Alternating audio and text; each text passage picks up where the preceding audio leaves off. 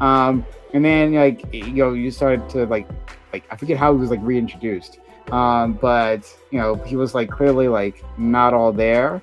And then they realized, oh, there's this other part of him, the void. And that's a big problem, like a extinction level threat. And so they had to deal with this guy.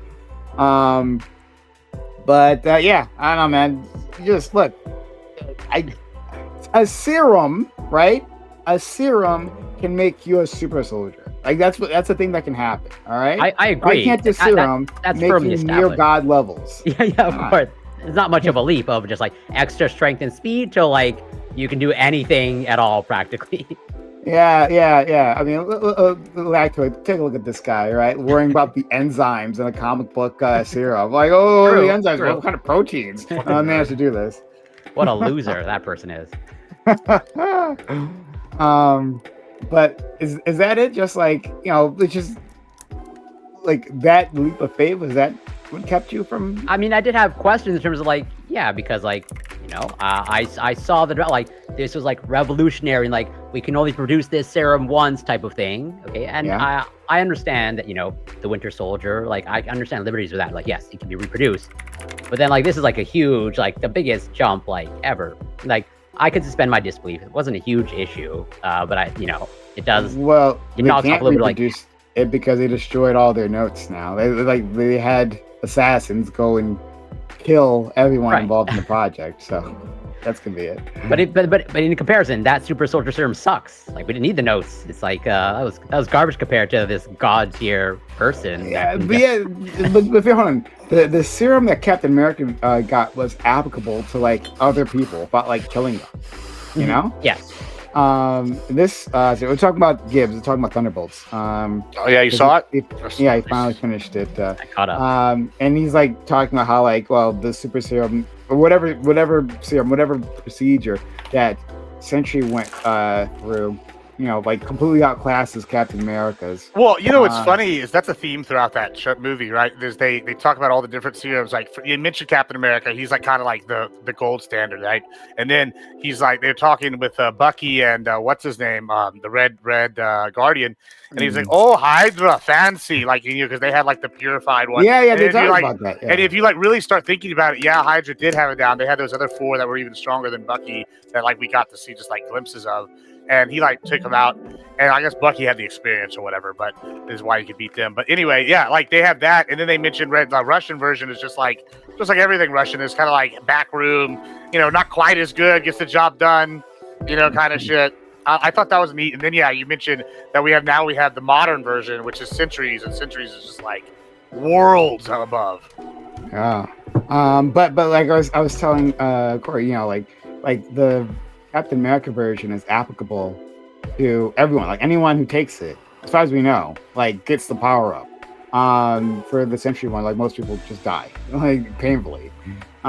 He just is that true? Because I know that Red Skull's is similar, was supposed to be like the precursor to the Captain America one. He got some pretty serious consequences. Well, he was the precursor. Yeah, I mean, sure.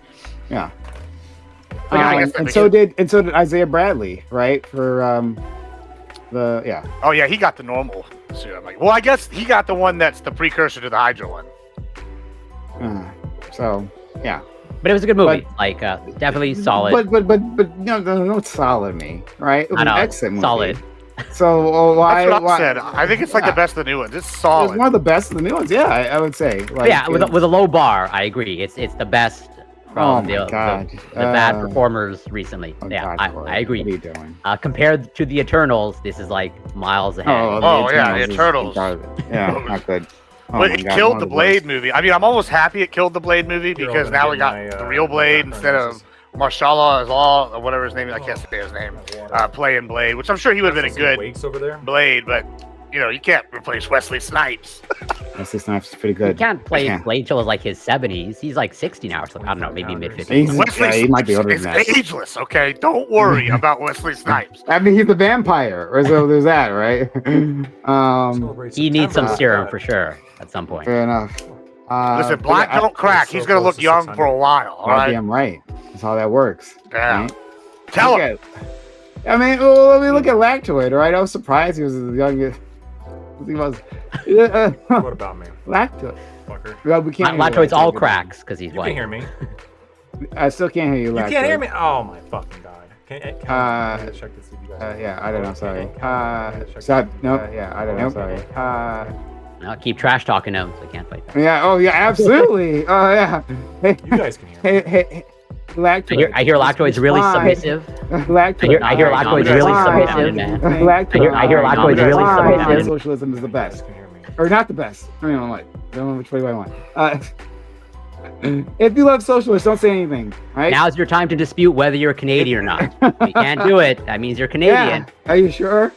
I mean, if you're American, I need you to shout it out, right? Yeah, USA, exactly. USA. If you're not Canadian, nothing? declare it right now. Nothing?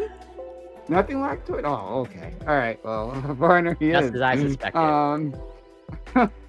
If you are an intelligence agent, right, working You really can't hear for- me. Still can't hear you. Now they're gonna start with the drama. That's gonna which is start what an new intelligence drama, bro. agency for a foreign country would do, right? And so he would be very quiet, be very mum, right? So no need to talk. Got it. But you're gonna start the next new drama for Twitch. Hey, Oh fuckers. yeah, yeah, he's back. There you These guys over here, they're working for Super PAC. Then you're like, these guys over here, they're working for Russia. That next is gonna be they're working for China. I'm seeing it. I'm seeing. Isn't it kind of funny how like everybody accused me of taking money? Everyone that accused me, or like even jokingly accused me of taking money, might actually be taking dark money. Listen, Someone- I just want y'all to know, dark money. I am for hire. You can sell me the bullshit. Putin. I'm not actually. Putin. So, who accused you of taking money, Lactoid? Every time I've done like a Ukrainian debate, like people say that I'm funded by Russia. Oh, that's a shame. Yeah. I mean, yeah. I when wish was- Ukraine would fund me. I've been over here dying in these trenches on the Republican Even side. though I think don't if agree- Russia was paying me, I'd get a better camera. I'd get a better mic setup. I mean, just Better let's shirt. better shirts. Let's put two and two together. I mean, Nah, No, no. nothing's better So than the even Hawaiians, though bro. I don't agree with your positions, like I would say that is a bad. I actually had that shirt. That is, by the that way, is someone that Lactoid. just can't deal with your points. Yeah, of and like, yes, course. it's I just mean, yeah, easier of to course. talk, Yeah. do that talking point than actually deal with It your must be a arguments. paid show. Like, come on, man. Honestly. Yeah, that's uncalled for. And sorry to hear that.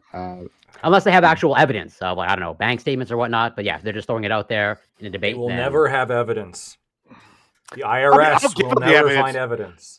I will give the people the evidence if someone starts paying me the dark money, like it's gonna be light money now. We're proclaiming it. Dear audience, of course, we're waiting. We have at least two other people who should show up on time. How's my volume, by the way?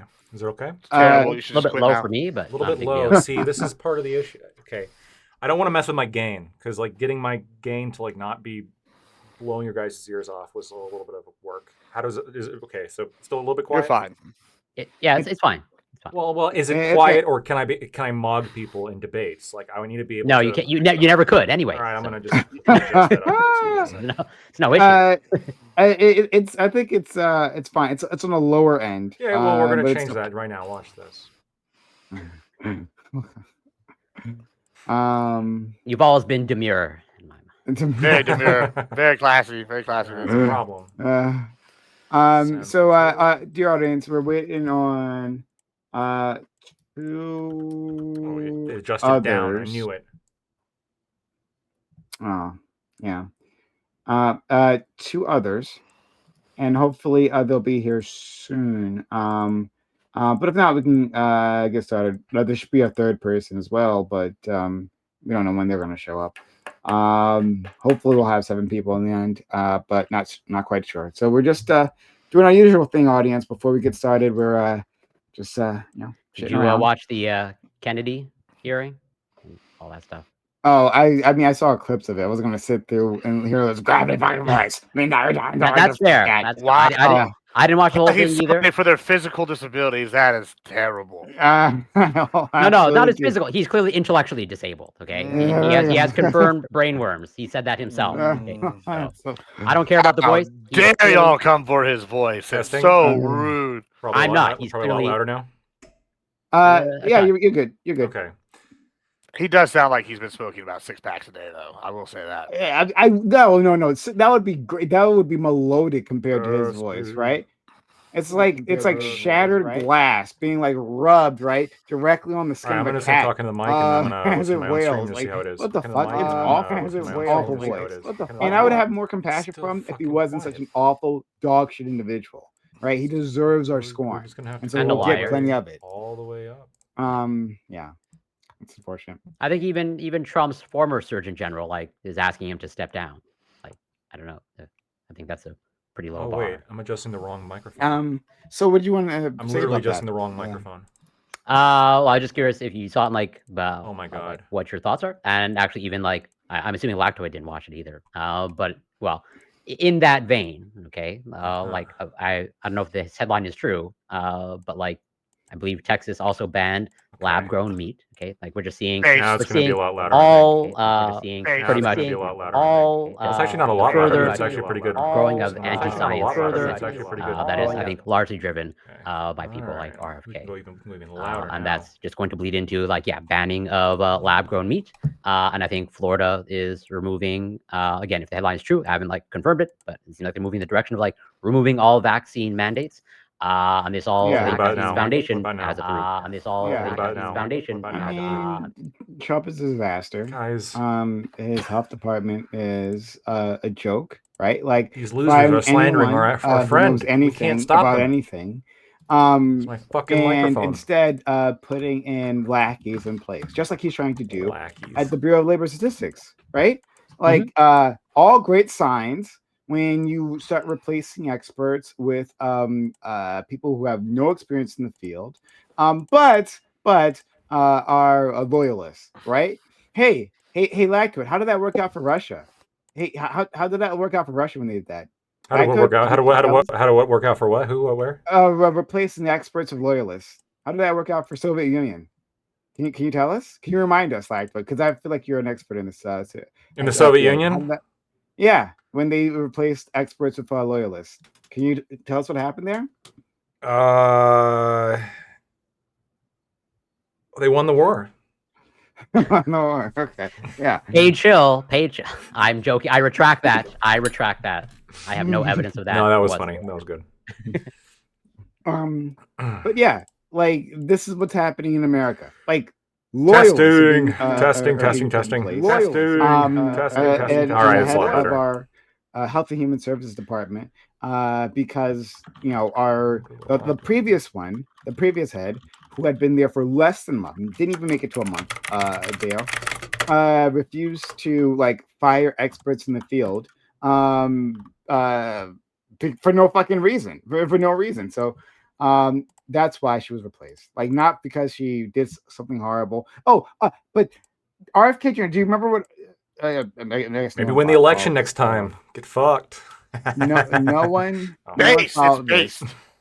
And no one followed, I guess, here what happened there. But when asked about why she was fired, the previous HHS director, RFK Jr. said he had a conversation with her. This is what he said. No, I heard that quote. Yeah, and she said she's a bad person or she can't be trusted. He asked her can you be trusted, and she said no. Lactoid. This is the excuse he gave. He asked her, can you be trusted? And then she told him no. And he's like, oh, okay. Why'd she say no? It's one of those things you should probably lie about, honestly. If your boss asks you, can I trust you? I don't think so. She said no. And honestly, if somebody answered that way, you probably can trust them because, I mean... Exactly. I would say so. Do you honestly think he posed that question? The person even answered that way? My guess is it was some variation of the question, and she answered in a way that made him think that he couldn't trust her. That's my guess. Yeah.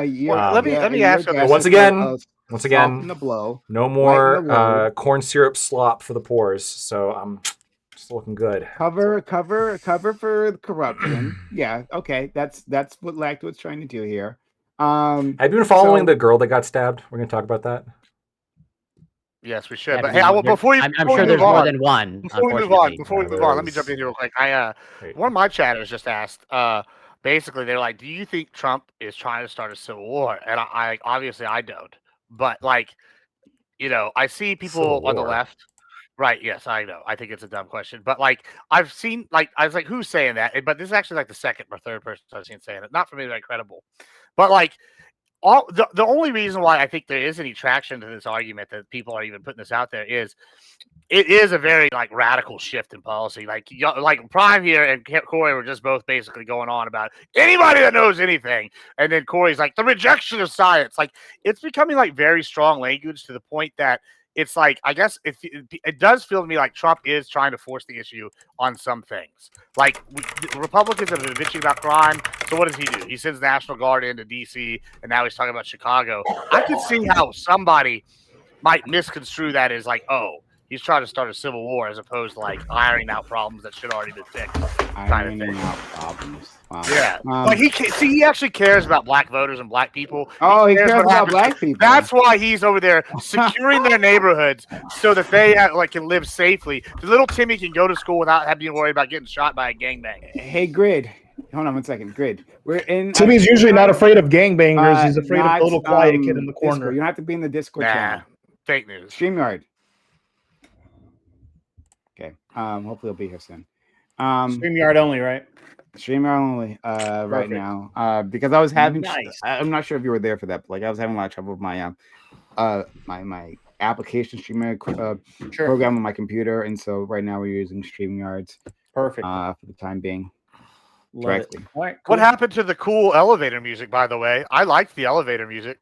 See, even he says elevator music. Even on Corey called it elevator music. Corey said he despised it. He said he wasn't going to come on anymore. I like it. I also said it was elevator music, but it was like lo-fi elevator. It's lo-fi. It's lo-fi. It's literally labeled lo-fi in the thing, right? If you say it's lo-fi elevator music, I can agree with that. Nice. But it is. It's kind of loud though, a little bit. Yeah, there you go. Let it go. It's good music. It's good. It's nice. It is a little slightly loud. Welcome to the Prime Chill Hour. Today we're gonna discuss like what. We're gonna start to what? You know what it reminds me of? What was that? What was it? Is it Pete? No, what was that's not Public Bull Ride. What was it? PBS. PBS. That was the radio. They would always have that kind of in the back. Like, yeah. Oh, the Moth. He's talking about the Moth. Yeah, it'd be like like AM radio. Guys, yeah. No, it was NPR. It was NPR. That's what it was. NPR. Yeah. They would always have that in the background. I knew it was something PR. There's a bunch of other stuff here. There's a rock option, acoustic, cinematic, dance. I'm curious what the rock option sounds like. We can find out. We have the power. We have the technology. Okay. All right, I'm gonna put the volume up a little bit.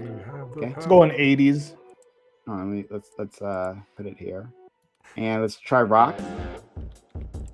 No. You don't like it? Okay. All right. Let's go down. Generic. I'm gonna be like yelling, and there's gonna be fucking rock in the background. That's right, you fucking bitch. I'm sick of your liberal lipcock agenda.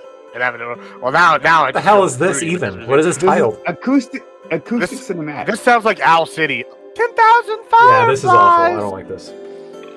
Okay, you guys don't want to feel like you're in an elven forest? All right, dance pop. I feel like I gotta get a beanie.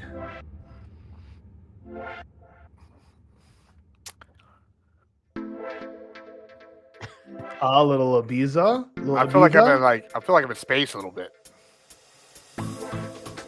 This actually sounds like Eastern European disco. I just okay. Yeah. I like it, but it's not good for debating. That's okay. All right. Daydreaming. Let's try This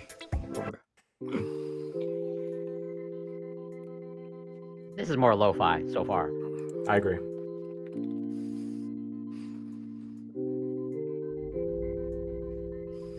If you're just tuning in, audience, we're listening to very generic music included in. I prefer this over the lo-fi elevator music.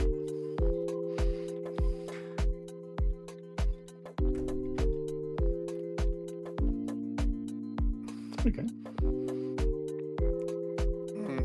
Okay. All right. I feel like it's not like picking you guys up though, not giving you. We should wrap all of our arguments over the baseline. Oh my God. Oh, now I don't like it anymore. It just switched up. This one's called Feeding the Ducks. So. I'm about to feed a duck right now. I don't know. You can't do that on Twitch. Pretty benign. I always find it funny that chickens I feel like I'm direct expecting descendants of T-Rex. from Feeding the Ducks. If you ever have chickens, you'll believe that. Have you seen the inside of a duck's mouth, by the way? Yeah, it's horrifying.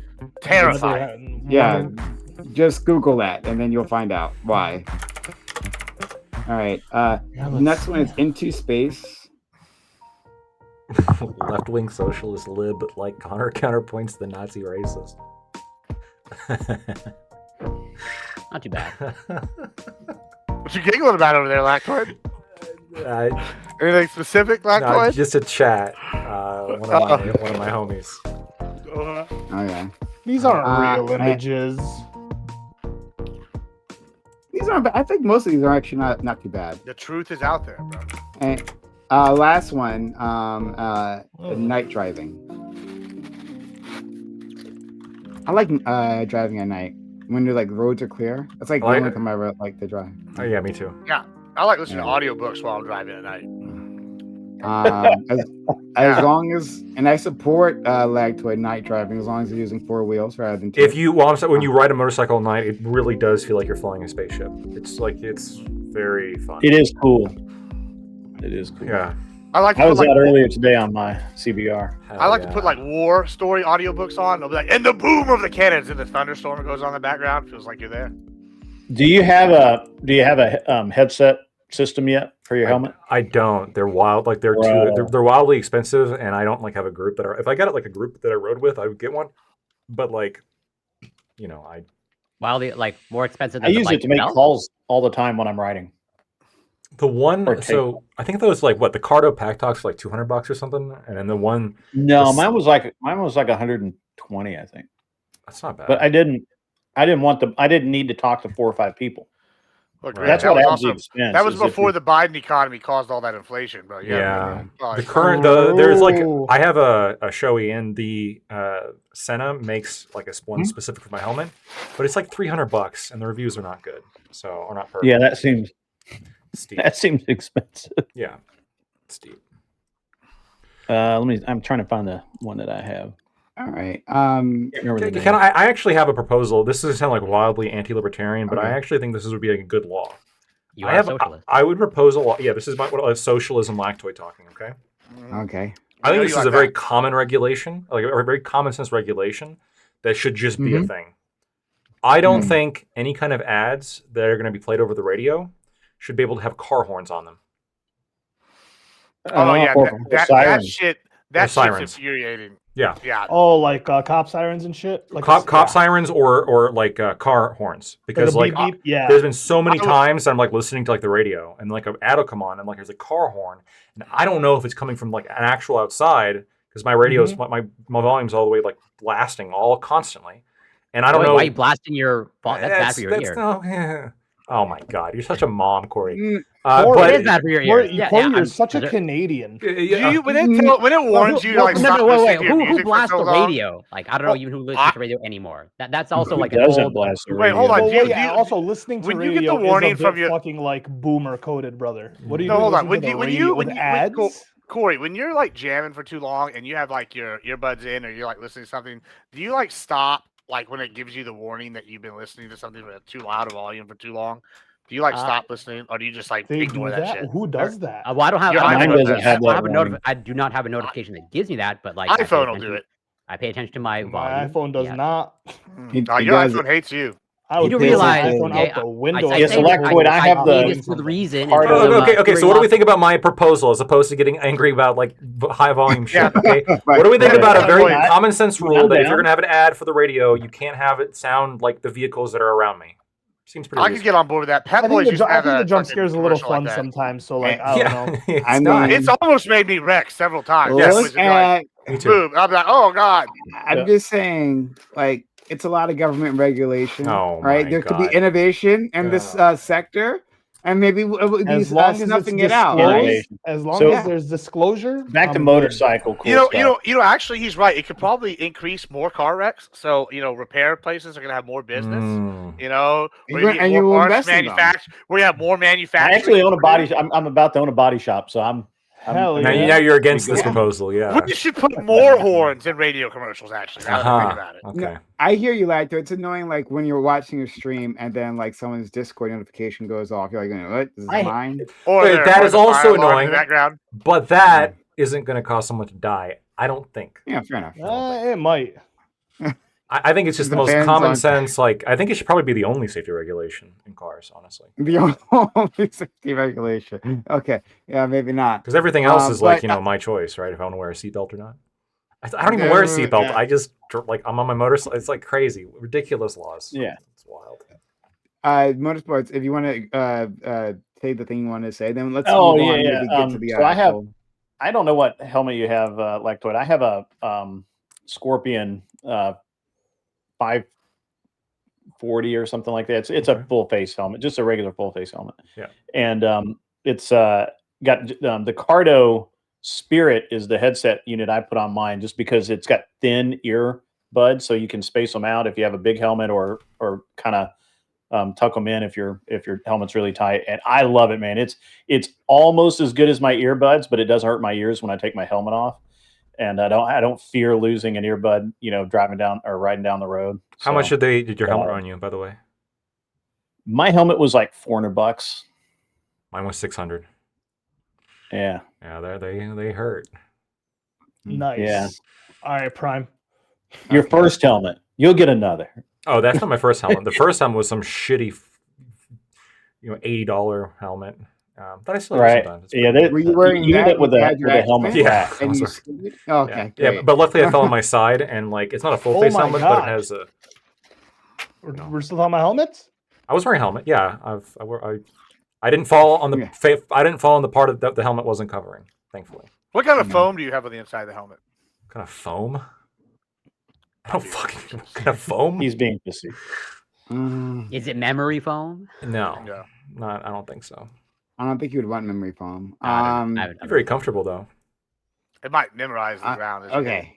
Corey's over here saying, "Well, aren't you wearing bubble wrap? Aren't you going to wear bubble wrap and knee pads? I do wear knee pads. You wear like a leather. You do wear like a leather. Don't forget sunscreen, because True. Yes, skin cancer is a thing. That is true. Yes. Lactoid, do you wear an armored jacket? Yeah. Well, sometimes I actually do wear an armored jacket, but.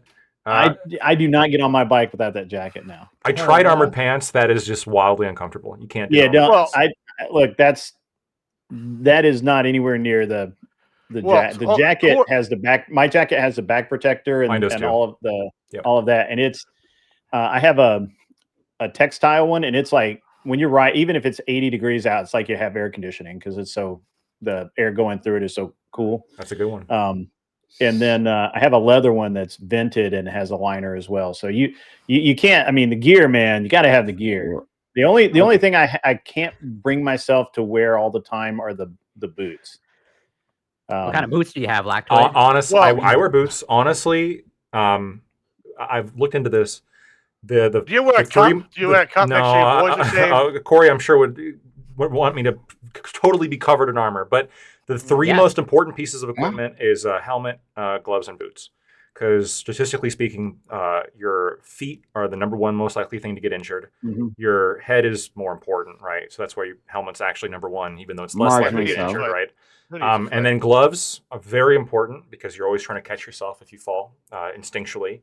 I don't have them. I'm looking for them, but they manufacture gloves that have like a special pad on the palm. The wrist protector. The wrist protector, because when you go to catch yourself, it'll stop you. It like literally prevents your hand from catching yourself, which is good if you don't want to break your wrist. Breaking all your wrists and all the bones. Breaking all your shit. So you can like armor jackets. It's probably the last thing that should be on your list compared to boots, gloves, and helmet. Yeah, except but you should still wear it. Could protect you from losing like layers of skin as you like he already has when he I already have, like he did. I'm telling but you, that was his leg. I'm just saying, like in terms of minimizing overall damage. But yes, wearing an armor jacket is fine. You should. I didn't know what the point of wearing a leather jacket was when riding. Leather is the best. Yeah, until I was in Japan. It was in Tokyo. I think it was in Kyoto.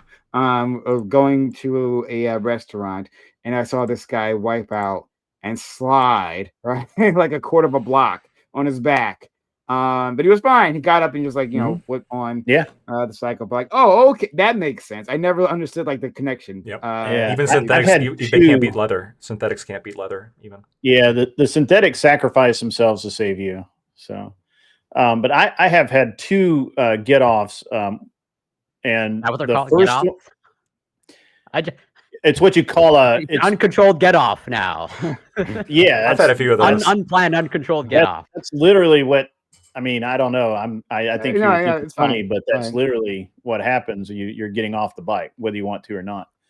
And yes, that's the uncontrolled part. I've had one was in one was on an off ramp, and as I was coming up the off ramp, I hit antifreeze, and the bike just went out from under me, and it was like the most ridiculously calm thing ever. I literally just stepped off of the bike and like tumbled over a little bit, and that was it. Like there was like it was just no drama at all.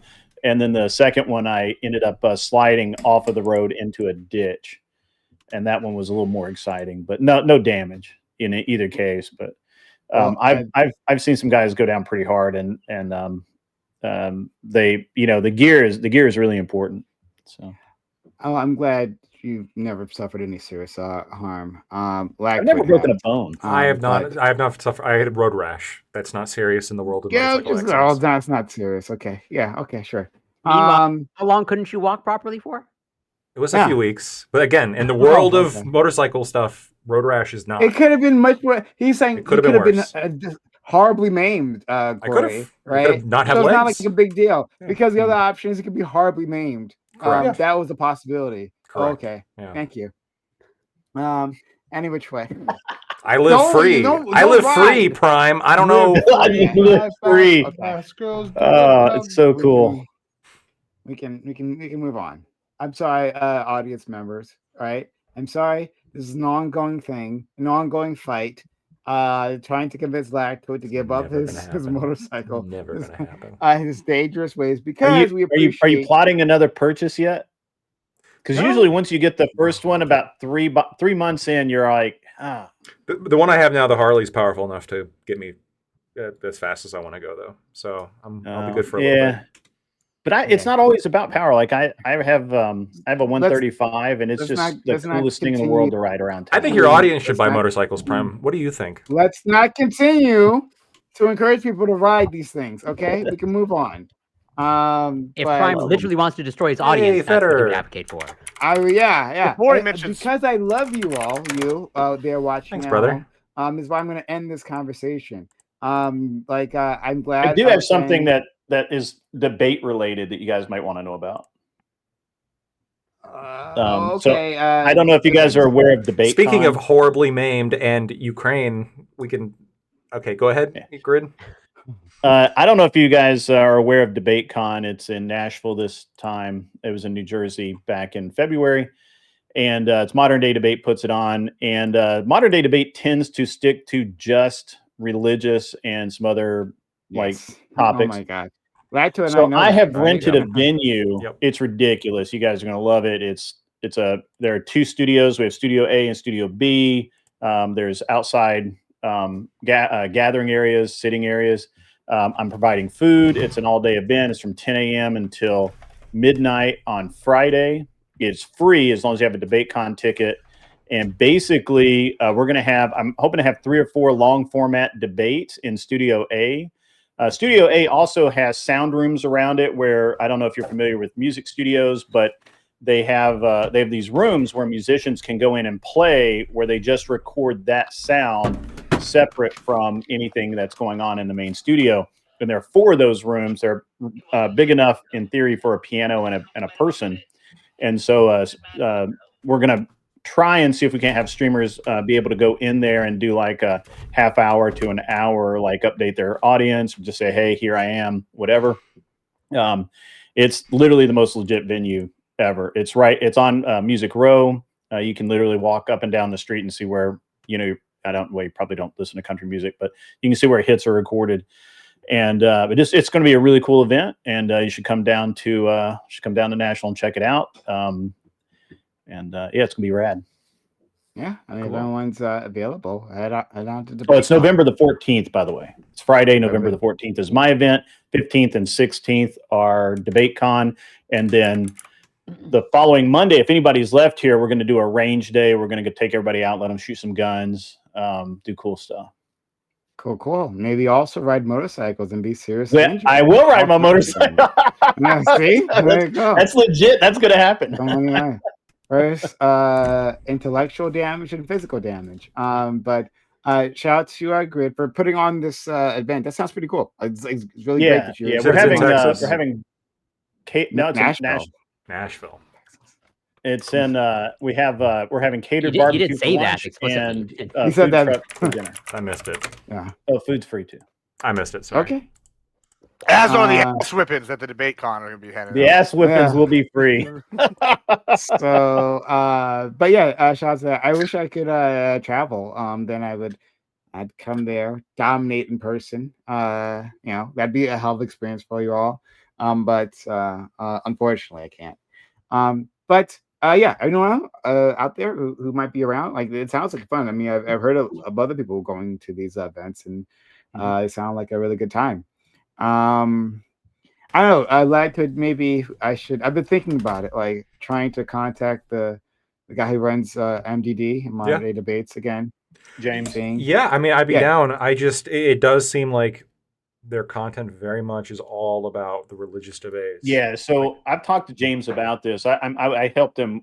Actually, the reason it's in Nashville is because of me. And so I've been helping James out off and on since February. And he's a numbers guy, and in his viewpoint, the religious debates and the flat earther type debates, the conspiracy theory stuff, and very loose conspiracy theory like moon landing is fake and flat earth, and just kind of and I don't even think they're doing them this time. Those to him bring him better numbers. Probably. Plus, literally everybody on the card, or half the people on the card for Saturday and Sunday's debates, are PhDs or doctors. I mean, you know how you could really bring in the numbers? Get Cutebot from where? To host it in a bikini. That's how you can do it. We get Cutebot to go host the debates in a bikini. Sex sells winning. So they have doctors of theology, doctors of science, doctors of whatever. Real doctors. Boring. No, yeah. Creationist institutes churn out. Those are real doctors, okay? But no. What institute? The creationist institutes churn out also doctors as well. Like I don't know what you're. Don't worry about them. It's not not worth knowing. But anyway, the point is that Lactoid and I reached out to James previously, and I'd asked if we could maybe set up a debate that is like more unique. I come up with some pretty cool debate ideas that like are things that he usually doesn't do. But it kind of went nowhere. So maybe we could try it again. We could actually find we could find people ourselves who could argue against. Well, that's exactly why I'm doing this. Yeah. Because I was I went to DebateCon in February in New Jersey, and it had so much potential. It had it could be such a great event. There were a couple of problems with it. Now they did have a couple of more mainstream style debates. It wasn't all just religion and all of that, but this time it looks like the card. I mean, if you go and look at the website, the card is pretty much straight religion, and which is great. That's fine. But I personally like to debate social topics, political topics, that sort of thing. And so that's why I'm doing what I'm doing. And I'm doing it in support of Modern Day Debate, not to compete with them, because you have to have one of their tickets to get into my event. And I'm not charging anybody at all. Yeah, that's fine. Yeah. But so I want to move on to the main topic, but I was just saying that one, again, shout out to you, Grid, for doing the thing. And I think it okay. So James, if he's saying his numbers are best with religious topics and things of that sort, conspiracy theories, then I can't argue with him. He sees the statistics, and I see because I'm subscribed to him on YouTube, right? I see always hundreds of people watching those debates, always, every time, no matter how many times it's the same thing. It's like always hundreds of people. So like, look, you can't argue with success there. So I don't blame him, right? There's definitely no hate to James, no hate whatsoever. It's just that like, if I were to participate, I'd want something different, right? Well, he's an academic, so he likes to stick with academics. Yeah. And the first one of the first ones, he had Andrew and Dillahunty. He's a flat Earth academic. I just kind of move on. I don't want to. He doesn't even have that one this time, Corey. That they did that last one, and I don't think he's doing anymore. What a huge improvement! I know listening's like really hard, but you should try it. Let's move on to the actual topic. But shout out to that, and good luck to Grid, seriously, with your event. And of course, you can keep advertising here. Every time you come on, you can mention. Yeah, it's fine. I mean, yeah. I have a bunch of pictures. I'm going to put together a reel of the facility because it's an amazing facility. Okay. It's really cool. All right. Hey everyone. Took us a while to do it. But we are going to get started with the topic. Not too long. It's only 45 minutes of us dicking around. Everyone, right? Usually lasts a lot longer than that. But we're going to get started with the topic at hand. We're going to be talking about deepfakes and how they affect especially young individuals. Well, let me just read the topic. And if you like the content so far, right, we've been pretty chill in this startup. Usually we're a lot more intense. But if you like the stream so far, hit the follow button or the sub button if you're on Twitch or YouTube. Consider supporting the channel in any way you can. Subs to the channel, give bits or give subs. Use super chats. Super chats will be read out loud. Oh, and there's Sean. Thank you for giving a Prime not a membership for the Prime Kai channel on YouTube. Thank you, Sean, for being cool all the time. Much appreciated. But yeah, so let's get started with the actual content. If you have a super chat, we'll read it out, and it'll be a lot of fun. So here we go. Deepfake sexual images are an increasingly serious problem faced by women and girls. The issue is compounded by the fact that this freely accessible, fast-moving, and increasingly convincing technology has outpaced legislation by leaps and bounds. The problem is particularly pernicious in schools, so solutions remedies are needed now. How do you propose we approach this issue? Is this a problem for parents to solve or educators? And should we criminalize young people who engage in this behavior? Would government involvement provide relief or worsen the situation? So, I actually saw this topic. The article that I shared with these individuals, our friends here, was from Australia. And it was a pretty detailed article, which I hope everyone read because it's really worth reading. And talking about like what's been like over the last few years for women and girls with the threat, the sort of Damocles hovering over their head of a deepfake. Because with these deepfakes, like you don't need, it's not like what it was before, where if like a young girl or boy, young girl usually sending out nudes to a friend, right, or her nudes being stolen somehow acquired and then shared around, passed around, right, which was awful for her, on its own. In this case, any picture will do. If you have a series of pictures and you feed them into very freely available software technology, yes, you can come up with a deepfake. They can, decide the body type for the girl, and then have her doing all kinds of unfortunate things, right? So this is a huge issue, and like when we're talking about schools, particularly in this conversation, like it's not just young girls who have to worry about this, but teachers as well, right? They'll do this same thing with teachers as long as they get a picture of you. And I mean, if you're working with like males, your students, like they can get a picture of you like in school. If they can't find your social media, they can just like do that too. So this is a huge thing that's kind of hanging over their heads. And like, how do you deal with it? And then like, how do parents handle it? And what should the government do? Where should they be involved in this? These are all answers, and just like how Australia is still having trouble figuring it out, the U.S. is very much still, piecing this together. So that's what I wanted to discuss. Super fun article, the depressing article, but hopefully we can have a good conversation. So that's our friend Lactoid. Yeah, I'm Lactoid. You can find me on Lactoid TV and Twitch, Twitter, and YouTube. I'm going to start with, I guess, saying the first, addressing the topic specifically.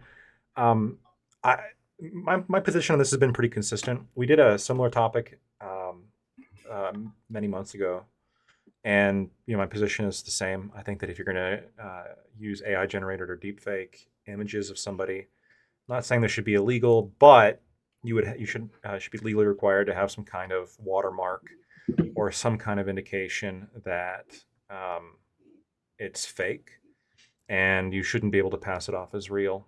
I think that's kind of the solution there. How feasible the solution is, I don't know. The other thing I want to point out, though, and when you click on the specifically the story that is that we read, yeah, I understand that the deepfake issue. I don't really think as with any kind of AI imaging, there's a lot of issues that are coming up. I don't think we're going to be able to fix them.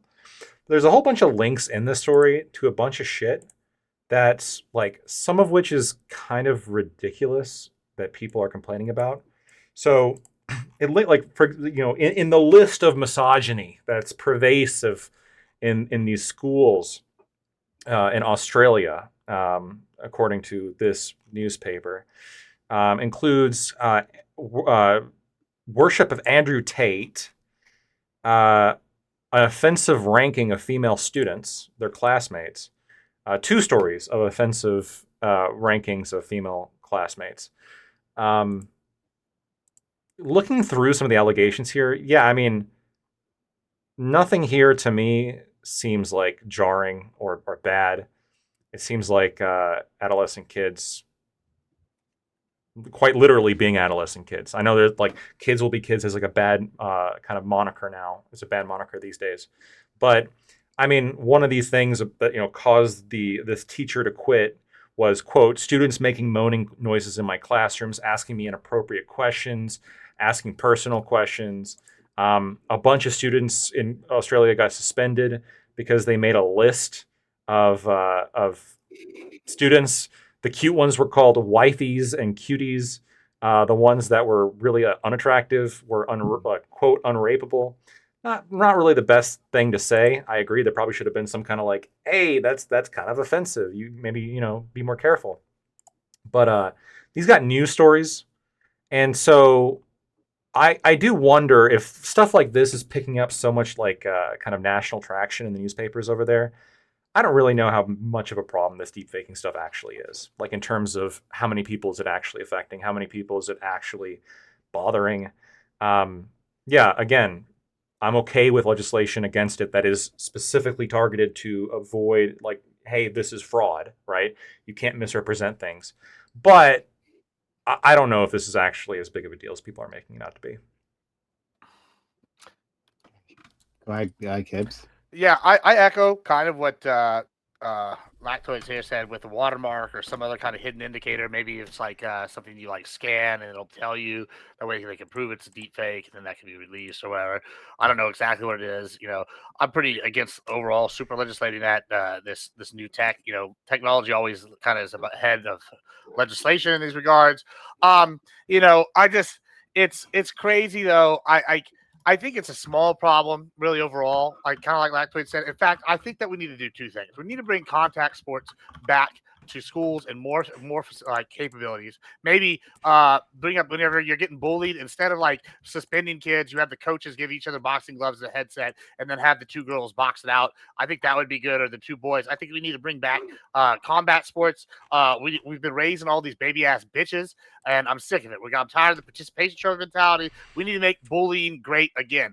Bullying builds character. People aren't bullied enough, and that's how we get all these jackass crawn online people that like now don't know what the real world's like. They can't take a mean joke, and they cry like they got a big case of pussitis every time something happens. And in fact, I really got to say, I think that this is a deep fake. This question is a deep fake in and of itself, because I don't know if it's the Prime, but I think Prime has been bamboozled and led astray when he brought us this topic. Because you know who the biggest perpetrators of deepfakes are? It's the Democrats. They sat here and deepfaked a whole presidency. We literally found out now that Biden gave away his power of executive penmanship to fucking someone else. We literally know this is a fact. The memo got released in the last 48 hours that delved into this. We know they deepfaked the presidency. This auto pen scandal is not going away. I am just astounded that we're going to talk about deep faking such a small minority of people in high school and shit where this is really going down. It's just bullying. Kids are going to bully. Let's talk about the deep fakery that's happening with the Dems. They're bamboozling us. You know what? And this is the Ali. Ali's going to object to this, I know. But I just recently found out about the Muslim concept of taqiyya, or whatever the fuck it is.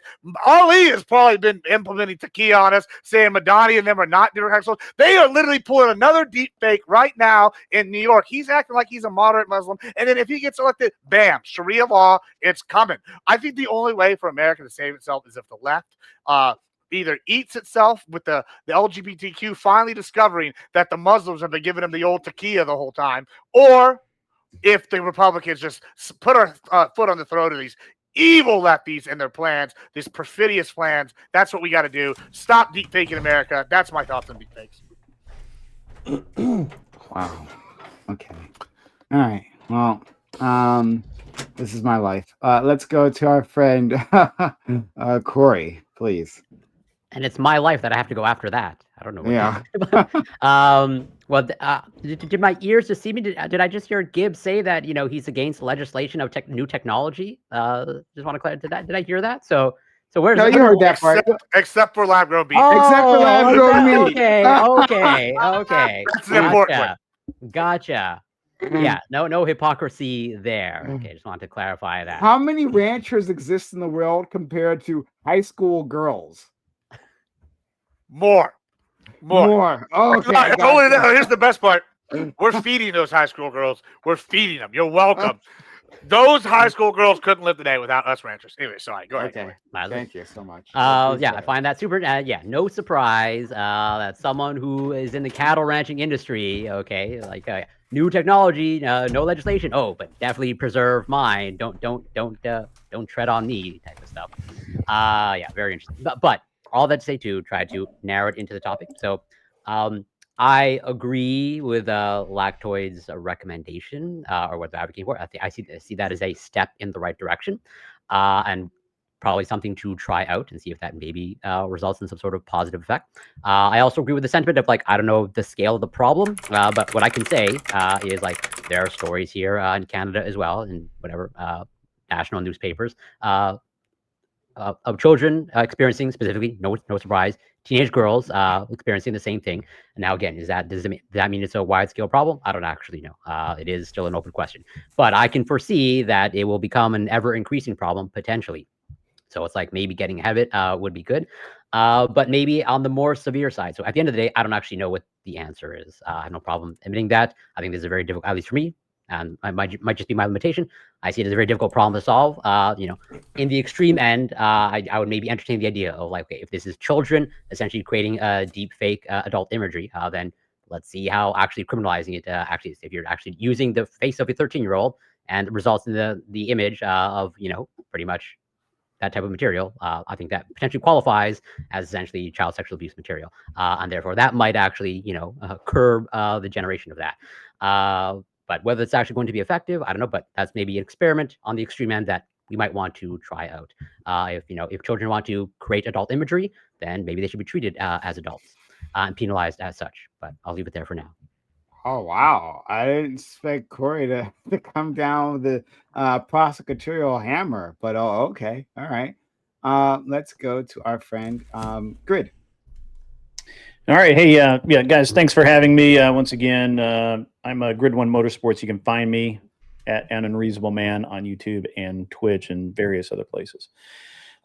This is one of those things that I guess I just really haven't paid attention to, so I had to take some time and educate myself a little bit about it. And kind of get familiar with the various cases that have come forth, and do I think it's a far-reaching problem? I'm not really sure it is. Is it a problem that could become a far-reaching problem? Absolutely. However, I don't know, being a constitutional and conservative such as myself, I don't believe in new laws just for the sake of having a new law. And I don't always want to limit tech in and of itself. I don't know that deep fake isn't something that could be useful, but that's only because I don't use it for anything. So I do, however, what I did find was that we already have a lot of things on the books currently to deal with this stuff. Well, for example, California has a $2,500 fine for state revenge porn, and that would cover deep faking and putting someone's likeness into a and less than clothed circumstance. Whether it was actual corn or not, it wouldn't matter. We already have, obviously there are privacy torts. You can sue people that way. There's defamation suits that you could go through. Those already exist.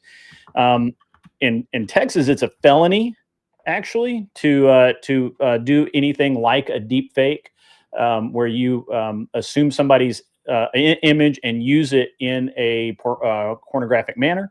That is a felony. You will go to pound me in the ass prison, and it will not be pleasant for you.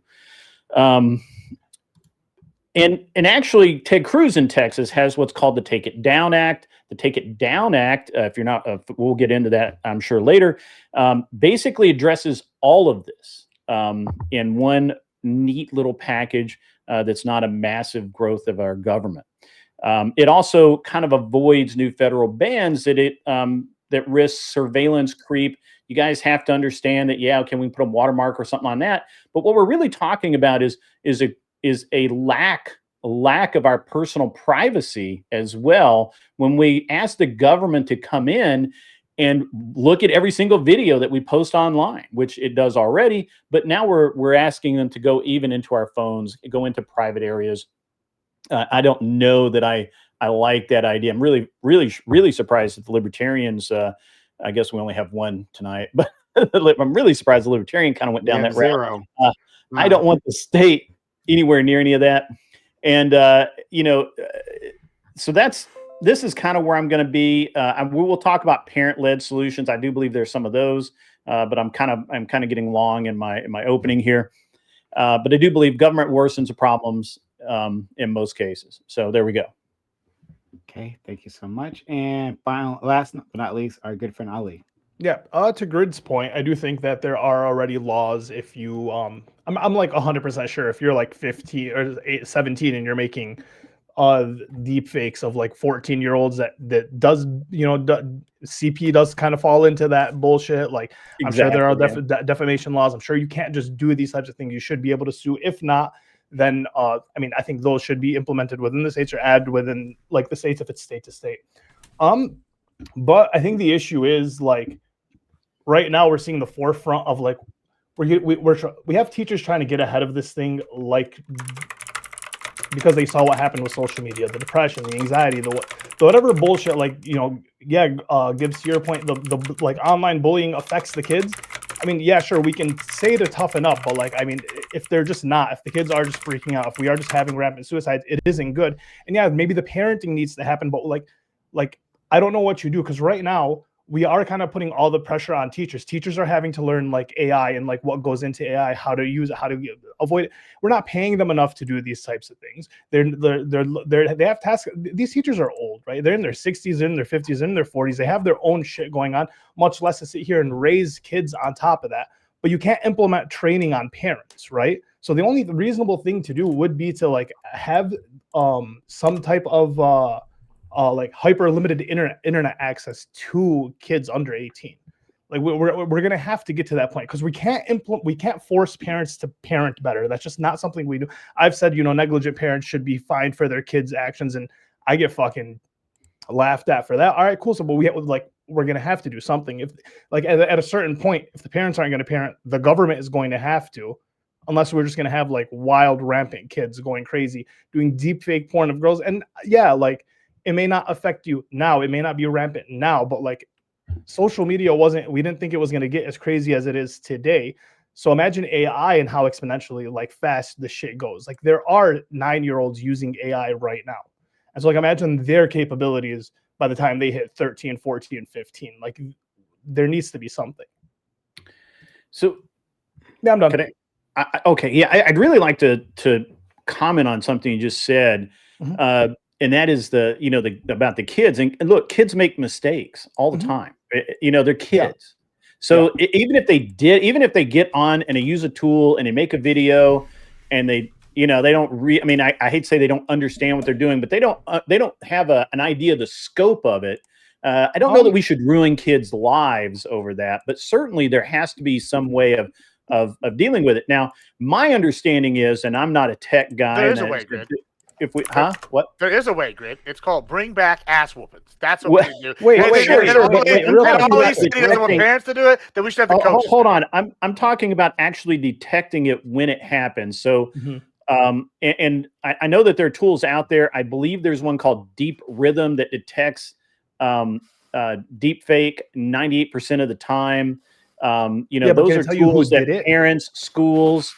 Can it tell you who made it? You could install it on your phone, and so if your kid's getting a text, you could find out if somebody's deep faking there.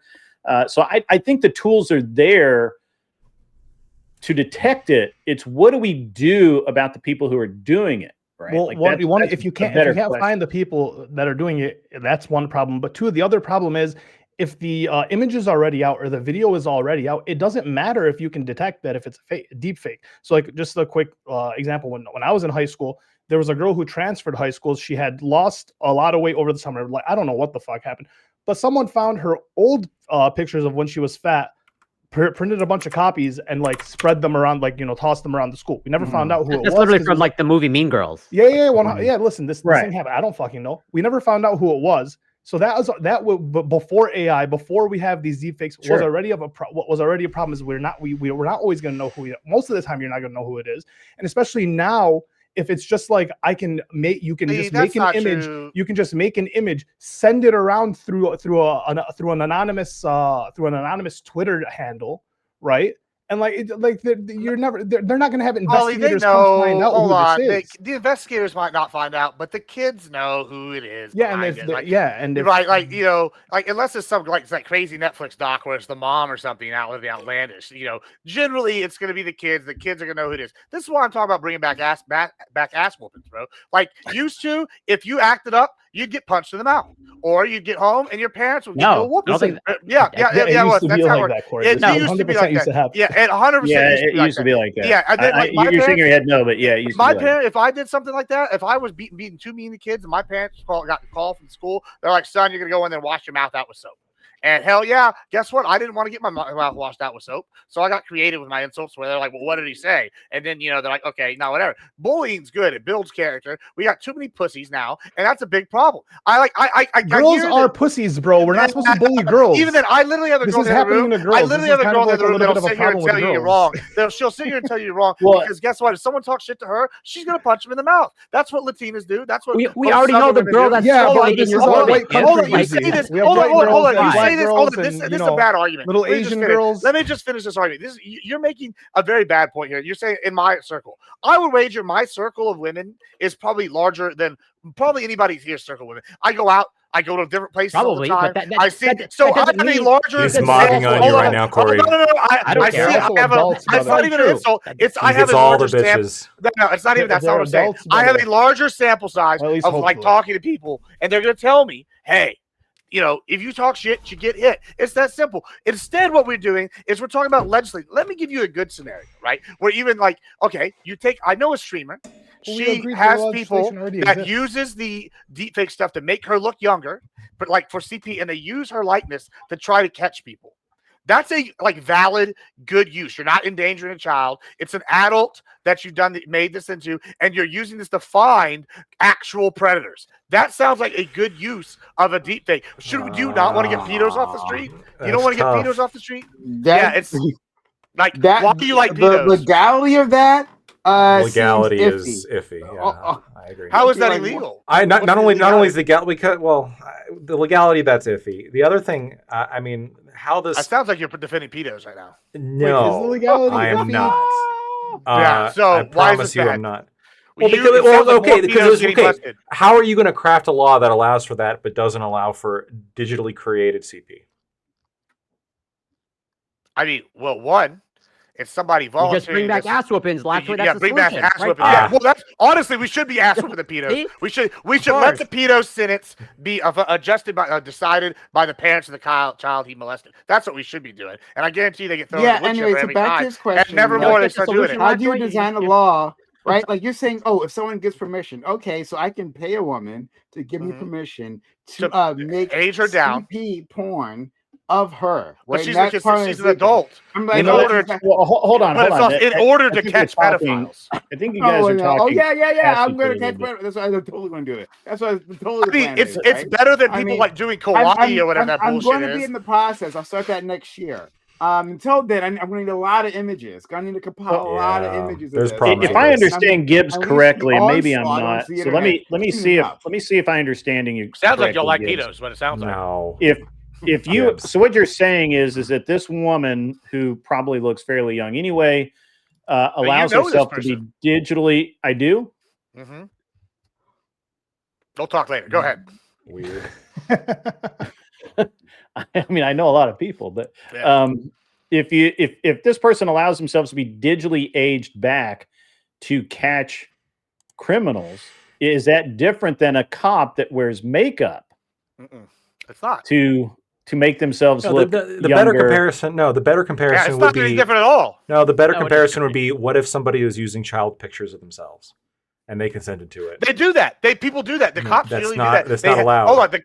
No, in some of the countries, if they're nude, it's not allowed. No, overseas specifically, they were using this. A lot of shit's allowed overseas. But in Europe, they were using the CP stuff, like that were given to them by former victims in order to catch new predators. True, European standard run it. I mean, I'm just saying. I don't know. I mean, how do you catch these people without putting? You don't sound. I think hunters. There are you're people using who people that have already them. been damaged, or you're using like someone that's a consenting adult to catch these criminals. All we're saying is that there is a bit of like a kind of legal kind of tripwires all over the place here, where you can't like you are creating CP at that point.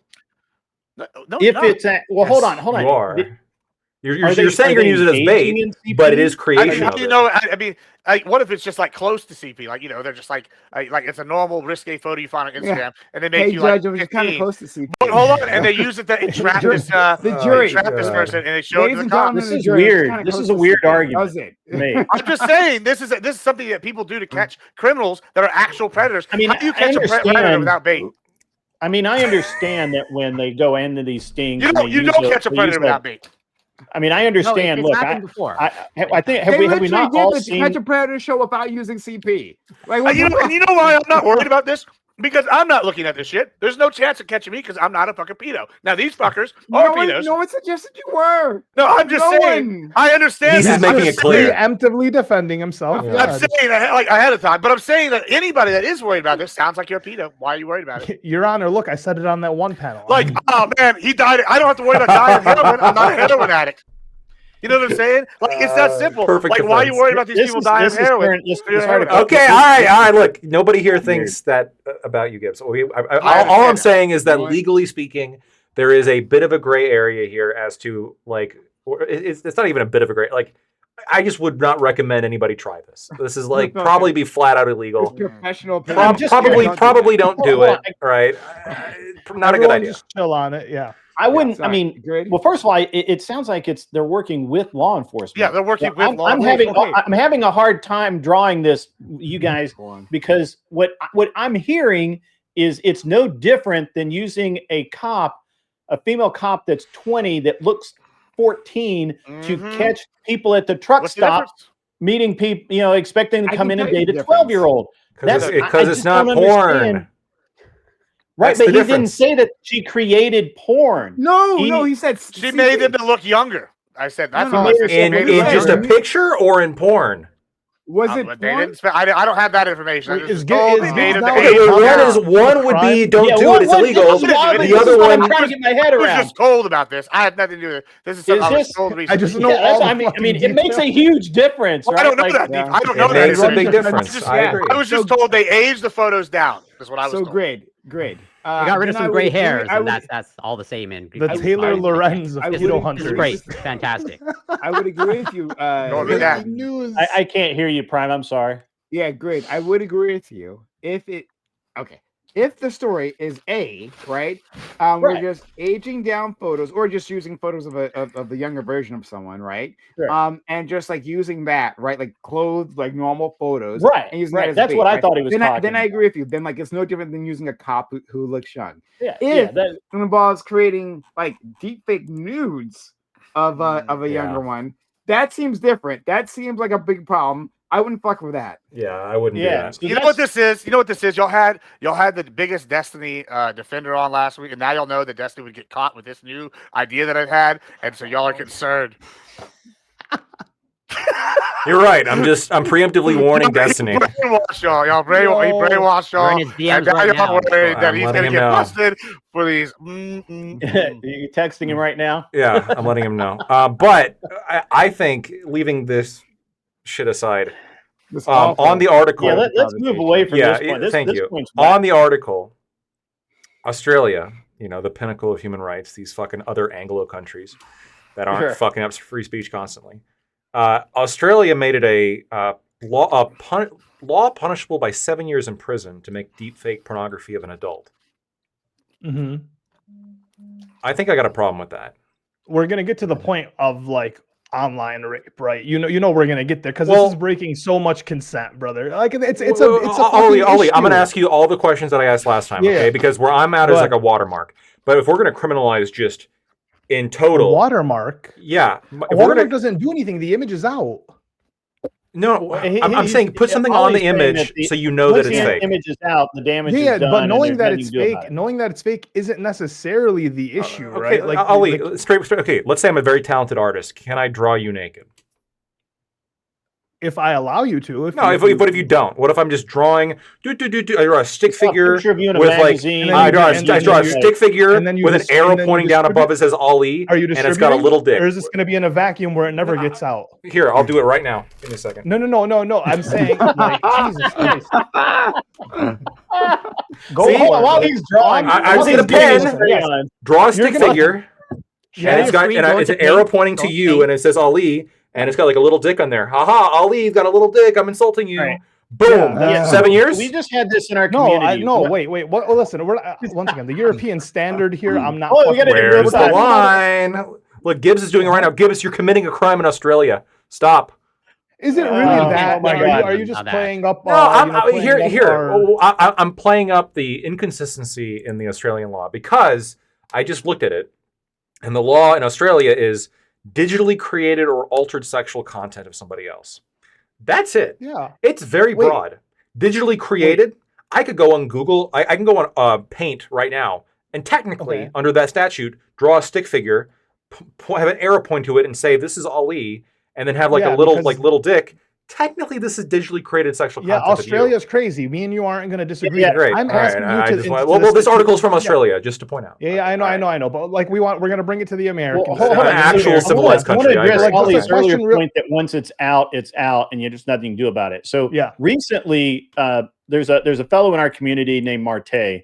He's a bodybuilder, and he's taken some pictures. And he had an OnlyFans for a while, and apparently he did model naked on that OnlyFans. Mhm. And he's an adult, but someone has actually gone through and put out pictures that are not him, claiming they're him, and linked him to specific pornographic movies, trying to sully his reputation. Yeah, that's Now- crazy. Now you say once it's out there, it's out there. There's nothing you do about it. But there is something that can be done about it, right? Like he has Mhm. fought these allegations, he's pulled out the proof, and he's just moved Yeah. on with his life.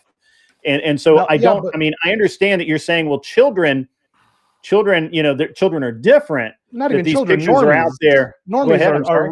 normies, like let's just say, God forbid, your wife, right? Someone puts a deep fake out into the world, and it's like your wife nude, right? Regardless of getting it taken down, the people who see it, and her reputation is going to be tainted regardless of the removal, right? And the issue is that damage is done, and like to that person, the individual, the normal person, it also happened to Taylor deal. Swift. Well, let me give you another. It happened to Taylor Swift. Well, it happened to Taylor Swift. There's another scenario that's happened. Did that really hurt her reputation? Well, I mean, no, but luckily she's a celebrity, and luckily your friend Marte was already an OnlyFans, so he already had news out, so it didn't really matter to him personally. But like to the average person who doesn't live that type of life, it called into. Well, hold on. There's another question. Let me give you another scenario that's not at like a sexual one, right? That's kind of similar to what we're talking about, right? This actually happened twice recently. Once, just recently, we had a Bieber lookalike. Actually, 3 times now I think about it, go on stage and sing a bunch of songs at a concert claiming to be Bieber, and everybody thought it was Bieber until like after a while they figured out and kicked them off. We had the Drake lookalike do that in Miami, and not too long ago. And then we had recently somebody that looked like the Dave Portnoy, who owns Barstool Sports, go on a racist rant and slap the pizza, and it was everywhere. Now, I could see somebody making a deep fake of like Dave Portnoy going out there and saying some racist shit, or like doing some other, and that being just as bad. For that?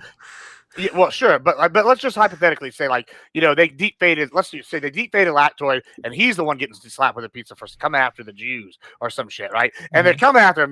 They slap him with the pizza in this deep fake, and they put out that could be more damaging than defamation. You just apply defamation standards. You say that though, but if the guy goes, "I made this in clear parody," then you got to fight the parody laws. And we're like, I guess the line we're talking about is the sexual line. It wouldn't be clear. But it's like, it seems like, there's quite a bit of leeway here with how this is going down. I think the only thing you can do is make sure that you can find out that it is a deep fake. I don't know how you regulate the issue with the deep fake memes is that like if it's funny, fuck it, who cares about deep fake memes? But like when it's something like once again, it's like pornography, right? They're deep faking without the consent.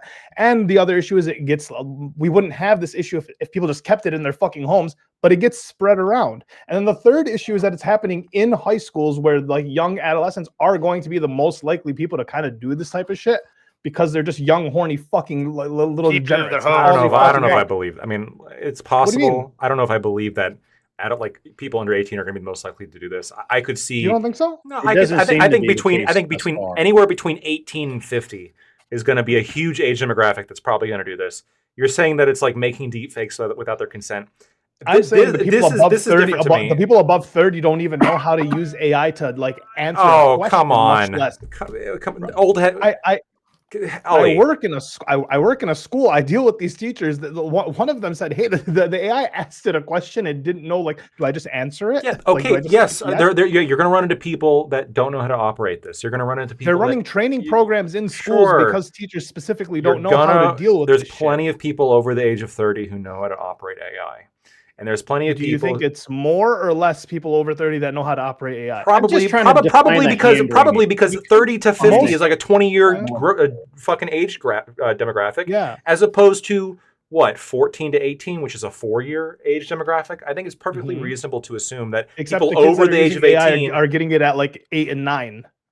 I don't think 8 or 9-year-olds are using AI to like generate pornography. Yeah, but I'm talking about the generated pornography part specifically. No, I'm saying the usage of AI. They know how to use AI a lot more. Okay. So the younger demographic of people are more online. What do you? Okay, look, this is just like an empirical per capita. I could agree in terms in total because we're talking about legislation that's going to affect the whole country, all of people, right? Yeah, I'm trying to understand what your goal is. Right, and so if the question is like, should we be limiting this shit in schools? Sure.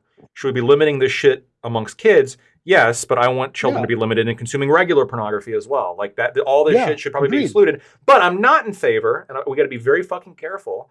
I'm not in favor of banning pornography for adults, and I'm not in favor of going overboard and regulating pornographic AI for adults, unless there is like a valid argument that you can provide to me that it actually directly hurts somebody. And if I use a deep fake, if I make a deep fake, sure, well then there's no disagreement. But we're talking about right now, a lot of people want to criminalize making deep fakes of adults. They already did it in one country. There are voices in this country that want to do it too.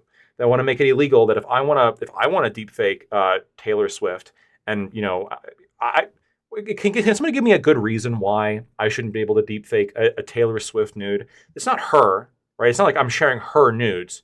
I'm literally just generating a naked body and putting her face on it. Men have been doing this for centuries. It could be defamatory. That's the issue. But it's if you're gonna, well, I mean, and then there's the lack of consent issue, right? Like there's a bunch of shit wait. Consent. Why do I need someone's consent to generate an image of them? I mean, what's the purpose of generating a fake image of them? You don't need that. You don't. If I want to draw a picture of like I don't know, Hitler, do I need Hitler's consent first? No, I don't.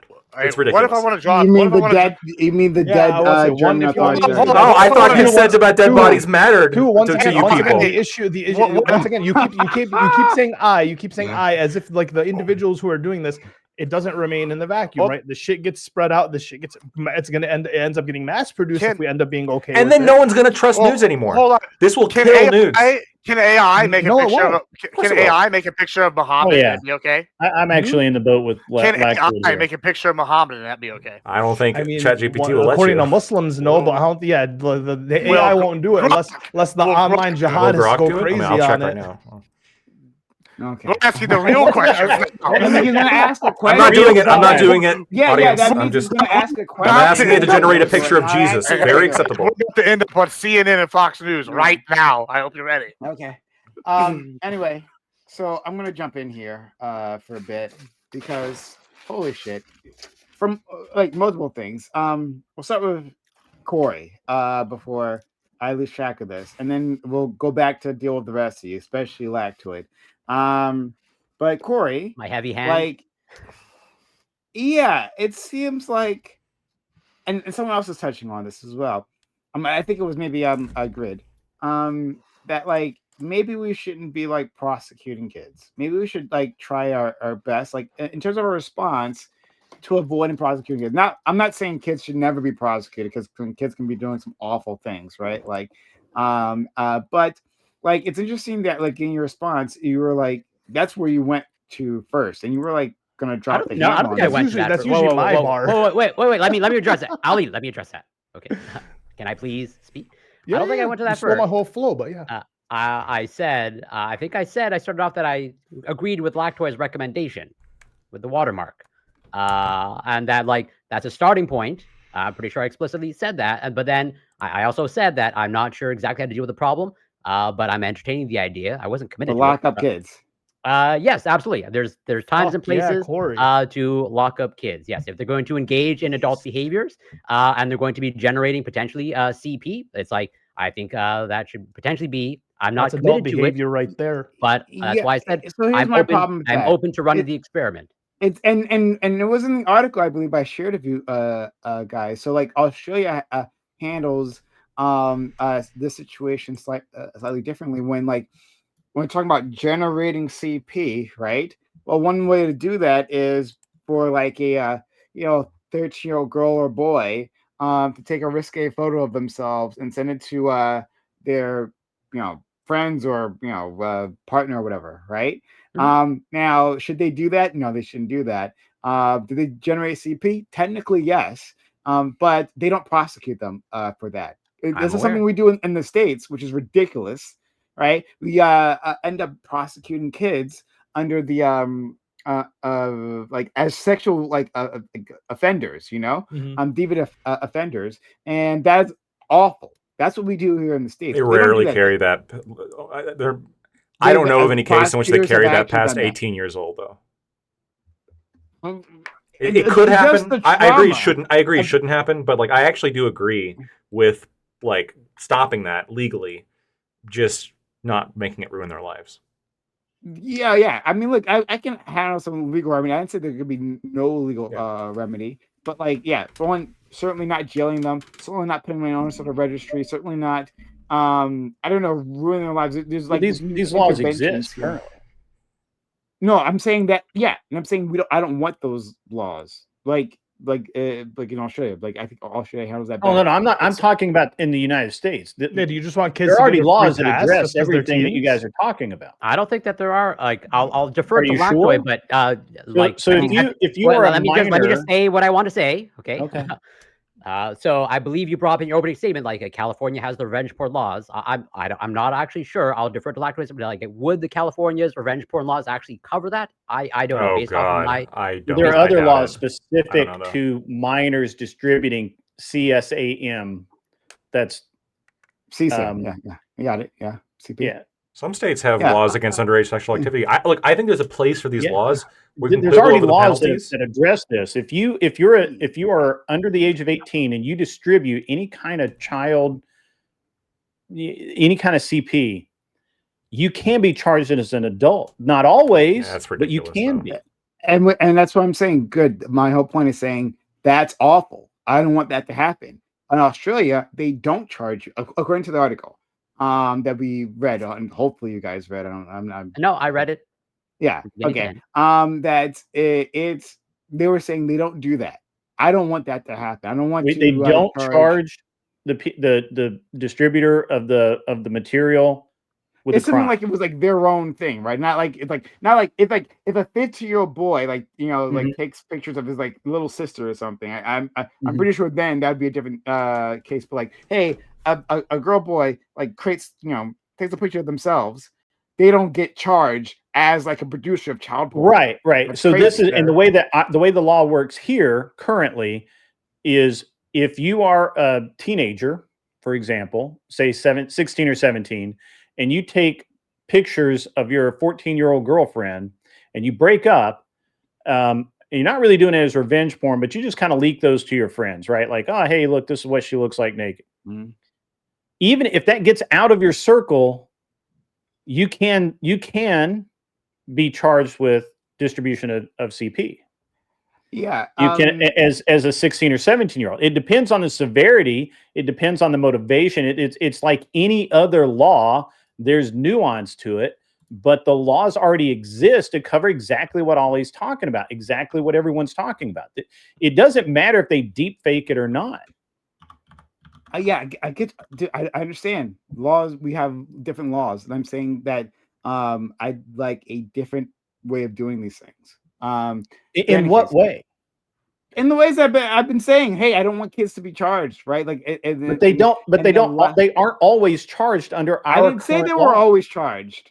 I didn't say they were always charged. I'm saying that they can be charged. Okay, and I think we have a lot of. He's advocating for them not to be charged. Can I back you? Let me back Prime. So here's an example that I guess looked up. LexisNexis. A 16-year-old boy was charged as an adult with multiple felony counts of sexual exploitation of a minor after sending nude photos of himself to his girlfriend. He faced up to 20 years per count and sex offender registration. He was being tried as an adult. Nuts. There's something like very paradoxical about this. You're being tried as an adult for sending images of yourself because you're underage. Yeah, crazy. Yeah, that's dumb. That's pretty crazy.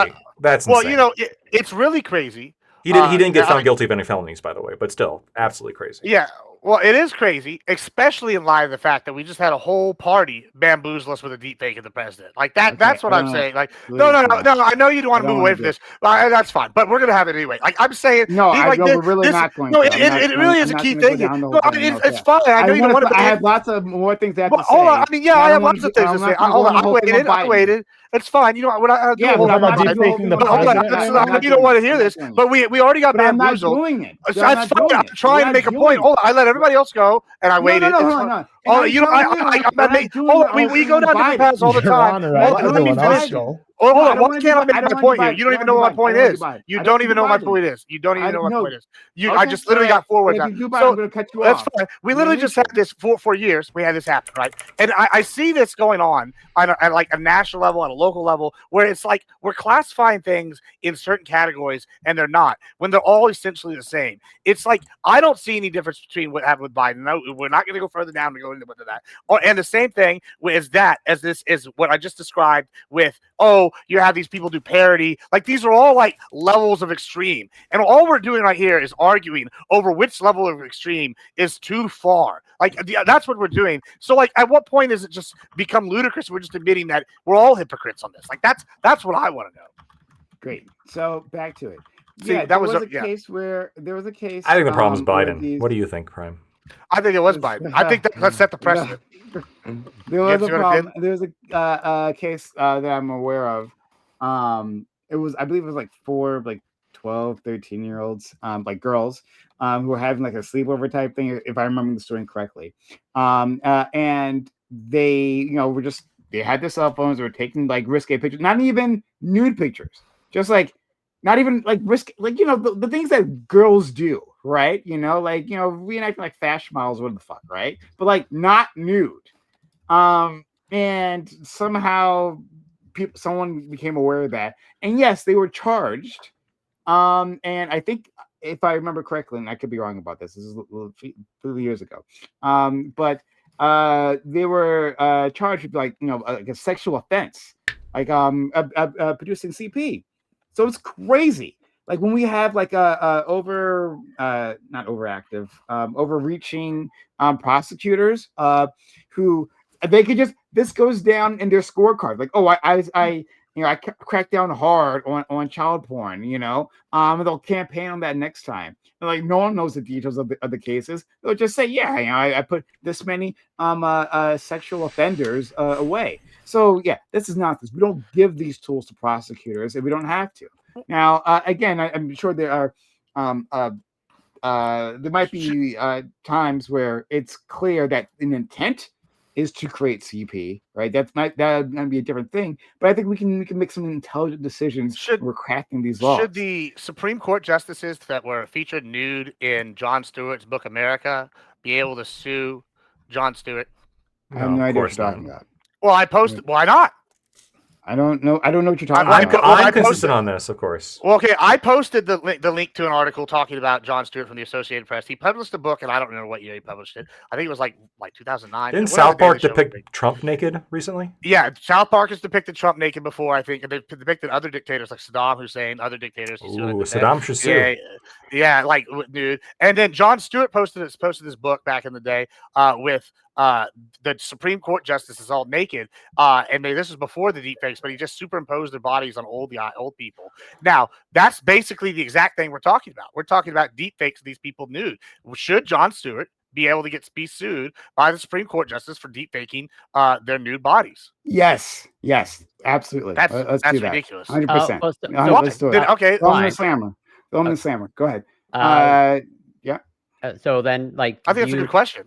Do you view this as a problem that needs to be solved, or like it's not a problem, as in like you're okay with, if boys it's not a problem. He's been saying it's not a problem at all. No, I'm asking you, Prime. If you view this as since No, I think it absolutely is a problem. Absolutely, this is 100% a huge problem. That we so then, like, how would you approach it then? I'm curious. Then, how would you approach it? Sure. Yeah. So how I would approach it is by prevention. First of all, once there's multiple things I need to cover here. Like once this happens, the damage is done, right? We don't want it to get to that point.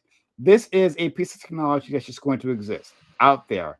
Even if it's not like the big technology companies, let's say ChatGPT locks itself down, right? Google Gemini locks itself down, and so you can't create these images, or it like the whole thing is a freaking watermark. If you create something like this, the whole thing is a goddamn watermark, and like it's impossible to tell to not know or whatever, right? Even if that was the case, there are going to be other smaller providers where you're going to be able to access this technology. It's just simply going to exist. Okay, right? Just like in the article, which I love that article, it was saying we wanted to prepare our kids for the world as it is, not as we want it to be. We want it to be. I agree. Yeah, exactly. So we can keep that in mind. And just like how we try to prepare our kids for dealing with like just the internet in general, with social media, with like how to protect themselves, like when they go to parties, right? Like all these things, because we know the world's dangerous. Hold on, before that, please let me finish. But before, like just like we teach our kids to prepare them for all that, we have to teach them about this. This is a new danger in the world, right? It's a danger for them that they might experience, that someone might teach who about this. Victimize them with this. Our children. But like, Okay, but when you're okay. when you're So so teach them about that, but also teach them that doing this is wrong, right? It should be coming from the parents and should be coming from the educational system. We let them know, just like how we talk about alcohol, right? And hopefully we're teaching our young boys and girls, hey, this is how you drink responsibly. And if you find someone who is like incapacitated, don't go touching them. You know, they are in a vulnerable position, they can't consent, right? Doing that is it's a crime. But also, even if it wasn't a crime, it's a deep violation of that person's bodily autonomy. We need to be talking about deepfakes in the exact same way.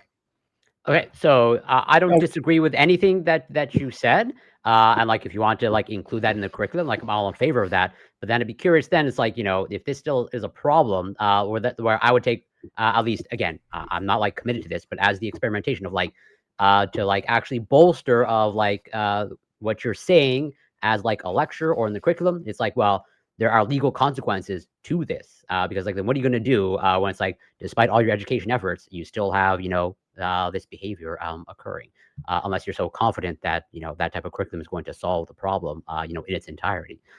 So I think I'm trying to avoid contact with the justice system as much as possible. So like one way would be like, hey, if you do like if you're in school and you do such a thing, that we either suspend you or we toss you out, right? In that article, a boy did that, and eventually like they tossed his ass out. Like in that case, they immediately expelled this individual. That's one way of doing it. I would avoid expelling it immediately, but like, yeah, we would suspend them. We would maybe like put some sort of thing Is in their suspension permanent really a record. punishment these days? So Prime, I want to ask you just like the I'm Trump. sorry, other people are in line. So okay, fair enough. Okay. Go ahead, Gibbs. all right. Not Gibbs. Thanks. Sorry. I know you call me Gibbs all the I time. apologize. Do all of us look the That's same to you? okay. I didn't mean to do Okay, that. I knew what you meant. So a couple of things. First, I got to ask. So why has nobody? And this isn't my idea. My chat actually asked me. Why haven't you talked about making the devs, making it illegal for these developers and development companies to make it illegal for the AIs to generate pornographic content? Well, you can't generate Muhammad, so they can do that for sure. Yeah, for sure. I mean, it's absolutely. Bro, the it's Muslims got Gibbsy pressed. They got him pressed, baby. Sharia forever. Okay, so my only issue with this, like, I don't like the idea of simply saying that's illegal. I'm not philosophically against it, right? I'm wondering how pragmatically feasible that is, right? I think it's exceedingly feasible. I mean, I just look at if I ask ChatGPT to do something really political, it's like, no, I can't do that. Yeah, and that sucks. Yeah. One, I'm fine. Like Lactoid said previously, I'm fine with adults creating porn, right? If that's what they want to do, that's fine. But the people of non-consenting adults, like, this is why I brought the Jon Stewart. No. You said you weren't okay with that. Right? No. Calm down. Well, no, you said you didn't like that. Right? Calm down, and you understand what I said, because you don't understand what I said at all. I was quiet most of the time. You don't actually know what I said. Okay. I was just curious about that, because you were the one who just said that. You said that Sue John. Give me a minute, man. Hold on, Grant. I got it. Oh my God. Hold on. You let me actually state my point. Then you don't have to guess my point. Well, because you just said you would sue Jon Stewart. Well, should they be able to sue Jon Stewart? Okay, cool. You can restate it. Then you understand. Okay. So I'm saying, like, when I'm saying generate, like, you should be able to generate porn of, like, you know, generic individuals, rather than like, hey, like, this is the likeness. Let's feed this likeness into this machine, and then like then it generates porn, right? Generates deepfake. That's different. If you're saying, hey, come up with a blonde, right? Doing this thing. That's completely different, rather than saying, hey, this individual, I want porn of this individual. that seems like more of a violation. And I think that would be much easier to stop, right? Like, hey, you can't actually take in input like this to create sexualized images. I think that's an easier. Sure, I think again we can make it illegal for the developers to do that. I think that is something exactly, that guys. Let me because I haven't gotten to it because I got interrupted with Gibbs with his nonsense. So the thing that I'm worried about on a practical sense is where is the line that clearly delineates between someone who is like 18, like below 18 or not, right? Well, I mean just any pornographic issue, anything pornographic AI at all. Yeah. Again, I'm against that. Like, I'm like, people should be able to do that. Why? But like, because people should be able to do it. Because so if I want, so you don't, so then you're not Sue Jon Stewart. So no, God, oh my! Did you not hear what I said? No, you're not being clear. You're not being clear. What did I say? What did I say? You want me to repeat it back verbatim? Yeah, repeat what I said. So first you said, which I said earlier was the line thing, by the way, and you said, I want to know the difference between the line between when they're underage and they're not, right? That's what you just said. And my question was earlier, and you answered it. You said, hey, you be at least judge Supreme Court justice be able to sue Jon Stewart for them having the naked photos of them on there? And you said yes. Their likeness. You said yes. What is and the line that I'm talking about? Cool. Likeness. So he said use their likeness. Hold on, that's what point. But then at the same time, you just double dipped and said I should be able to make a generic porn of someone. Say if I told Taylor Swift generic porn, make me a nudie. No, he said blonde. He said blonde. It's a likeness. It's a likeness. I specifically said not that. You're not even listening. So then they should be able to sue Jon Stewart, right? Like, it's like you see like the blood starts pumping up through your ears, right? I mean, I just repeated verbatim what you said. You can't even hear it. It's just I heard everything. I repeated verbatim what you said, Ron. No, you didn't. You didn't. Yes, I did. I mean, we could go back on the tape. You don't know what the word verbatim means. Verbatim means identical to what you just said. We could go back on the tape. I quoted you. Literally quoted you. Literally don't. Okay. Literally quoted you, but that's like, you know what quote means? Quote means the second one in there, please. Moving on my life. Sorry. I know you get on the list. I gotta finish. I want to get a list. Yeah. Well, I want to hear Toyd's opinion on that. Naked photos. I had just one more thing. But before that, hold on. I actually still, because Gibbs keeps interrupting me. I waited until you were done. No, I was not done. Not done. Literally, mid-sentence, you interrupted me. Okay, back to it. The line of when is someone, not someone, but an image, a generated image, like 18, below 18 or not, right? There are like women, just like actual adult women who have bodies that, like, as we've stated before, who look young, right? If a generated image, right, is just generated and it like does not very big boobs, right? Like kind of doesn't have like a lot of hip development, right? Does that count as CP, right? And if someone had that, would that count as CP? Like, do we need does you have to have a minimum like of C cups in the image? For I want to see the prompt. I want to see the prompt.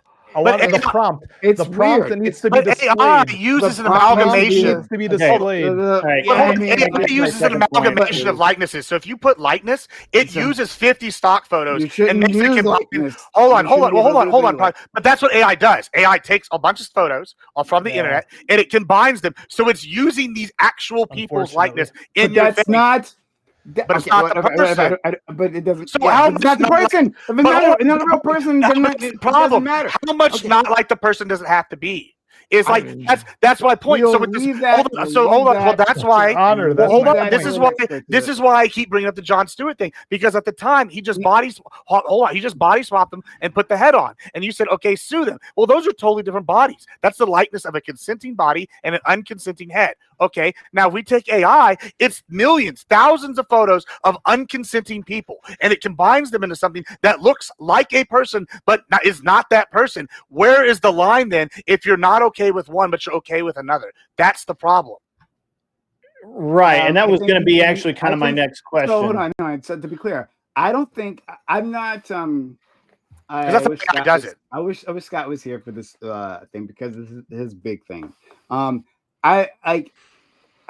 think that the way that we are looking at AI right now is that, hey, it takes an amalgam of like books. Let's say I want to write a story, right? Well, it's looking at a bunch of books, and it's using that to create something new. In my sense, it's creating something new. Just so like how me as a human, I've read a bunch of books, so I'm going to create a new story.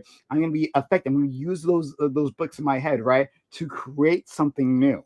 That is a new thing. So that creation is a new thing, just like an artist rendition of a human body. Yes, because they've seen a bunch of human bodies, they know what a human body looks like, and then that goes into the creation. So I think that's a new thing, right? And I don't know if I don't think that amalgam like necessarily has anything to do with consent.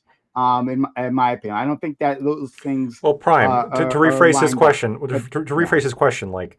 If let's say I mix Katy Perry and Taylor Swift together, okay? Don't do that. Let's say I did that. Shouldn't be able to feed that in. I should be able to feed that in, but so 2 is not okay, but 1,000 is. Where between 2 and 1,000? Actually, when you don't actually choose, I think actually makes a difference. So when you don't choose, so if I have the AI just look at, let's say I just like tell the AI generate a skinny woman for me. Now it's taking a subset of women, skinny women. Yeah. Is that okay? Yeah. What if it was skinny women who tend to be in Hollywood in the United States? Tend to be in. That's a type of woman. Sure. No, I don't know how that even narrows it down. What if be in Hollywood? Who are in Hollywood? Skinny. Give me amalgamation of all skinny women who are famous in Hollywood. Now what is that too narrow? Hold on.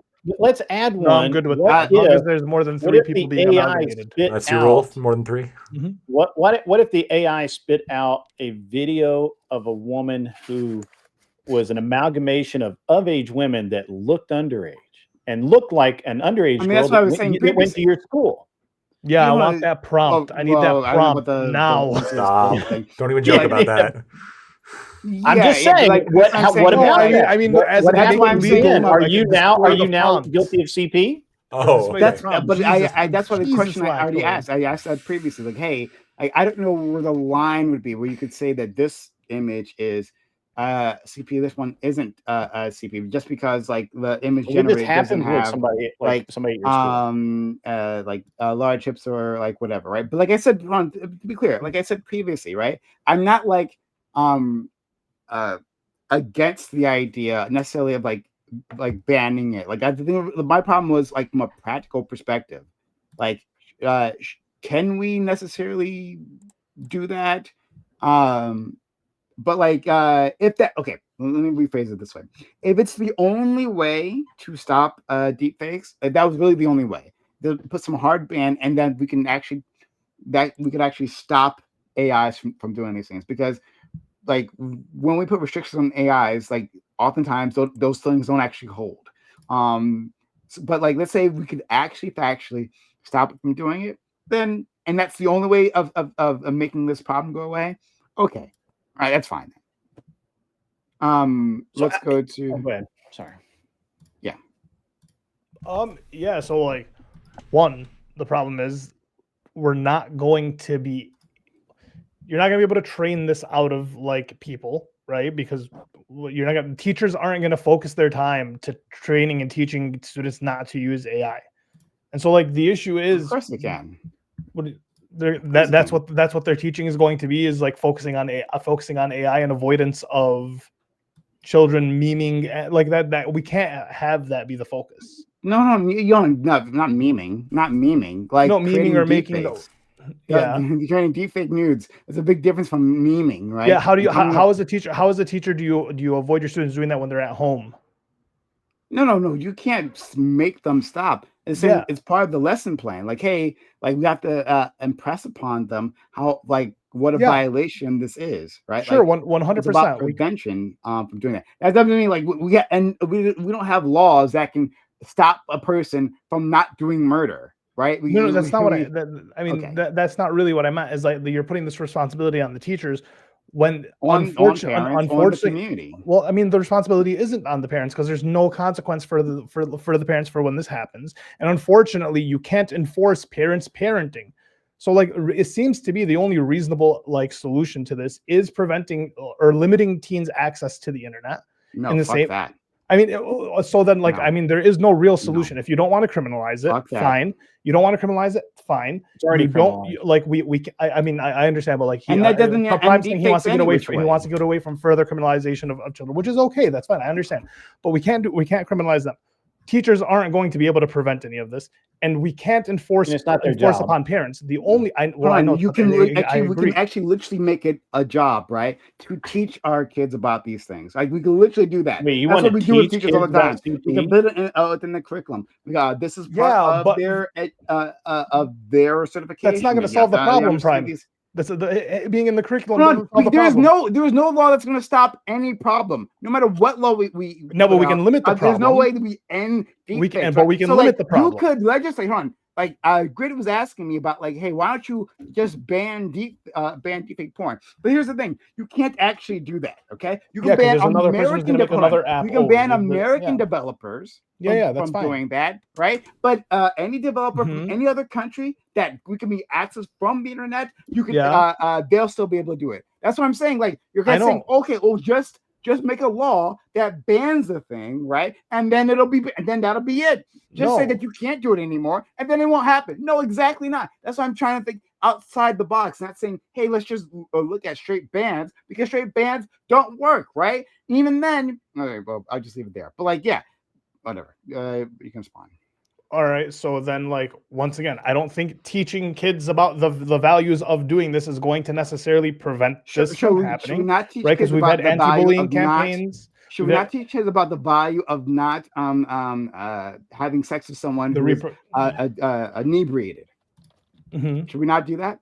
No. Well, we have that in sex ed. You're going to have we have a part in our curriculum there. But hey, yes, do kids still get raped like when they're drunk at parties? That's the thing that still happens. Yeah, they do. Oh, okay. But then why have it in sex ed? Because it still happens. But doesn't that once again? So education. My issue isn't education. Like, right? I'm not opposed to educating kids against these things. But like, once again, you want to try to limit this problem, and that's not going to limit it at all. Like, I do think that taking action and taking away some agency from these kids online. Yeah, these kids shouldn't be having unfettered access to the internet. To teach kids not to sexually assault someone who's inebriated. You're saying that there's no point in doing that. I never said that. I said I can see the value in that. So is it preventative or is it not preventative? It's like kind of preventative. It's an attempt at prevention. Okay. Yeah. So then you can have an effect on people's behaviors. Now when it comes to something like being online or norms that they might violate, right? We can teach them to be better people, which we are supposed to be doing in schools literally the entire fucking time. Yeah, but unfortunately they're spending a third of their time in school, and then when they get home, they're on the fucking internet. They're in a bunch of adult spaces. They're not all the time they're in adult spaces, associating with adults, learning and talking to adults, participating in adult situations and actions. They need to be limited to this access. Their parents aren't fucking doing shit. The schools aren't going to do shit. We actually need something to prevent this shit. We should also limit them from having parties too, because at parties people might get a hold of alcohol, right? Like just in case, we should make sure they don't go to parties, because parties is a vector for exactly the thing that I'm talking about, right? Are you going to be able to prevent 100% of things? No. But let's talk about real solutions to actually do some prevention. I said that earlier, didn't I? Yeah, I know you said that earlier. Okay, great. And so prevention, and your real solution is just to say we should ban kids from the internet, right? I didn't say ban kids from the internet. True. Give them limited access. They should have limited access and supervised access. 100%. It's an adult space. Because they're no. Why am I sharing Twitter with 14-year-olds? It doesn't look. There is. The problem is what's happening right now. We haven't discussed it on this channel yet, but the legislation that has been pushed through Australia, right? Australia was where this started. We're talking about kids safety acts, where they're limiting them there, right? That is being used against the rest of us. Oh, this is a danger, and so we have to limit this. Or you can't access as an adult, you can't access this, or because companies are afraid to get sued, they're just taking down content left and right. That's a way to censor the entire internet for the safety of children. that's how that. Or we just censor the children and we don't let the children online. But that's how that sense. Hold on. How do you do that? That's a radical idea. And which companies are capable of doing this? Think about it. Just think about this for a second. I mean, okay, so like for right now, we're against porn bans. You don't know what I'm going to ask you. Have ideologies? Hold on, you don't know what I'm going to ask. I guarantee you don't know what I'm going to ask. Go ahead. I'm sorry. So, like Twitter, right? Twitter has Corey. I see your hand. Twitter has the ability of having age restrictions, right? To like have a framework to like take in IDs, right? Evaluate those IDs, and make sure a person submitting that is 18, right? Whether it's IDs or some other form, right? Twitter can pay for that, right? Facebook can do that, right? What some other TikTok can do that, right? So these are the places you're talking about. Except, how about the rest of the internet? What about myblog.com, right? And myblog.com, primesblog.com, Prime talks about his sexual past, right? And it's a very long past, plenty of women, lots of sex. Yeah. But Prime talks about his sexual history. So works of fiction. That's not safe for kids. So Prime talks about sexual history. Hey, that's not okay for kids. Okay, Prime, you've got to make sure that only adults make it to your site. How do you do that, Prime? Well, Prime doesn't have the money to institute any of that, and so to avoid being hit with massive fines, right, or maybe even jail time, Prime doesn't just put it up there at all, right? That content goes away because I can't, as a individual or as a small business owner, or a medium business owner, I can't afford the infrastructure to do that. And so I ruthlessly get rid of anything that might maybe be considered risque for children. That's what will happen. So how do you address that in the laws that you're proposing, Ali? I don't know.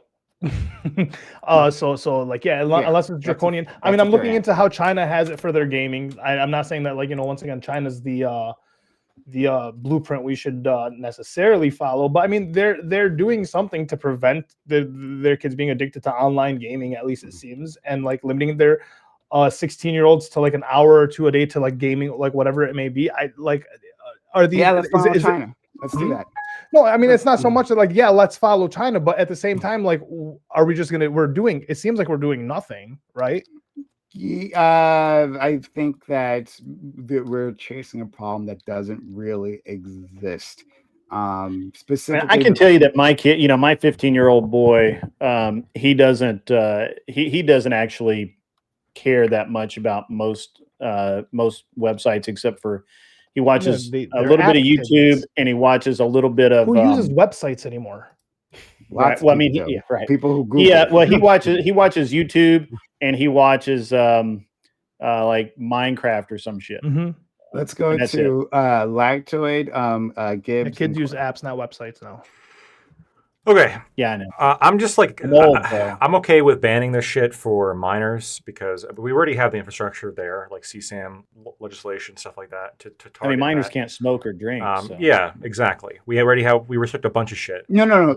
He's talking about something different. Huh? No, well, like, I'm gonna tie it into what I'm saying though, because I think because Grid sounds like he's like banning kids from parts of the internet. Is that what you're saying, or are you saying I have long proposed deepfakes for children? I have both. I'm saying that we would ban deepfakes of children, and we wouldn't need to make new laws to do that. We would just put under the current CSAM laws. And then for banning children from entering certain sites, like, pornographic sites, I propose this solution. You simply have like your local DMV have like a temporary code that you can get by logging into your DMV. And they're going to have your information on file, you prove your identity to the government, not to the third-party site, because I agree that it's sketchy. And then the DMV will give you an anonymized code that any website can accept and prove that you're over the age of 18. That's awful. I think it's actually a pretty solid proposal. I think it's pretty easy. Like, awful.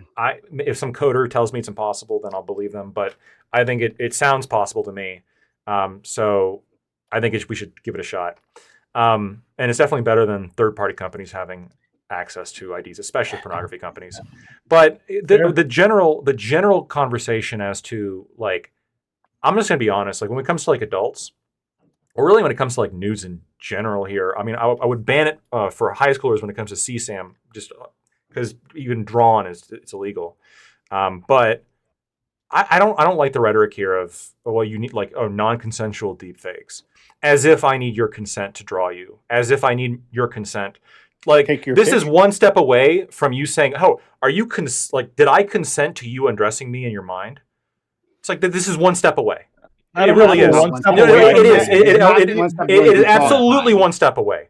I shouldn't need your consent to create a visualization or even a depiction of you. Like now, if I'm trying to pass this off as the real you and saying, like, for some kind of like fraudulent purpose, this can be fraud, right? We already have laws against this. I'd be okay with us enforcing that, like defamation. Oh, you posted this, you are defaming me. You are making it look as though this is actually me, and thus defaming me when it's actually not, et cetera, et cetera. Like there's already avenues here. But if I'm going to generate a deepfake image of like an adult, and I'm going to make it very clear, this is a deepfake, right? Like I'm not trying to like use it for fraudulent purposes. I'm not trying to use it for defamatory purposes. I just want to see what Scarlett Johansson might look like naked, according to Grok. The fact that like this is some kind of infringement upon Scarlett Johansson is, I think, equivalent like to thinking would it be an infringement? It's an infringement, like imagining her naked or drawing her naked. Men for decades have been cutting out like the heads of women they know and posting it on like swimsuit models from like magazines. Like weird, even like South Park, right? I know. I don't think so. And also, I've never done it. I still don't think it's like all that weird. South Park, for example, generated Trump who's naked, right? Oh, but that doesn't count because it's poorly, like it's obviously like a fake. I don't know, but I can't do. Can I do deep fake nudes and just call it parody? Well, you brought up something really interesting. What if she has a clown mask? What if Scarlett Johansson with a fucking dunce cap? Well, okay, so now is it okay? I got one for you. Hold on. Completely off. We're gonna put it some time, guys. Scarlett Johansson's a really interesting one here, right? Because no, and I'm going to tell you why. She's very interesting, Ollie. Shut your. I'll tell you why. She actually has I think it's Norwegian. There's a Norwegian girl that looks just like her, and there's a Margot Robbie one that looks just like her. Porn stars that look like celebrities. Gibbs, keep going. This is a good point from Gibbs. What's interesting here is what happens. This is a good point from Gibbs. Keep going. One of them gets to go into porn. Can Scarlett Johansson now sue her because her likeness is trademarked by What if she wears makeup? Sue her. Hold on. Yeah. To look like Scarlett Johansson. She literally does cosplay. Both the Margot Robbie one. Hold on. The Margot Robbie one and her look like her within a like 99 percentile difference. They fooled like actual like AI programs that have looked and seen. They can't tell the difference. Right now, if this person, hold on, if this person makes porn and someone like Scarlett Jo who owns the likeness to her image, could Scarlett Johansson sue him? I would say there's arguably a case, and I really want to piggyback off something. I think it's dumb. I think it's dumb, but I think there could be a case. I do want to piggyback off something Lactoid said though, and it's not the thought crime thing. I don't know if I agree with the thought crime aspect of this, but I do find it interesting that like we're sitting here going, what's the fundamental difference between the AI, which takes an amalgamation of hundreds of photos and puts them into one, and me based on my skill level? Say I'm an extremely good animator, and I decided to make a porn like hentai of Donald Trump fucking Meliana, right? And it's very accurate. Like it's like a very well drawn, but it's still a cartoon. Y'all would all probably say, oh, that's fine, right? Like what's the difference between using someone's likeness in like a clearly cartoon manner versus like this other thing? I feel like we're going down this path where there's like all these lines that are very similar, and it's like where is I gotta attack on one last thing to my point. I think the makeup point is a good comparison. You can get people who can wear makeup to look just like Scarlett Johansson. There are porn actresses that do this. They will dress up to look like a particular character. Isn't this like how different is this really from deepfaking? But I don't want. It's really not all that different. I don't want this point to get stuck on like the inability to draw lines here, because although I think that is a problem, I do think that there is a major problem when it comes to like actually being able to differentiate this stuff from things that we find to be acceptable. I think that the actual premise is like to start with like kind of fucked. Like in the same way that it'd be fucked to try to limit someone's artistic license to draw somebody, it's also fucked to like try to demand a level of control to where I have to now ask permission to generate an image of somebody. This is crazy. Go ahead. Okay. So hold on 1 second. We got Gibbs. Gibbs. I said he was in line. Then Corey. Well, then I said Ali. I said most of what I want to say. The only thing I would want to add here is, with the artist thing, I think that we're really venturing into some pretty murky water because, okay, at first it's just like consenting to like sex stuff, right? That's how this stuff always starts. Like, okay, we don't want, oh, you making a porn of I don't know, Papa Gibbs, like, and make deep fake. Okay, I didn't consent to it. That's bad. But what's the difference between that and like, I don't know, a deep fake Biden or a deep fake Trump saying like rants, scandalous shit. Like people would say, oh, that's fake news, it's bad. But if someone does it just to see as like a parody or to see as a polling, that people can see the difference between the AI and the real person, or even use it for a scientific purpose where you're sitting here trying to like get the AI to mimic how they speak perfectly. I don't know what the line is because I feel like that line is going to keep moving. That's what kind of the nature of all these things are. And maybe that's my biggest concern. Okay, Corey. I'll respond to these things later. Well, so Prime, when you were engaging with Ollie earlier, you'll bring up examples of like, we want to teach. And I agree with the overall sentiment of like prevention is overall a better strategy when you can actually do it. But then also at the same time, like you were using examples of like, you shouldn't. You should not, touch someone or engage with someone sexually without their consent, or that someone's asleep or drunkenly passed out. But then we still have laws against that, as in like we teach them or we try to prevent it through teaching. But then we have laws in terms of their actual consequences and teeth to actually engage that behavior. So I'm curious then, in that vein, if let's say a 16 or 17-year-old, non-consensually sexually assaults another 16 or 17-year-old, like they're passed out drunk, pretty much this your typical scenario, but it's 16, 17-year-olds. Is that criminal behavior to you or not? Yeah. Like I said, my goal is to avoid, especially when dealing with kids, the justice system. I don't. Can I just add on? So, and is suspension and expulsion a good enough consequence for you in that case? Like I said, my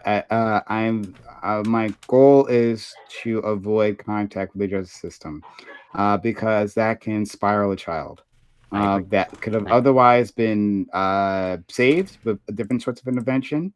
In general, so when we're talking about specifically sexual assault, right? And Corey, I know you understand this, that our justice system tends not to take that stuff seriously in the first place, right? That if that is our only option, then it's like, okay, well, the girl has to testify, like go to the police. Hopefully the police will take her seriously. Oftentimes they don't, right? Hopefully they'll actually prosecute. Oftentimes there's not enough evidence. And then even if there is, and it is taken to court, then she might be slut shamed. Or is she wearing blah blah blah, right? Like is she actually evil? The whole thing, right? Only to have a slim chance of getting a conviction in the first place. So this is not a great solution. Now I think we should have it as a tool, right? I wouldn't say take that away, but like I'm saying, that should be at the end of the line, right? I think we can unleash our creativity for other sorts of interventions. So actually, Leah, let me lean into this. This is a good question. So I really want to focus on what I mean by this. Going back to that article, which I think was a fantastic article. It talked about like the mentality of the boys. It talked about how the boys didn't think that this was a problem in the first place, right? So part of that's just like education, right? Teaching them, like I keep saying, like we should start teaching these kids that this is a problem because they don't understand, right? So, but there was I believe in the article it talked about an empathy bypass, in which these kids thought of this as just a game between their friends, right? And they kind of cut the feelings of the girl, of the victim, out of this, right? They weren't even considering that someone on the other end might have a problem with these news, right? The empathy bypass. I thought that was a really, really good idea. Really, good way of framing this issue, right? So, like, a way of doing this, and not just for these things that happen in school, but also things that happen with adults, is add them in line with a justice system, which, as it should, right, requires like hard evidence, requires good testimony and all that stuff, right? To because we're going to jail a person, right? When you state violence against them, then we should the level of certainty must be beyond a reasonable doubt, right? Unlike there, we could actually just like have like community interventions. We can say, hey, something bad happened, okay, right? This person was violated. Let's talk about it. Let's bring in the victim, right? Let's help you, the victimizer, understand how you hurt this individual. How, like, what was wrong, why it was wrong that you did this, right? And it forces them to confront their actual the crime, right? And the consequences of that, right? These interventions like this, they won't help everyone. Certainly, right? They're like monsters out there, and they need to be put away. Fair enough. But for so many of these like awful interactions that people have, right? That would solve it. Most people understand that they've done wrong and they've hurt someone else. Most people are capable of empathy and sympathy. For those individuals, it solves so much of those issues, right? It changes their perspective. That's what I would love to put in place. But as well, okay, and I'll give you this, Corey. Then maybe at the end of that, we still might have to have some sort of last resort use of the justice system, because no other remedy might work. Well, yeah. So I want to unpack a little bit more. Like, I don't really disagree with any of your like recommendations. But then, and you mentioned the article of like there was this gamification of like many young boys. They didn't see it as a problem because yes, they saw it as like mostly like a game. And the example that they used, like, it's like trading cards type of thing. Mm-hmm. But then also in the article, they also mentioned that like when they attempted to like actually punish these children, or like they alerted the parents, and they're alerting the parents in the hopes that the parents would do something, and they encounter like, oh, the parents didn't see it as a big deal, and if anything they're like not my child type of thing. And so it's like, what are you going to do in those situations? You can make it a requirement. You can make it a regulation within like the school system. Like, this thing happens between our students. This is not an optional thing, right? This is how we respond to these situations. So the parents get then what? And then what are you going to do if, okay, the parents just going to take their child out of school and go to a new one? Okay, let me let them do that, but their record follows them. Sure, you can do that. Sure, but I don't think that's a good enough consequence then, personally, and that's where I think the law needs to step in. If you can bypass that and just like move your child and go to a new school, that's not good enough for me personally. Okay, but like that is an option. A parent could take their child out of school, but for the vast majority of people, they don't take their children out of the school for these things. Yes, at some point, someone could try to avoid these rehabilitative strategies. Sure, right? Whatever. Someone can also like flee the country to avoid being arrested. That's the thing that happens. I don't think that's fair. In terms of the burden of a child being relocated into school versus a child fleeing the country, I hope you recognize that the burden to actually. Yeah, I know, I do recognize. But my point is that yes, these things can be avoided one way or the other. But I'm saying that doesn't mean that these solutions aren't useful and won't help the vast majority. And again, I even gave you as is the path of last resort or whatever, right? An option of last resort. You could involve the justice system. Yeah. Oh shit. Oh, you need to respond to something. Sorry. Yeah. Is the justice system at your door right now? The justice. I've been running. Are they in the room with you? Do you see them? But yeah. Yeah. In terms of like So I agree with you that for a certain subset or maybe significant portion of people, like if you explain to them and try to actually make it clear that they did something wrong, they will like be able to engage. But then like again, I don't know. I don't know how. Let's say that makes the potential victim of like someone who's. Do you think if that's not satisfying to someone who's been sexually assaulted at the more extreme end? Well, the justice system rarely is satisfying to victims. I don't disagree with that either. Yeah. So like, but I'm saying, look, so many, the vast majority of sexual assaults aren't reported. Why? Because of all the things that I laid out before of how the justice system actually works, right? And because oftentimes the people who violate you are people that you know, people in your life, right? And you don't necessarily want to see them to go to jail. You want to find other paths to like have some sort of a rehabilitation or remuneration.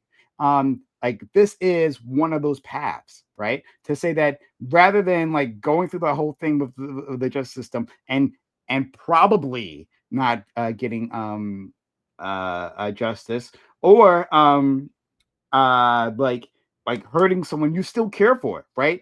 Literally the people who sexual assault you, the people you might still care for. Rather than doing all that, hey, let's find a structured way to deal with this as a community, right? Have people have some sort of intervention so this other person understands what they've done, right? And might find ways to actually make it up to you. Yeah, I'm still just concerned with the subset of people that's just not going to. No, hold on. I've already, but Corey, I don't know why you're pretending you're not hearing me. I've already said that we have the last resort would be the justice system. So that was like as the last resort, like is this like 2 strikes and then justice system, or like after we try your intervention of like try to get people to empathize and confront what they actually did is wrong, and then after that doesn't work, then they encounter the justice system. I'm just curious into like how much of a last resort is it? Maybe I don't know, maybe 2 strikes or whatever. I think that's something to be worked out exactly like what that looks like.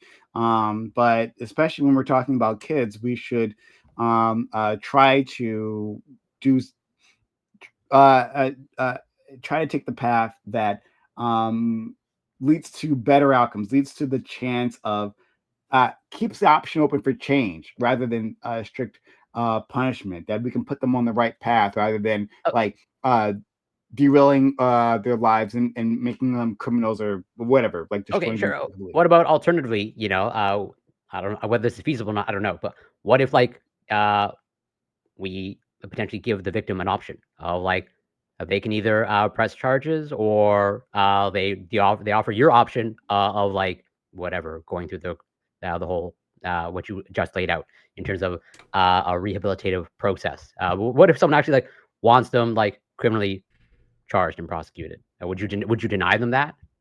I actually might put that.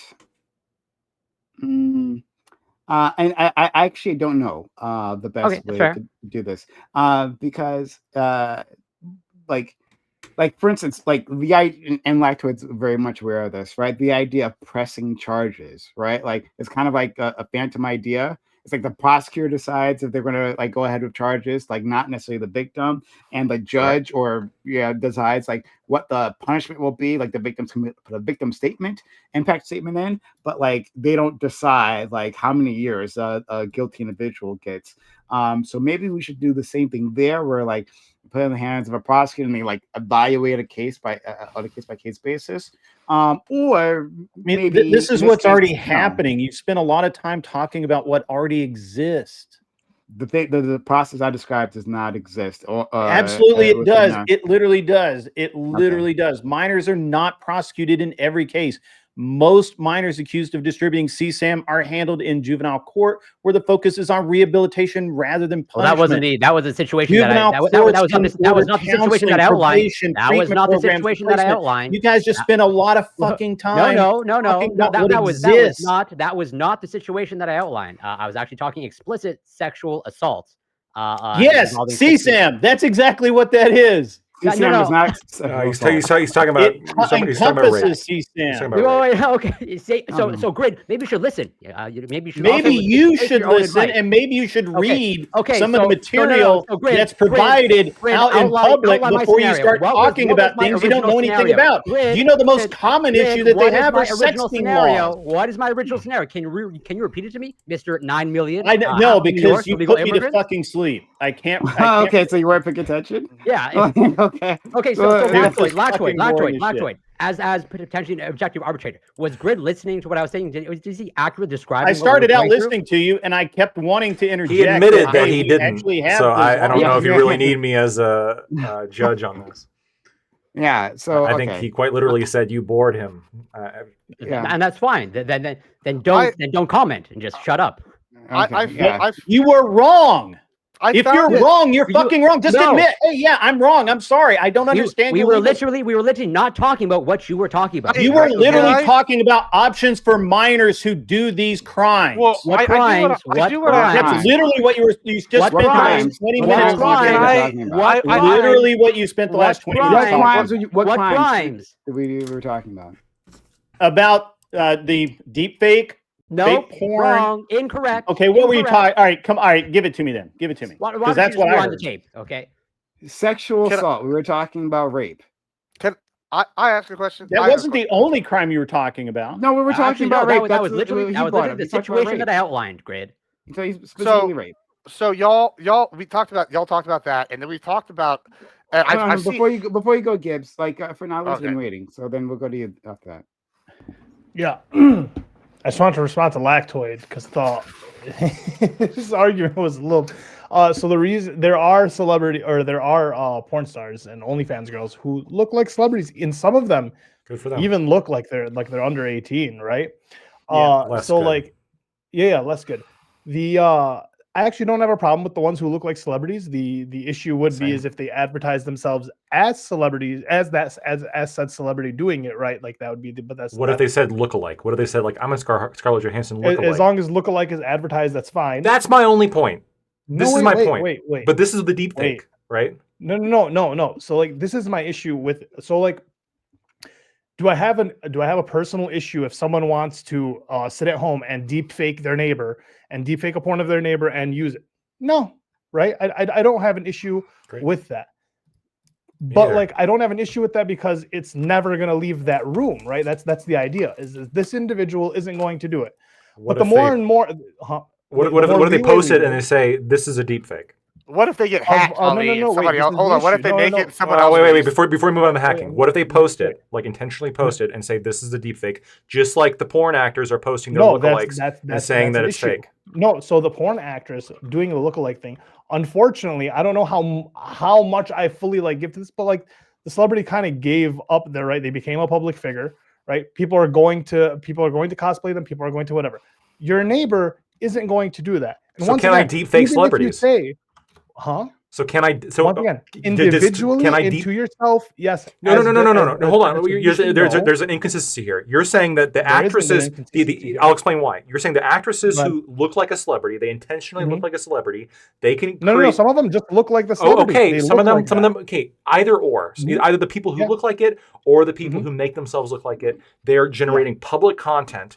And they're putting it out there. Okay. Yes. What is the difference between this and me deep faking a celebrity and putting it out there? If I disclose in both cases that that's not the real celebrity. In deep faking, you're literally using their likeness, which is licensed, right? Versus if someone looks like someone, you can't literally license your face. With makeup, you look like them. If I use, let's say there's a woman who used enough makeup and she looked like a spitting image of Scarlett Johansson. How is this different than deep faking? With makeup, Lactoid could look like Charlie Hunnam. It's possible. I don't know who that is. I hope that's flattering, but let's assume that's true. I believe they're English. How is that different than deep faking this person? As long as in both situations you disclose, I'm not really the real dude. Because one, to an extent, is like a parody or mimicry, right? It is just. No, the purpose is for both is to get your rocks off. Being a lookalike actor isn't illegal. Looking like someone. If you're doing porn as it, isn't if you're doing if you're a pornographic actress, if you're dressed up like Scarlett Johansson with the makeup, so you look like a spitting image. I posted her lookalike. I mean, listen, I'm gonna be honest with you. I don't know how to define the difference. It feels like there's a difference to me. It feels here's Scarlett Johansson's lookalike, and here's Scarlett Jo. Between the person generating. What's up? You can't tell these people are different people. Yeah. So if this woman, we look at the sign, look in the group chat. If this woman did porn as Scarlett Johansson, she does porn. She does. Okay, she does porn. Better. She does it. Is she violating Scarlett Johansson's likeness? I don't think she is. Thank you. If she's using Scarlett Johansson's name, which also I don't think she can say Scarlett Johansson lookalike doing porn. I don't think they're allowed to do that. I think you're allowed to. I could be wrong. I'm pretty sure you're allowed to do that. Yeah, I'm pretty sure their names are licensed. I'm like pretty sure that someone like Scarlett. No, I mean, listen, I'm so not every a lawyer, tabloid who puts like the name of a celebrity that was just caught with their pants down, they gotta pay a nickel to every single. No, I don't know what the tabloids can. Well, that tabloids can defame you, right? They can just say whatever they the fuck can defame you. But they can still use your name. What is the law actually that allows paparazzi essentially to defame you, but you can't sue them? So okay, there's two different standards. Yeah, so there's if you're a public figure, there's a higher standard for defamation. You have to prove actual malice, right? If you're not a public figure, then you don't have to prove actual malice. So this is why when you said like, oh, there's a difference between like your neighbor and a celebrity, I don't think in this case there's really that much of a meaningful difference, but I could maybe see the argument that like there's a lower bar for celebrities. But if there is a lower bar for celebrities, okay then I should be able to make a deep fake of Scarlett Johansson just in the same way that this Russian chick can dress up like Scarlett Johansson. It seems identical in my mind. I don't think she's dressing up like Scarlett Johansson. She just looks like her. She also looks like is just Scarlett Johansson. Sure. She also makes an effort to dress up like her. Yeah. Exactly. She does the fucking outfits. Wait. She's doing what? Her career. So she's cosplaying like Black Widow, which is a character that Scarlett Johansson. No, her career. Hold on. Her career is just doubling Scarlett Johansson for like actual personality, like shows and apparently porn. Is what Prime said. Shit. Yeah. Okay. Yeah, I just posted another article. The porn as a Scarlett Johansson, like in the title. I just posted another article. It probably says Scarlett Johansson gets railed. Maybe parentheses look like maybe. It probably doesn't even have that. I don't know what the titles are. I don't know what the titles are either. But look, if your point is, well, the title should make it clear that this is not the real Scarlett Johansson, I can get on board with that.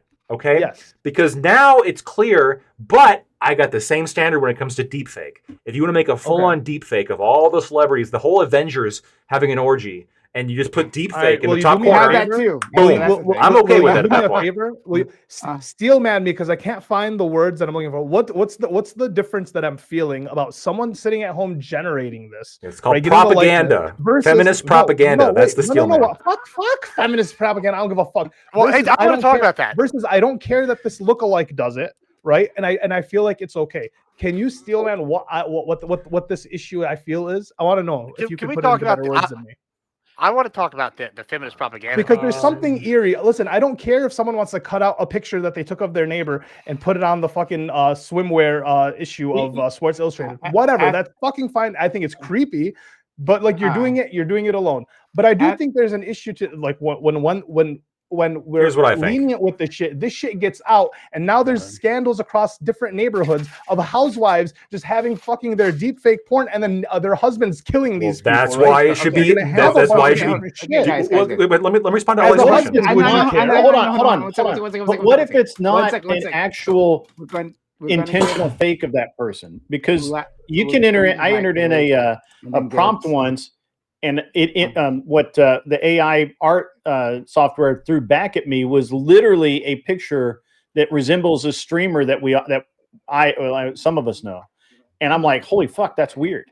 So as actually something I also want to address. I think that's an interesting problem that you've just talked about. That's something I really want to talk about previously. But before then, I want to let Lagput respond to Ali. Then I want to go to Gibbs, and I want to jump in because the last thing I want to respond to, including what Grid just said. So Lactoid. Okay, Ollie, what I think might be happening, and this is because I think that the two scenarios are very as close to 1-to-1 as I could possibly imagine. But what I think that might be happening, well, I think maybe the feeling that you're getting might be, and I mean this with all respect, I sort of feel it too, is not that there's actually a principled reason for these celebrities, but we all recognize this is going to happen with celebrities because people actually care about it. What we're concerned about this is being so available that it might happen to us. I think that might be the actual concern that you have. Man. They can just ask me for my I think if you get a wife, I think if you get a wife and this happens, right, because you are a streamer, right? As let's say it happens to you. On me, happens to your wife, someone figures, I think you're going to take way larger issue with it. And I don't think you're going to be okay with, well, I mean, people said it was deep fake, so I guess it doesn't really matter, right? I would have the same issue. I would have the same issue if somebody was like talking shit about my wife, right? Like I wouldn't like it, but I'm not going to have the law go knock down their door and put them in a cage. Your wife are the same thing. Look, I'll be very honest. Like, people make memes about streamers, including me, that like kind of is on the border. As long as it's clear that it's fake, I couldn't give a shit what people make about me. As long as it's clear that it's fake. And that's my standard that I'm going to apply to everybody else. As long as you label it a deepfake, as long as you make sure it's clear that the Avengers having an orgy is actually just a deepfake of the Avengers having an orgy. What if they do the opposite? Go ahead. Like, go bananas. What if they claim it's a real photo and it's obviously fake? Well, then there might be like an interpretation that you're being ironic. Okay. I think you're more okay with your fake nudes being out than a woman being okay with their fake nudes. Well, I think the effects maybe women are too sensitive then. The effects to men are way different than the effects to women. The effects to the reputation of men are way different than the effects to the reputation of women. And I think that comes to a lot of play that you're not taking into consideration. I value freedom of expression. I'm sorry. Y'all keep skirting masculine position of me. Y'all keep skirting around something here. Y'all keep skirting around something here, and I've noticed y'all frame this like as a feminist like outcry on some people on the right. I don't know that you did. I don't know if that's actually true. And I don't know if it's actually the feminists that should be the ones that are outraged about this. If anyone should be, the people that are going to get blamed initially. I don't know that it's more likely.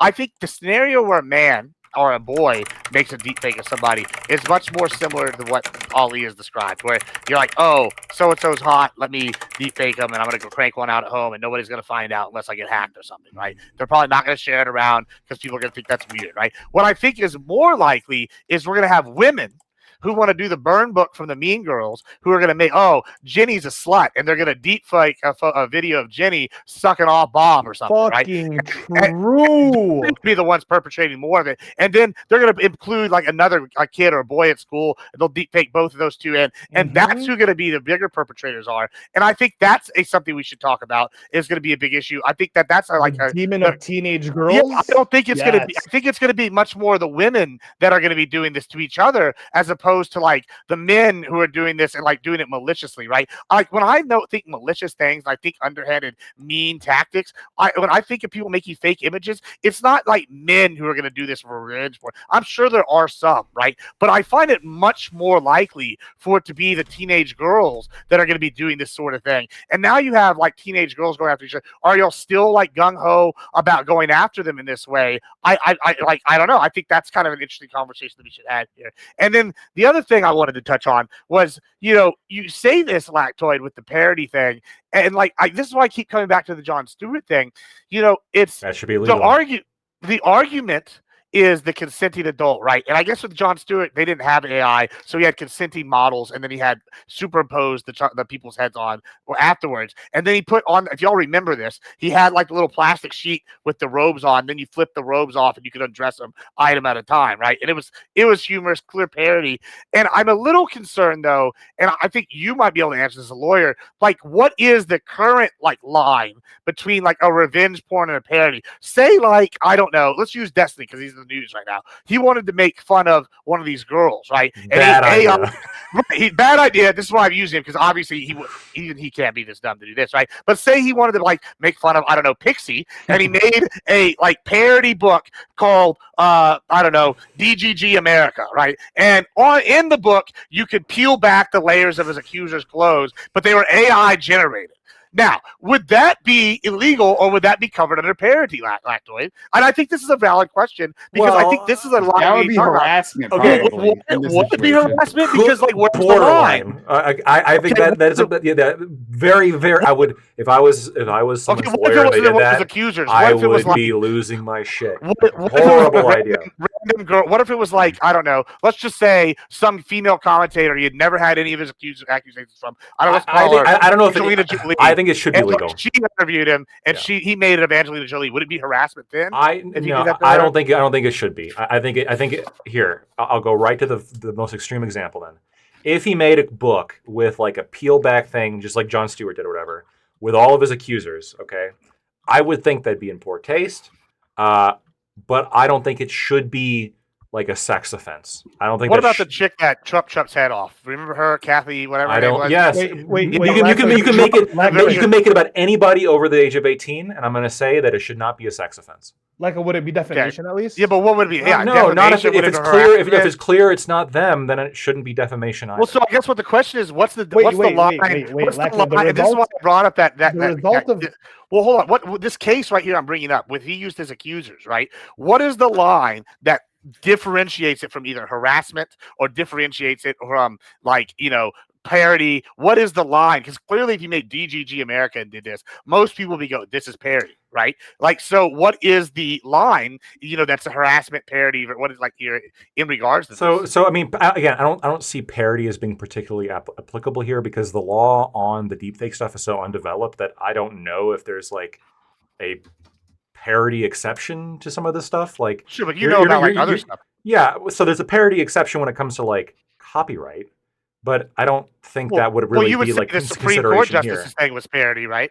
Well, they're saying it's like I'm sure, like as a defense, John is going to say, "Well, this is just a parody." But even if he was actually insulting the justices, I don't think that would be like illegal. Now, if he managed to acquire news of them without like that at the time, this is 2003, that probably wouldn't even be illegal, if I'm not mistaken, back in 2003. It's pretty recently that these laws are kind of coming into be. So the only question would be like harassment. What is the line with harassment here? And that's a tough question. I don't think it should be harassment, but harassment's kind of this kind of vague area. But I don't see this as all that different from like.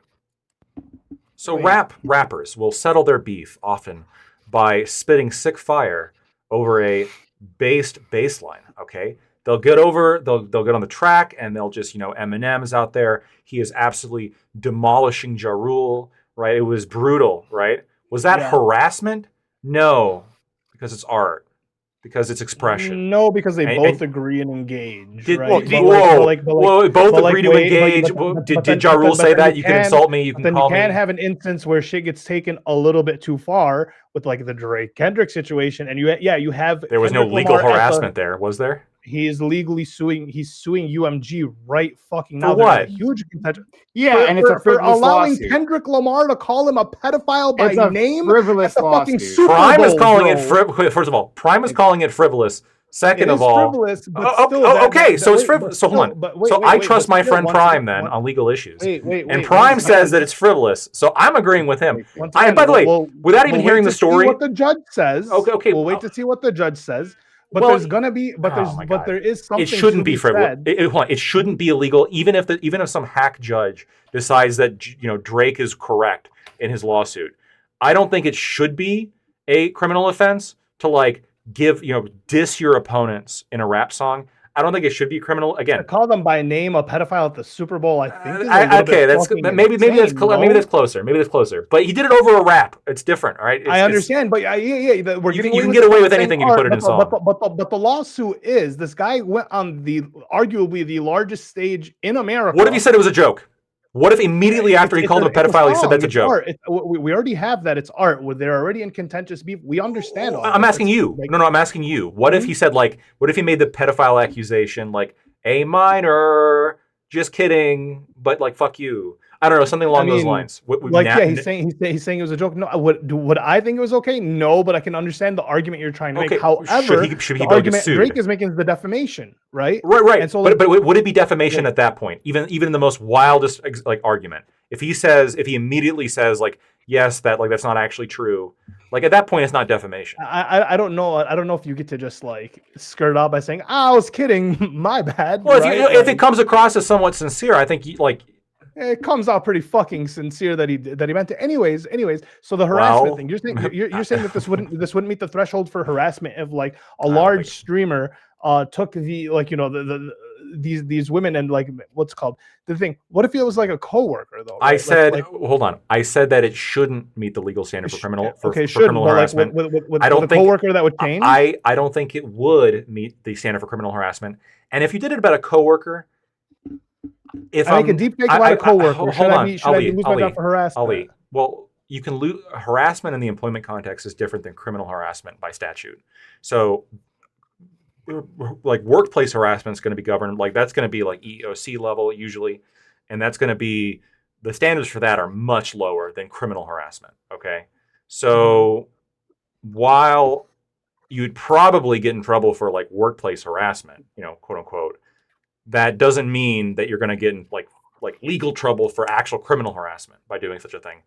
Again, even if this is the case, which I don't think it is, but I don't want to speak definitively on this because I don't want somebody fucking doing it and then like getting in legal trouble and then coming, well, Lactoids, no, just don't do it. Okay, just generally don't do it. But make the flip book. I think that there is a difference here because like if I was to make, well, by the way, this is obviously true. Like I can like watch porn in my home, and that's not a criminal offense. I can watch porn in my car, and that's not a criminal offense.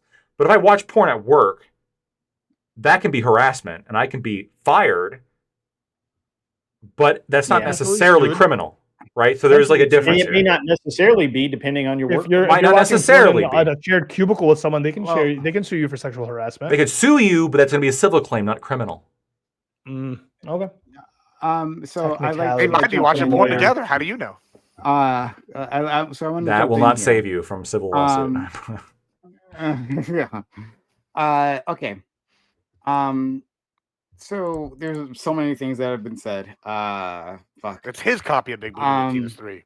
But one thing before then, hey guys, if you've been enjoying the content, consider supporting the channel, sub to the channel, give subs if you're on YouTube. Sorry, Twitch. If you're on YouTube, consider a super chat. We put super chats on the screen. We'll address your super chat if you have an issue, if you want to, if there's a comment you want to make, want us to address, consider helping us out on super chats. Super chats are great way to support the community. So if you're liking this and want to see more of this, send a super chat. But again, if you have a question or a comment you want us to actively address, right? How do I keep up this level of sexy? I mean, that might be something you want to know, right? Put in a super chat, we'll talk about it. But thanks so much. All right. But all right. So you guys talked about a few things here. Celebrity lookalikes. So there was this case, and I feel like our friend Grid should know this. Maybe even Gibbs. I don't know. Gibbs, have you lived in Texas your whole life? Yes. Well, I mean, yes. Oh, okay. All right. So he didn't quite remember. I mean, like, his origins aren't in Texas. Listen, I've lived here. Texas. I've lived here my whole life, but I have spent extended periods of time outside. Oh yeah, in the military. Yeah, that's fine. Well, I'm not in the military, but I'm sorry. You were traveling around the world, like you. Yes, I've traveled around the world. Yeah. Okay. All right. Well, I'll leave it there. Anyway, the case is that like there was this old case years and years ago, where there was this individual who looked like a spitting fucking image of Chuck Norris. The absolute spitting image. You know what I'm talking about? Yeah. So absolute spitting image of Chuck Norris. Yeah, it was me. Oh, okay. Okay. And not only did he look like Chuck Norris, right? And he specifically like styled his beard and stuff like Chuck Norris. He was into martial arts. Chuck Norris's whole thing was martial arts. And he I think if I remember correctly, he opened a dojo, right? He opened a dojo and he had these billboards around Texas where it was his image, and I think like a Western theme, when Chuck Norris' show was still on, like the Walker, Texas Ranger. Walker, Texas Ranger. Yes. Yeah, this was a big deal when this happened. Yeah, so like he had these things all over Texas, and Chuck Norris sued him, right? If I remember correctly, I believe he sued him, and he lost, if I remember the story correctly. And I think he should have lost, like sued him for using image because just because the guy happens to look like him, right? Like he also owns his own image and likeness, and he should also be able to use it, right? You don't get to supersede this other person's image and likeness, right? Like in that case, like you could stop this guy, like the imposter, from doing anything that's at all publicized, right? It's like, well, I don't apparently he went into he became a hedge fund manager, right? And I don't like hedge funds, right? And he's got his face on billboards, and I don't want my face associated with that. So I get to sue him and he gets to pull it down because I've taken his face, right? I own it now. He doesn't. So I agree. And in his advertisements, he never said like I'm Chuck Norris, right, on those billboards. And so because he didn't make any fraudulent statements, as far as I remember. If I remember the story correctly, then he won that case. And so when we're moving on to the what's her face, the actress we were talking about, the redhead, Scarlett Johansson. Scarlett Johansson. Thank you. So much. They also those dojos were racist too. Was part of the lawsuit. Were they? Oh fuck. Yeah, and so he was like, they have my name on there, and they're not letting black people in, so we're suing them. That was a big deal. This is really the lawsuit. Yeah. Iko, a good friend Iko, he says, when's the first I'll put that up on screen. When's the first deep fake of a Prime Kai panel? Hopefully soon. Right now. Oh That's Iko. deep fake. Yeah. Holy shit. I've actually been defaked every time I've been on. Yeah. Like whatever it is, as long as like it accurately captures me as the ripped Adonis that I am. I also like the goatee, Prime. The goatee is looking good. It's not really yourself, like a full yourself in the best way, in the best light. Yeah. Anyway, it's coming in. It's coming in. It'll be gone by next week. I should have done it earlier. Is this like Evil Prime, like from like Star Trek? Yeah. Well, according to our friend Lactoid, right? Prime is always socialist, so Prime is always evil. So this is capitalist Prime. Capitalist Prime, yeah. But thank you. Forget Optimus Prime. We got Capitalist Prime now. Head of Super Chat. Thank you so much. Any case, so talking about the Scarlett Johansson one, I'm not sure if the one. I really can't tell. There might be more than one look-alike for her. I'm not sure. I know there's one out there that does porn, so I'm not sure if that's the one. But there is one. And since then, she's actually changed her body to be far more voluptuous than Scarlett Johansson, right? Definitely take advantage of BBLs, and I approve. In any case, yes, she should be able to make porn. There was a case where this okay, I should stop going back in the past for these things. But anyway, the point is that this has happened plenty of times, and I think they should be able to do that. I think that's separate from the things that we're talking about necessarily, and I'll deal with that in a second. Then it's about like, you guys talked about like, if we just put a label on this, right? If you just label watermark, the watermark, yeah, then people will know. Now, I know I can trust my friend Lactoid to be able to read. Lactoid has proven a consistent ability to read and do the barest amount of critical thinking, right? You can do more than that, but I'm just saying you reach that level as far as. Right? Especially when it came to those Oscars guidelines, he was totally on the mark about those. I was. When you take my full statement into account, I absolutely was. Yeah, 5-10 minutes after the fact. Yeah. I without anybody correcting me, I said the full thing. You want to go through the VOD together? Without anybody correcting me, I went through the full thing. Corey loves his VOD reviews. I mean, I corrected you. No. Right? I mean, I corrected you. No. I corrected you on that. Right. Okay. Move on. No. I can give you a play-by-play, as in he saw me that I was going to comment his on brain it, up and to the. and he preemptively said, "I got to go before Corey." Oh, preemptively. Is that what we call it now? Absolutely. Giving a full statement. Oh, well, actually, gave a full statement preemptively before Corey could correct. Yeah. Okay. Yes. Yeah. Uh-huh. Yeah. Go ahead. So you admit that I did say the full correct statement before you said anything, correct? You saw that I was going to call you. Is that correct? Yes. That's all I need to know. That's all I need to know. Go ahead, Prime. So okay. So like I believe that a person of lactoid intellect, right? And I think he has a high intellect. I think a person of lactoid intellect could see a watermark and go, oh, it says this is a deep fake. So hey, this is probably a deep fake, right? I think people of his intellect could accomplish that. However, other people have not been able to reach this level of neural firings in their cranium, right? So we had a video of AOC talking about it was something about I think Palestine. Maybe you might know what I'm talking about here, Ali.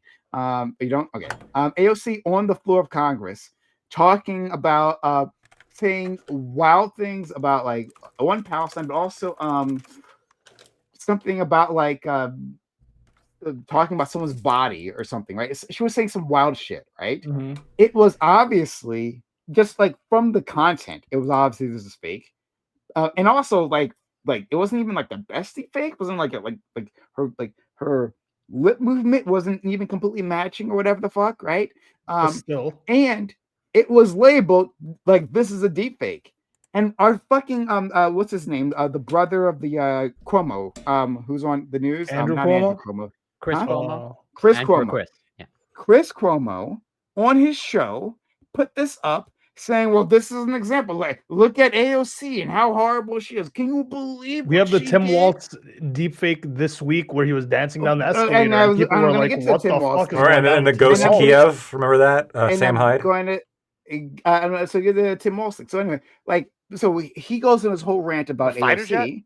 Yeah. He goes on, guys, hold on. He goes on this rant about AOC, and then has to be pointed out to him that he was wrong, right? And then after that, he comes back and says, well, actually, it was still AOC's fault that I got fooled, right? Because she might have said some crazy shit like this on the floor. Nonsense, right? He was so fucking embarrassed. And then, of course, like, it's been alluded, Joe Rogan didn't manage that level of critical thinking when he fell for the Tim Walz dancing video, which was completely bullshit too. Obviously a deep fake. So putting a label on it does not necessarily solve the problem. And secondly, and I think Ali said this previously, right? That doesn't solve the problem in and of itself. The point of the deepfake, especially you're talking about like kids, like doing it to their classmates or their teachers, right, is not necessarily to fool people. It's to embarrass and humiliate, and that can happen with or without that label. And that should be legal. It should be legal to embarrass and humiliate people. It's okay. And then that brings me to my third point. Then you better not beat me in this argument because I'm going to find it humiliating. You don't think there's a standard for sexual harassment? Like bullying and harassing, sure. Like you can bully, like make fun of meme, but like when it comes to like deep faking nudes, we can understand. No, we can understand. I don't think that should be considered sexual harassment necessarily.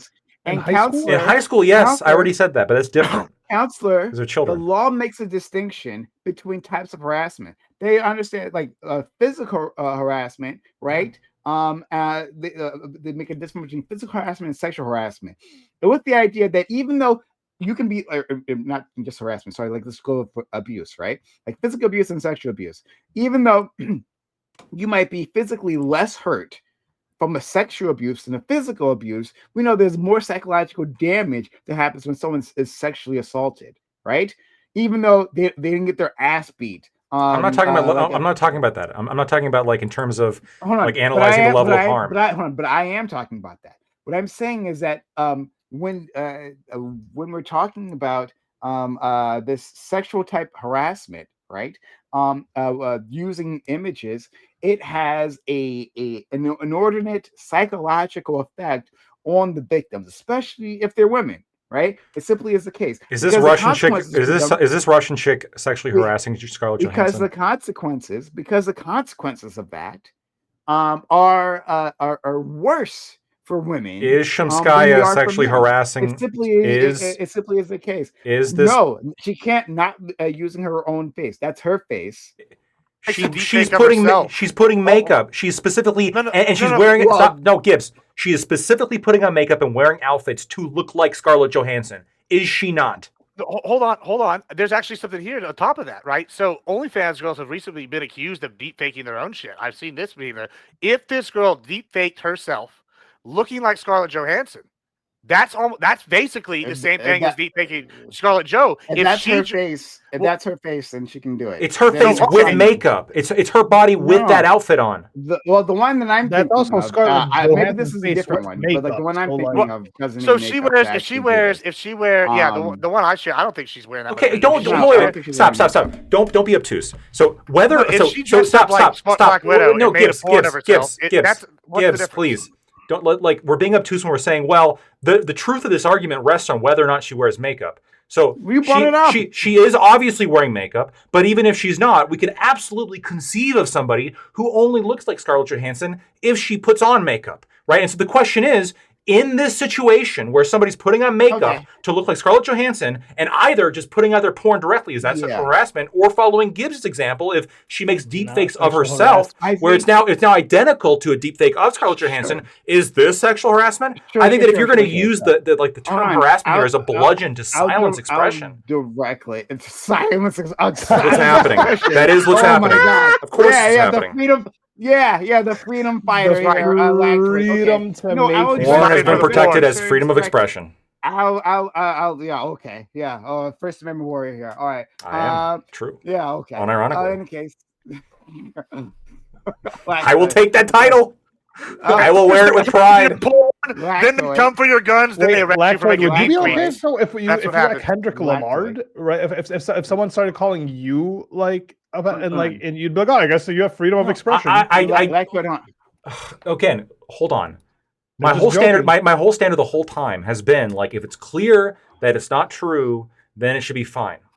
And then the response to that from Prime was, well, it's not about the truth of the matter. It's about you're doing this to humiliate somebody. And to me, what if I make the joke and then it's clear that it's you should not be arrested for that. That should not be illegal. Sure. Yeah. Wait. Okay. So, and you're just okay with your reputation being besmirched? Hold on. It's not. I'm going to say that you said that you were wrong, like you were lying. It was a part of the joke or whatever.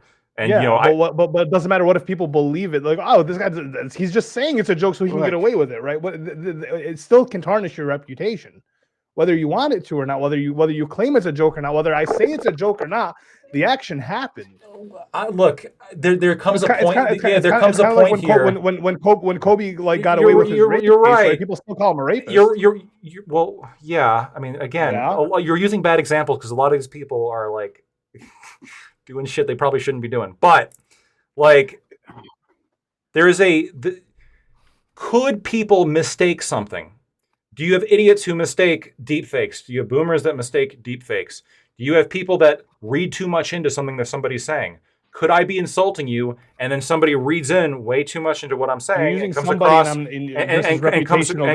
across with an entirely wrong point of view? This is all possible. We cannot set the standard for freedom of expression at the lowest common denominator, because some dork is going to misunderstand everything. And it's like, well, technically, this person. I'm not. What are you talking about? What are you talking about? If there's collective damage, you can sit here and claim that one idiot misrepresented it. But the issue is, there's a bunch of idiots too. What are you gonna do? You want to ban disinformation? You're gonna ban people being wrong about shit? There goes all religion. Ban it tomorrow, then. Well, no evidence. No, but I agree with you. We can't work on the lowest common denominator. But just the point of me bringing that up was that damage can be done regardless, right, of a label. Not necessarily that we should, our laws should account for that level of stupidity, because that's just endemic to human beings, right? Yeah, with the Scarlet Joe, Prime with the Scarlet Joe one, right? I think is interesting because if that girl made a deep fake of her dressed as Black Widow as a porn, and like instead of like making the OnlyFans content herself, just because she was lazy, and then so, like it's not the first site that shares it says this is AI or this is likeness. It's the like 5th, 6th, 200th site that reshares it, and then is Disney going to sue her for using her likeness to make porn? Like what is what is the line here? I'm gonna do it. Yeah, I'll deal with it directly. And you're not going to be satisfied with this answer at all. I'm just telling you that right now. But I'm never satisfied. With our social conventions, right? Like makeup is an acceptable form of deception. Deception. Yes. No. Deception. No. I'm with you, friend. You know. I agree with you. Yeah, it's an acceptable form of deception. Where you can put that on, it can significantly alter your appearance, right? But it still becomes your appearance. And if that is the case, and then you do think to yourself, I don't any more than an AI filter, Prime. I think it's all lies. I agree, but but I guess the question I'm having, that's like an criminalize Sephora tomorrow. We're sending the troops in.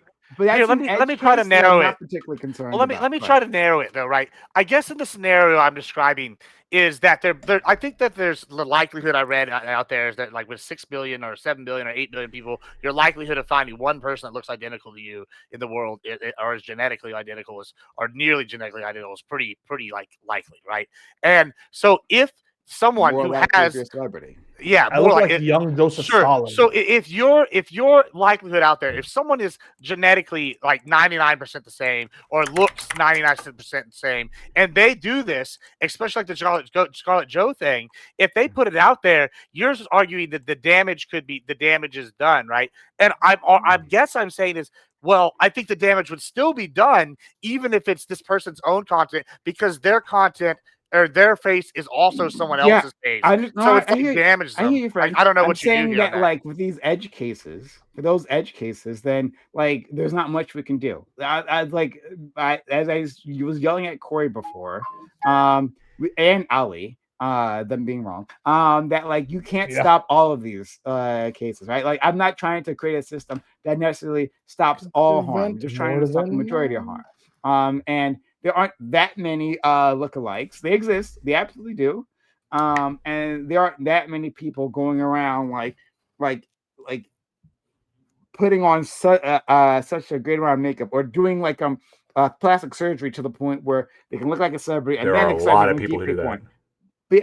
But I'm like with that level of harm, right? And especially that's like dealing with like just the small population of celebrities. Not that I'm saying that they deserve harm, but like I'm saying that those are unfortunate edge cases that we can't always account for. But we can do other things to reduce that level of harm. Let me ask you one more. But the thing I want to before you move on, just one more edge case. All right, so there's recently correct. Drewski did whiteface and went to NASCAR, and he looked, and they found a redneck that looks just but Drewski's fucking hilarious. Hold on, get a kick out of this. They found a white guy that looks identical to Drewski in whiteface, and now Drewski wants to make him do blackface and see if he looks like Drewski.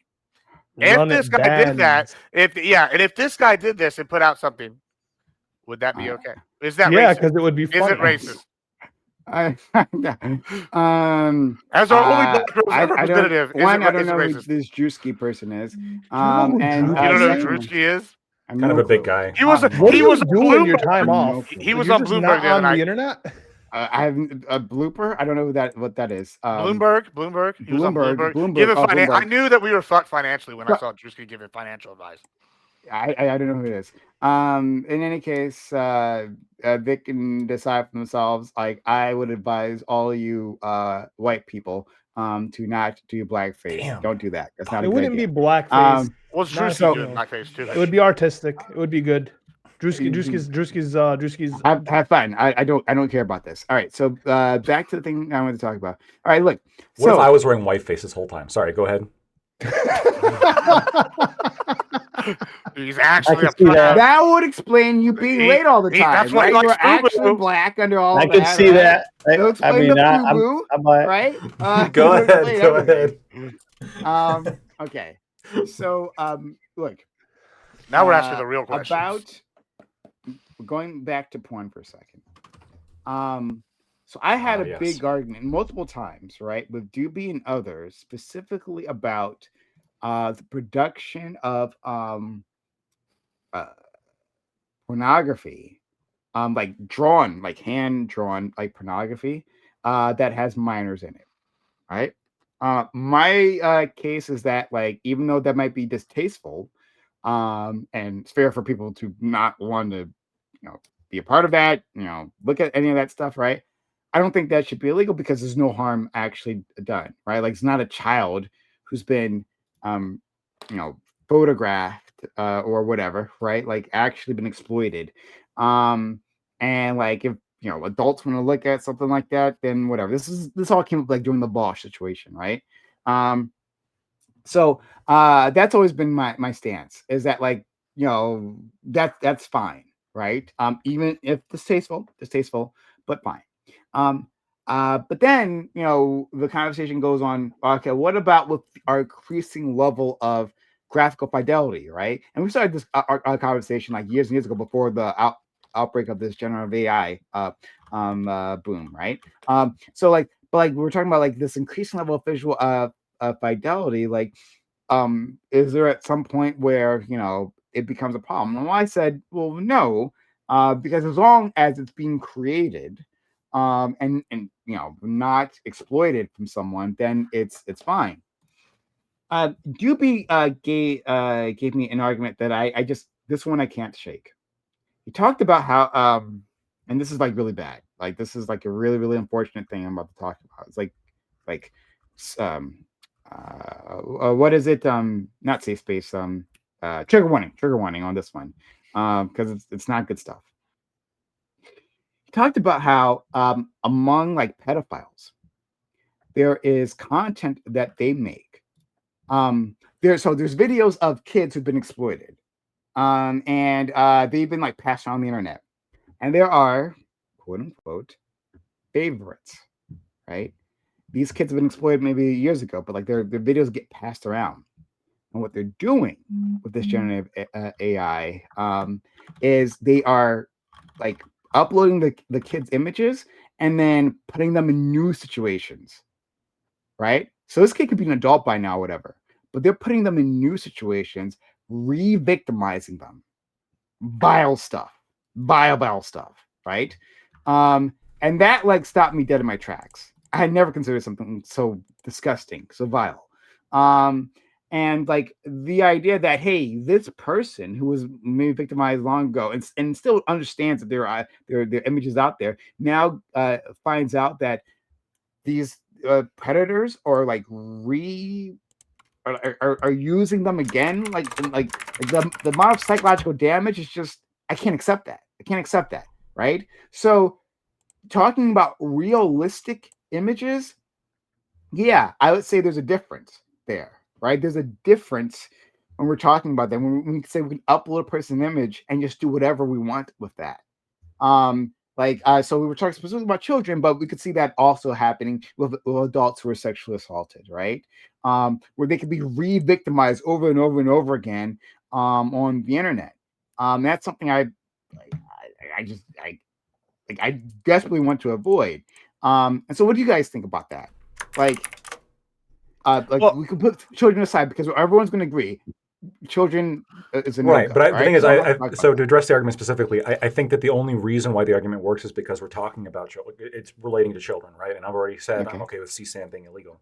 But if we try to take that context and put it in like the idea again of just like making deepfakes of an adult, I don't think it tracks. Well, it tracks at least for harassment. I know you don't want to do but at minimum, what's not harassment at that point? Your head. Well, it's not. I mean, okay. Well, so Prime, you mentioned kind of the inverse of what I said earlier, right? There, we Okay. know that the police I'm not sure if they do it here, but I know in some European countries they use the pictures of former victims that have given them their consent to use those pictures to try to catch criminals going forward. Okay, I think that's sad, but they've already got the consent from the former victims, and the victims are like, well, if this is already out there, let's try to do some good with it, yada yada. And kind of the scenario I described earlier, where they find a woman that looks young and they deep fake it down. And this is somebody that's not experienced the victim of crime. They're not a victim, and they're basically not going to have that mental stigma. Instead, they have the idea, hey, we're catching people, or they use an undercover cop and the same thing. They just, do it down, pretending to be a minor, and they try to go meet up with him with the, makeup lower, like make him look younger, and then all this. Like I on the one hand, yeah, what you're saying is heinous and disturbing, but on the other hand, it kind of shows you almost the good uses for the tool to catch these evil sick fucks that are doing but this thing. You're specifically talking about like an investigation done by an investigation investigators. group. Yeah. So I've been looking at. I'd heard about. I mean, you were talking about like the inverse, like the bad guys doing bad things, the good guys using like kind of questionable methods to get them. I had heard of. Well, hold on. The thing is, you brought up specifically like some streamer getting some amateurs to do this. That's a different thing, right? Sure, but they work with law. We're talking about. That's what I was told. I mean, okay, if that's the case, then I'll leave it at that. But if it, so I had heard of Ted Cruz's Take It Down law, right? But I hadn't read it myself. So I've been trying to read it. I'm almost done the whole thing. Is that because they were calling him the Unabomber? No, that's hilarious. No. Okay. It was the Zodiac Killer. Zodiac Killer. Yeah, he's the Zodiac. That was awesome. I'll put the text Stop making fun of me. I put the text of law in our group chat. So I haven't read the whole thing. I'm trying to get through the whole thing. Like so far from what I've read so far, I'm like halfway through. It seems like a good law. Which is awful to say about Ted Cruz doing anything correct. He's the despicable individual. But actually, the way this law like came into place, he was actually this is in response to a girl, a high schooler who was being victimized in Texas from Texas school, and there was no way to like get her images removed from some sort of site. I think it was Snapchat, if I remember correctly, but I could be wrong about that. And so that legislation seems like a good idea. And in that legislation, this is why I brought it up. It has an exception for law enforcement, right? So I'm okay with law enforcement doing the things law enforcement does. Like law enforcement should be able to, under guidelines, look at child porn, right? Like it comes on some perpetrator's hard drive. They should be able to look at it and make some determinations and stuff, right? A juror should be able to look at it if it's presented to them in a trial. So we can make these exceptions. It's fine, but like that's not really like the heart of the issue, right? Those are just edge cases where we have authorized individuals who handle people working for like Facebook, right?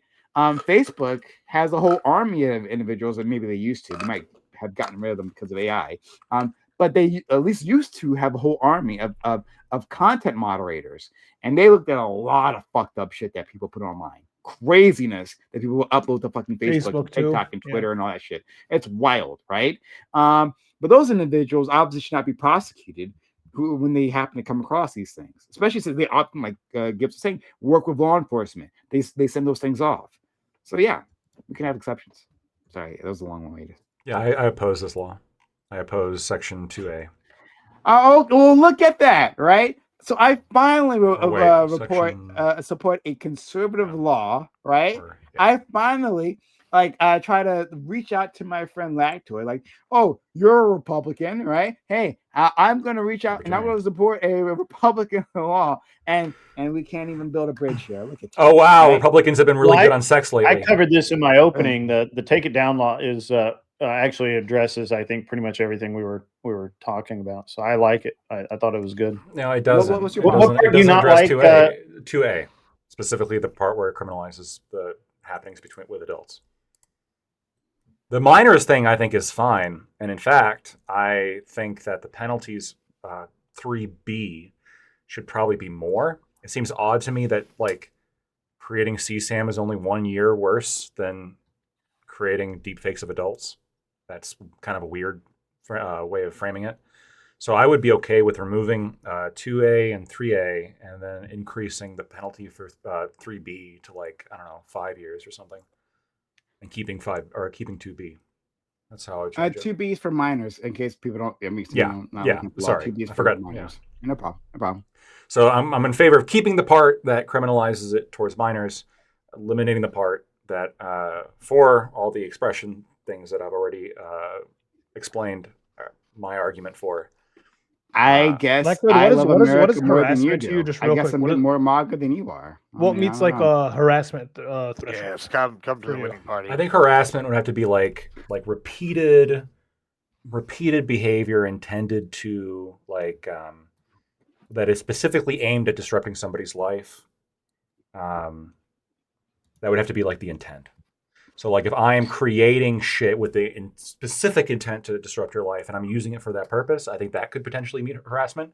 But if I'm creating the deepfakes for my own enjoyment or other people's enjoyment, even if I'm spreading that around, if I have no intention of causing you distress, I don't think there should be harassment. Wait. Let's see how close I am to the actual In what world would spreading deepfake porn of someone not cause distress? Like how do you I said like intended not, to? Like you are intentionally trying to cause. How do you not intend to? Could- like could- what Because other you're doing it to outcomes jerk can off, come? not because you're doing it to could jerk you- off. I said releasing it, like the spreading. You're and doing sharing, it to help other people jerk off. What if they don't spread it around on purpose? But like, let's say they get hacked, right? And it's spread around. Now the person that's deepfaked up gets damaged. The person that got it hacked from it and released, and there's proof that they didn't have that intent. Could both people What sue if Destiny happened? Go Well, ahead. no, hold on. I'm going with somewhere with this, right? So say they get hacked and it gets leaked and it's going over to wherever, right? That's bad. That person obviously could sue somebody, I'm sure, or like have whatever gone, criminal charge, whatever. I'm not worried about that. Could the person say like let's say Bob deepfakes Sally from down the street and it gets released? And could he then, if they ever catch the person that hacked this PC, could he like sue them for damages for ruining his reputation and whatnot? Potentially as in a release of him He's like, being a creep. got, He gets yeah, labeled yeah, as a creep because of the deepfake that he yeah. didn't intend to release and he got hacked. Potentially, yeah, or Sally sues him for damages due to the fact her reputation is ruined. well, Sally would sue the hacker, and that's what I'm saying, right? Is that if this does get out and this person does well, I mean, you would bear bear responsibility for it to some degree, right? So say like Bob made the porn. And yeah, you're creating like it. Joe hacks it and releases it. Well, Sally would be able to go, okay, I'm going to sue Bob, even though Bob didn't release it, because he is the creator of it. So he has some culpability. And I did get damaged by this. And then Bob could sue, like I guess the other guy if they ever catch him. But would he have some sort of legal recourse? Like I'm interested how that would work. Lactoid?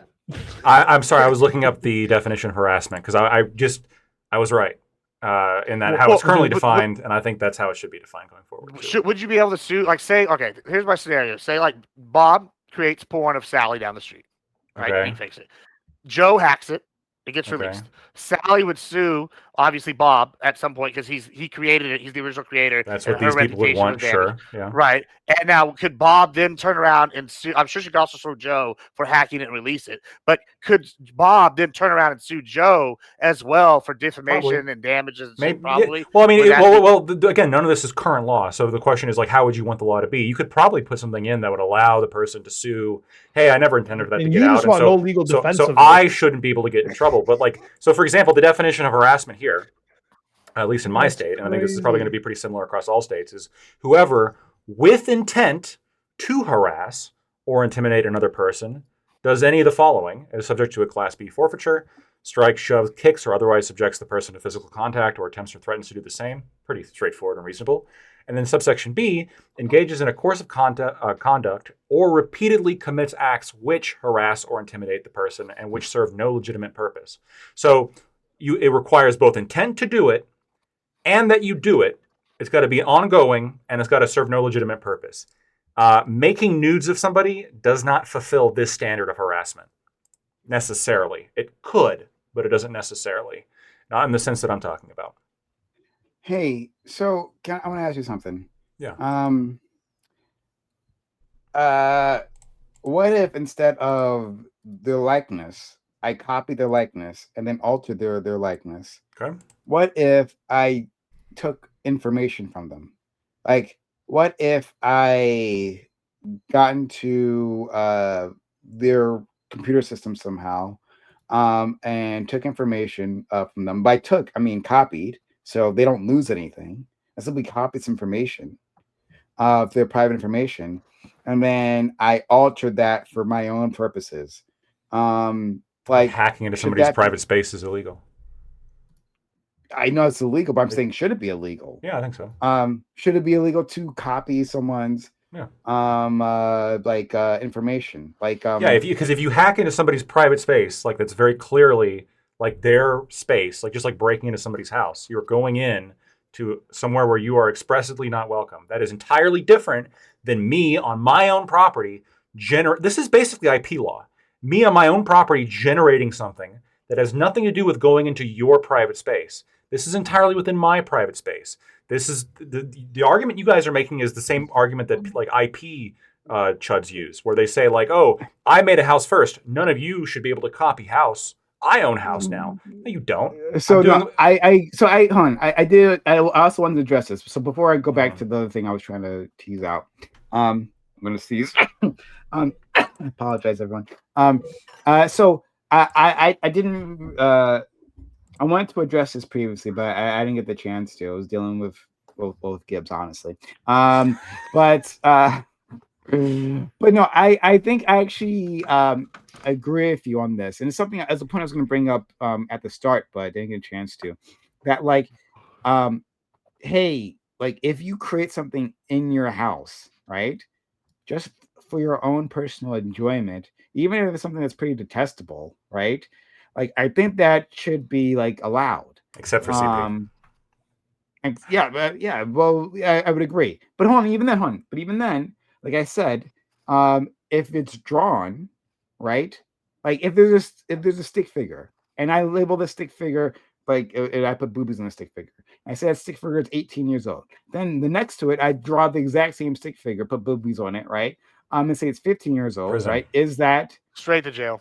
Straight to jail. Yeah, straight to jail, exactly, right? Mm-hmm. So again, when we're talking about like the this drawn stuff, like I have a different opinion on that. Like I think like if there's no actual crime done, I just like disagree with our definition of what counts as CP there, right? I just don't like that's not it, in my opinion. But like if we're talking about like taking a picture of a kid, then fuck that shit. Can I don't want to go down this road too much, and if you don't want to say Please, this, no. yeah, okay, so just answer me separately then, or in DMs or something.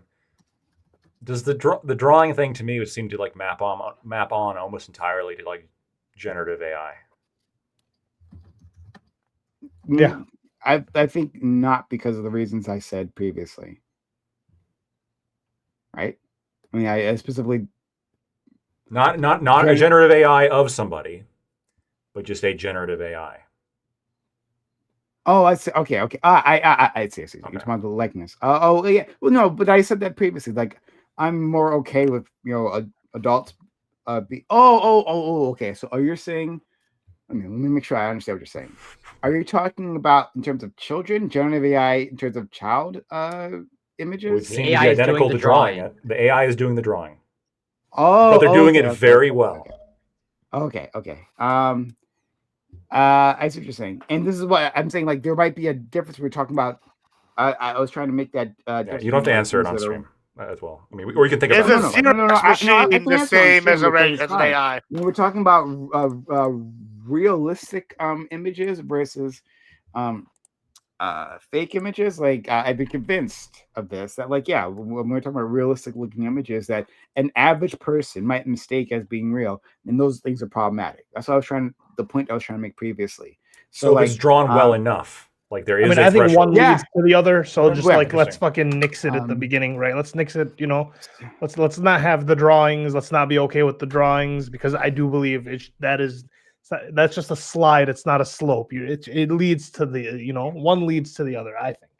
Yeah, I don't think that's the case. I I don't think that's the case. But hold on. I think Ali's making some good points.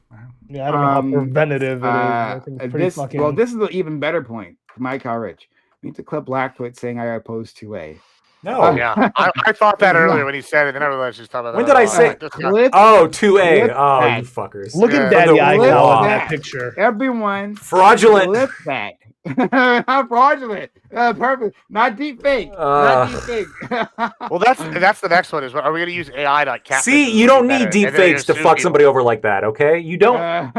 You just watch them and then you literally clip chimp. This is what people do on Twitter. This is 90% of like, or maybe 80% of like Twitter. What if you use AI to make yourself look better? Can they sue you for catfishing? When they meet you, I have long thought that I think catfishing, and this is maybe kind of like out fraud. there. I think it's fraud that you should be able to recover like from on a civil level. Like if you drive out to meet somebody and they actually do not look like they look nothing like their photos and they trick you, you should be able to take them to small claims and get your gas money back. So the Chinese guy sued his wife and won in China. It's based. He had kids. Good. The kids were ugly. It's actually a myth, by the way. It's an urban legend. Wait. But would you be okay with Big's lawsuit? Before hold on. 100%. Can you marry these positions for me? Okay, marry these positions. Okay. You're saying that if a person presents themselves through some sort of like computer generation, right, as being more attractive than they actually are, that is fraud, and you should be able to recover damages. However, if you create someone, go take someone else's images and then alter them in some sort of unrealistic way, right? Yeah, that's fine. Well, I'll explain. One empowers men, the other one no. So the real answer is, again, one is involving like something that's entirely within my control, entirely within my home. That's not being done with the intent of fucking that other person over. It's not being done with the intent to harass. It's not being done with the intent to deceive. Like, again, if it's done with the intent to deceive, then we can have a problem. When it comes to these catfishers, the explicit attempt is to deceive. They're trying to get you to do something that you otherwise wouldn't do for them. So this to me, this hits the elements of fraud more than other examples. So it all makes sense if what you're saying, then I would agree with you. Yeah. If what you're saying is the difference here would be like the distribution, because once you distribute the deep fake, then you're engaging in the fraud, right? No, it's watermarked. Well, right now it isn't. In my world, it would have to be. But right now it's not. So then that should be banned. That we're talking about. Okay, but it isn't. So well, then I would restrict it like the rest of you want to. I would just add this exception where you add a watermark and then you're good. Boom. Problem solved. Okay, so if they watermark their picture, yes, if they watermark their picture on their dating profile, at that point, you drive out there. That's on you. Sorry. Okay. In fact, women should have to watermark if they're when they do makeup. They should have to watermark. Watermark on their right face. There. Yeah. This doesn't. Okay, so like we're talking about like celebrities owning their likeness, right? Like people don't own their likeness. I understand that. Is there no people generally do. It's actually celebrities actually have much less ownership of their likeness than other people do. It's so people generally own their likenesses. So then wouldn't this be like one, fraud in that regard, but two, like invasion privacy type situation? No, it's not. Likeness ownership is like very complicated. I don't fully know all the ins and outs of it. I know that go ahead. We were just talking about this again because of this fellow Marte who's in the debate space now, and he came over from he's been in bodybuilding for a long time, and to be honest, he did a bunch of kind of weird, degenerate things when he was a younger fellow. And there were pictures out there that had been used without his permission. There were pictures out there of him that were used without his permission, and then it became an interesting issue last week because people were basically accusing him of being gay because of some of the pictures that were put out and some of the stories that were put out and whatever, and that he had done prawn because if you search somebody's name, I guess the Google will find it for you, whether it exists or not. But the interesting thing that I learned that I didn't know is that almost all of these fitness models and a lot of the just regular, low level fashion models, their images are ripped off all the time, and they have to and used without their permission quite a bit, and they end up having to spend a lot of time going around and use them a lot, taking them down. Sorry, clubs use sex workers will use that a lot. So like there'll be sex workers who don't want to show their face, and so they'll find some sort of like low level model or whatever, right? Take their image, right, and like if they're like a brunette, they'll like find a brunette and they'll like use that image instead. And so that's the thing that happens all the time. Yeah, and apparently it's like these models that are just trying to basically barely eking out a living or having to go around and have their pictures taken down, and which also costs time and money for them to do. So it's an interesting thing, I think. All right. Okay. So like, I've seen a bunch of apps and like even ads. They'll use someone's photo for their advertisement, whether it be like an Instagram ad. I remember once like my friend's image got used for like a Hot or Not app, and she didn't agree to the app using her photo. That app was evil, by the way. Yeah, but they use her image. I don't think there's no recourse for that, right? Lactoid, like it's not a big deal. They use her image on her Instagram. It's public domain, so they can just screenshot it and use it, and that's not like there's no. I don't know if legally right now that is the case. I think it should be. Like it should be. It is the case. You can't really. Well, what are you suing? If the Instagram is public, I think, because like think about this, like when you're public. When you're presenting, even if you're not like a public figure. Sorry, I have to go, guys. Y'all be good. Bye, Gibbs. If you're I'm going to have to get out of here in a minute or two as well. It's we're past time, I think. Well, yeah, you can. If you gotta head out, then have a good one, friend.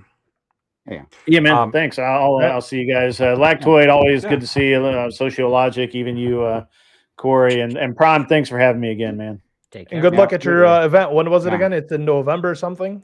Yeah, it's in November the 14th. It's a.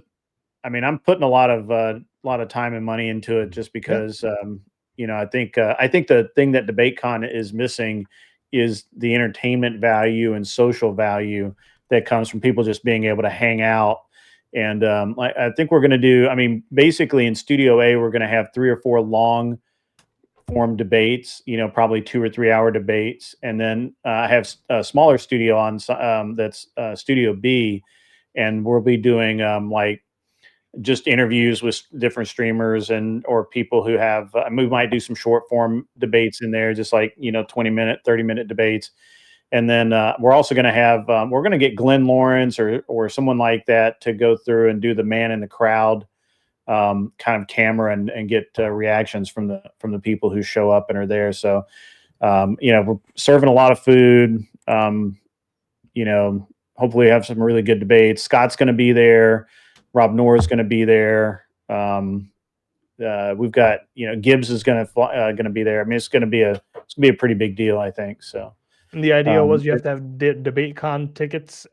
Yeah. That's and really that's because it's in support of the event. I was originally going to be, I was basically originally like, hey, if I know you, like I know, like Sociologic, we've interacted enough that I don't think that you would be a detriment to the event, right? Yeah. But you can't, we can't just have anybody show up because, there's security concerns. We got a lot of people there. A lot of people we don't know particularly well. So one of the ways I've got armed security. I've hired 2 armed guards. I have volunteers that are going to be working the door. You cannot get in the back of into the back of the place. It is a massive steel solid gate, and you can't get in. There's just no. You can go over it, but you're not getting in. And then I've got I'm providing soft drinks and water, providing barbecue for lunch. We've got 2 food trucks coming out for dinner. I'm paying for everything. It's totally free.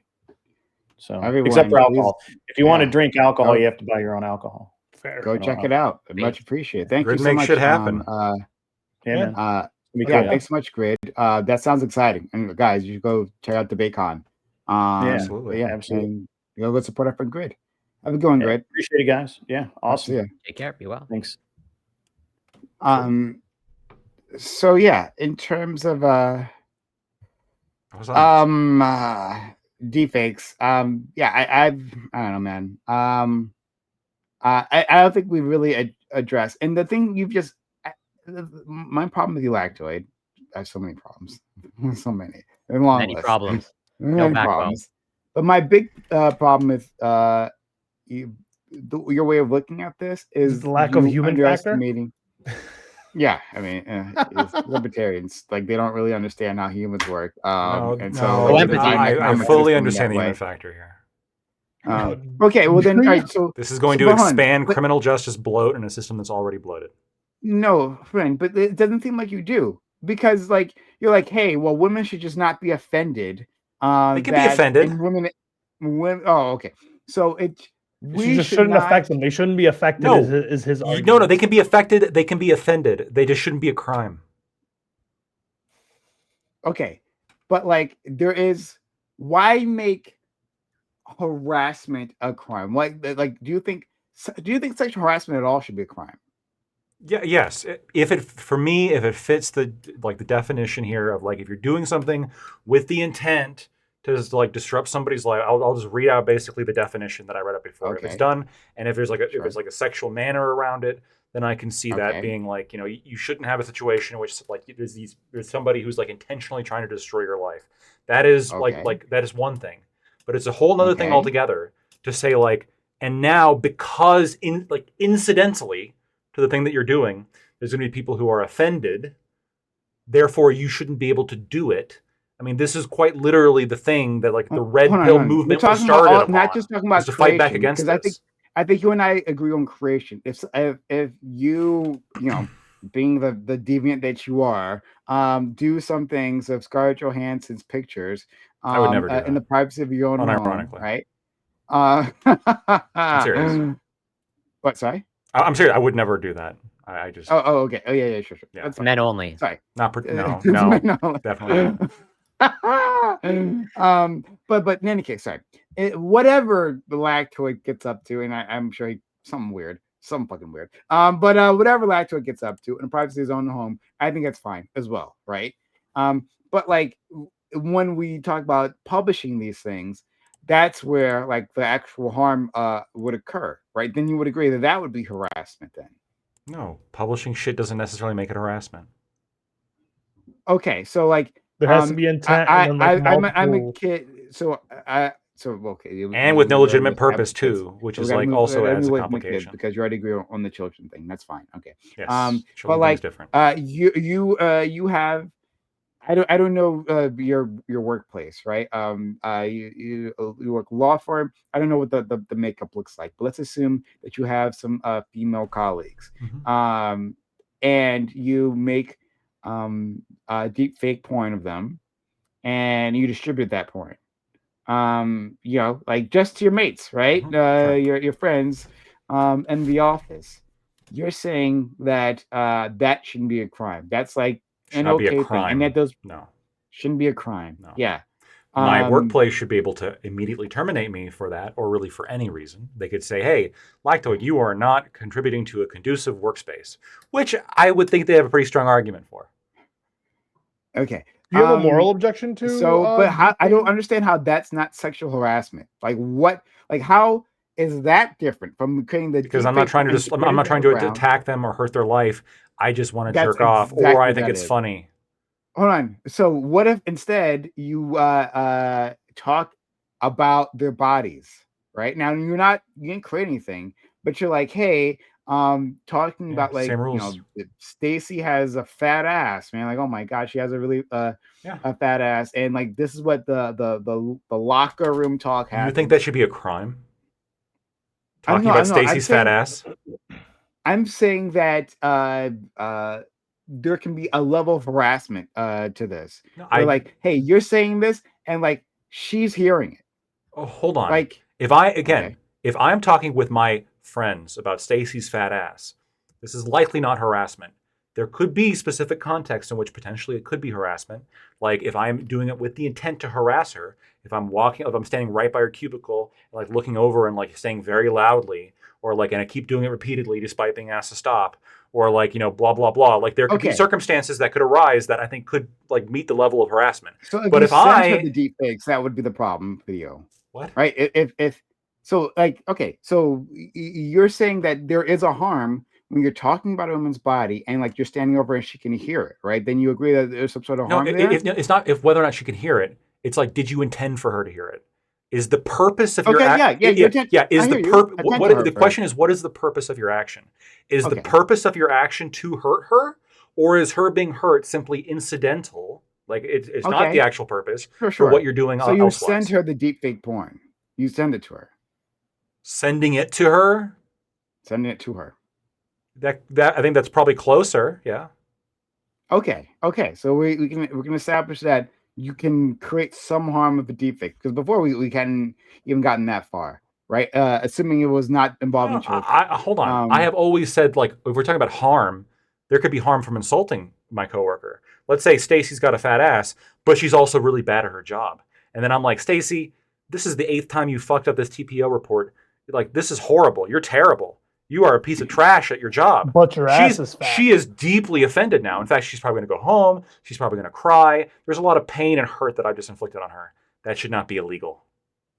Part of free expression is the ability to hurt people. Nobody's trying to censor speech that is harmless. The whole point of the First Amendment is to protect harmful speech. The whole point is to let people hurt each other with words. That's the only reason why the First Amendment exists. Here's the problem with this, is that this type of behavior has like hurts women typically more, and that like if they are continuously sexualized at the office, right, the way they are viewed and the way they're treated, that changes in a way it doesn't for men. Do you agree that's the case at all? That like women's reputations, like their history, their sexual history, right? Like if people like think they are a quote unquote slut, that has a more adulterous harm on them than like let's say like Lactoid, like he sleeps with 20 women and like sure. Do you think there's a difference? I think that yes, this is going to be the case. Sure, I think that because of gender roles, which are fine and based, that we occupy different spaces in this society, and that there's different insults are going to have different weight depending on who you're insulting. This is the case with all things, right? So if you're going to insult a guy, you can find the weak points and dig at them in things that are typically very important for masculine identity, right? Like their strength or their ability to provide for their family, their career, their masculinity, their heterosexuality. There are things there that you can poke at that are going to hurt more than if you do it against women. Just like if you're going to insult a woman, there's things you can poke at that are going to hurt a lot more than against a man. Same thing with fat people. Same thing with different races of people. Like, yes, if you're going to insult somebody, normally the purpose is to find something that person is sensitive about and then insult that thing. This should generally be legal, right? Now, workplaces, I think, should have broad latitude, because it's a voluntary arrangement. Workplaces should have broad latitude to control the kind of rhetoric and language that happens within their workspace. So if they want to say, like, look, we're not going to allow porn sharing or racist remarks at work, I fully would understand that, and I would comply. But I should not go to jail. Like, if I said a racist remark, like, let's say my coworker Jamal is walking down and I make, like, a really off-color racist joke, right? Very offensive. Should, like, the cops be coming in? No, absolutely not. Should I get fired? Maybe. But there's no reality in which the cops should be coming in to arrest me. So, I just want to sort of maybe expand. So, out of curiosity, so like, if you had a daughter, an adult daughter, okay, and like there was hardcore pornography, deepfake pornography you generated, as long as there's the watermark, you're okay with that. That's permissible. I would be offended, but it should be legal. Sure. Yeah. Okay. And then out of curiosity, so then. Is it okay then if your adult daughter has an OnlyFans? It should be legal. Yeah, but I'm just. Are you okay with it? He's asking okay morally. Hold on. Asking More, yeah. I said I would be deeply offended. Like I would personally have a problem with it, but there's a line between I don't like it and we should put you in a cage for it. There's like a line there. So no, if they did OnlyFans, I would not be in favor of any kind of criminal action. And you wouldn't discourage it either. I would discourage it. I would also discourage deepfakes. Like I would say, hey, this is kind of tacky. Maybe we shouldn't be doing. Wait a minute. Okay, yeah, but I would also discourage bullying. Wait. What if like the OnlyFans is like if so let's say okay, they're OnlyFans. Yeah. So what if that like the deepfake? It starts with a deepfake.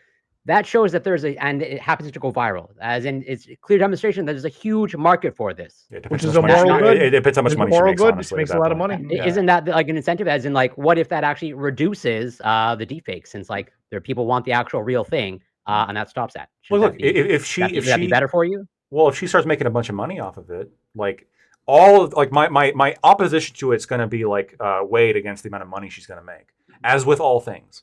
So if she like really wait, what if 100%? Hold on, if she did OnlyFans, if you have a daughter and she's like, I want to be a stripper, and you're like, well, I mean, if you can make $200,000 a year being a stripper, are you cool with that? Hold on, that would be much more acceptable. That would be much more acceptable than like, let's say she does hardcore porn on OnlyFans and gets like $8.50. That's embarrassing. Like I just did like at that point, like you did all that and you only got that. Like I'm gonna be mad. I'm gonna be mad at you, right? But if she comes to me and she says, "Dad, Lactoid, look at like I made what these fucking OnlyFans models? What are they making? Like $60 million off of like manipulating poor saps off the internet, and now I've got $60 million.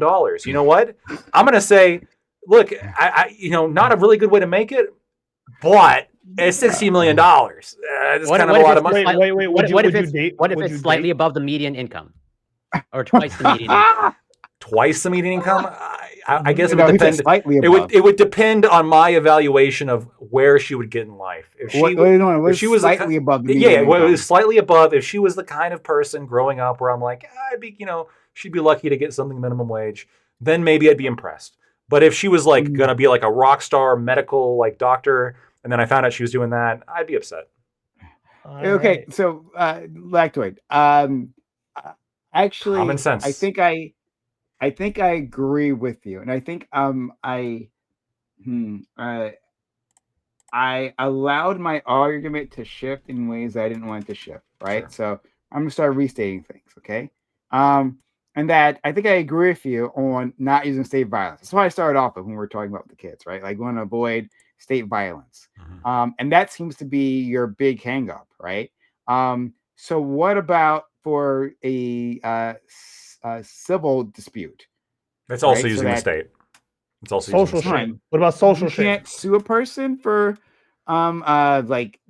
putting like fraudulent material. Fraudulent damage reputation. Well, you should be so you should be able to sue them. But my standard is like civil lawsuits is still using the state. So if I say that like it should be a crime, I'm generally also saying this you should be able to sue for it. If something okay, hold on. So, but okay, come on. Like now, I don't. Who enforces judgments? No, I get that. I get what you're saying. I get the AI, the boot of the state. I get you. But like generally, when we discuss these things, we're talking about direct state action, like directly taking away your freedom or directly executing you. I agree, it's a higher standard. We're talking about that. Yeah, I agree. It's yes, standard. Okay. Yeah. But like. But I think remedies for like fraudulent material. For fraudulent, if it's fraudulent, yes, but not if it's offensive. But not if it's offensive. Hold on. Oh, okay. We're not working. Okay. No, don't worry. We're not worrying about the offense, right? Okay. Because you don't want offense. So we can't offend. Yeah, sure. That's fine. Okay. No, I think we should be able to offend. Fraudulent because like Prime, the target of this, right? Didn't sleep with that woman, right? I could have. I could have landed her if I tried, but I didn't. And I didn't sleep with that woman. And my wife has a problem with this idea that I slept with that woman, right? But then Ali spread it anyway. He created this and causing distress. This sounds familiar. Of me sleeping with a woman that I definitely did not sleep with, but I could have if I wanted to, right? Yeah. So that would be fraudulent material out there. Yeah, it could be defamation. In fact, able to sue Ali for spreading that fraudulent information. Yeah, I think that in that situation, if somebody is like spreading a lie about you, saying that you did something that you didn't do, and is hurting your reputation, yes, I'm okay with the standards of defamation. So for any woman, they did. Sorry, I apologize, everyone. They didn't take a particular photo of themselves nude, right? Mm-hmm. There's a photo out there that exists of them where they're standing nude, but they didn't actually create this photo, right? And it's the photo gives the impression that they made that photo. Does it have a watermark? That would be fraudulent. There's no watermark. There's no watermark. It'd be fraudulent, right? And so that deep fake would be fraud. Potentially. And we could sue for that. Potentially, yeah. Potentially. And the reason I'm hedging that is because like there are circumstances that you could explain to me where perhaps it wouldn't be. But like this is why I'm pushing so hard for the watermark, just to like be the kind of set standard. Right. In the same way that if somebody was lying about like you getting with a girl prime, but then like you actually listen to the audio and they're not actually like lying, they're just like joking. And it's very clear that like they're just like insulting you somehow or like being mean or something like that's different. Fair. But if they're like, if you listen to it and they're actively trying to convey, people. Right. They're actively trying to convey this idea that you're doing something that you're not doing. Then, that's different, especially if you can prove reputational harm, if you can prove these damages, then I think that's a different, I'd be more okay with, in that case, defamation. I think that the standard for defamation should generally be kind of high because I want to avoid like slap suits and other kinds of like, chilling kind of attempts of litigation. But I hear you. But I am okay with them in like egregious examples, and I think it seems like the grounds that you specifically are looking for are fraud. Yeah. Even if it's the same material, the thing that you don't want to talk about offense. And look, I get it. I get why you don't want to bring in offense into this, right? For all the reasons that you explained, right? Is that like there's a very slippery slope. We should be able to offend each other. Okay, great. And I think I should have done a better job of like narrowing it down to something that makes more sense. I think you're correct on the offense, on the fence part, right? I think I should have framed it as fraudulently portraying a woman as doing some sexual business that she didn't actually do. I did not just fart, just to be clear. I got my foot on a foot bath. I swear to God. It's based off of your diet, I'm pretty sure it is. I can remake it right there. Anyway, go ahead. Okay. Yeah. No, that's just But that fraudulent behavior can cause her reputational damage, right? Rather than the offense that she feels.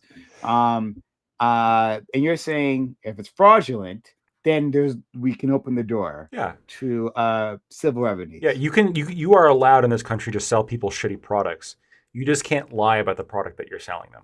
That's the rule. Where if you say, this is and even then there's still allowed some puffery. You can sell someone a piece of shit car and you can say this is a great car, right? Like, and that's allowed, right? You're still allowed some level of puffery. But what you can't do is say this car has 70,000 miles on it, but really what you did is rolled back the odometer, so it's got 250,000 miles on it. But you explicitly lied about a material aspect. That is the problem. What if I say it has 70,000 miles on the odometer?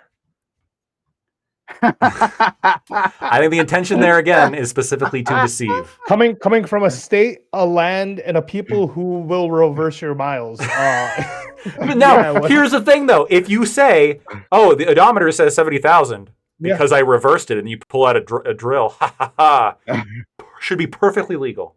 That should not be a crime. Yeah. Okay. But I guess I agree with you there too.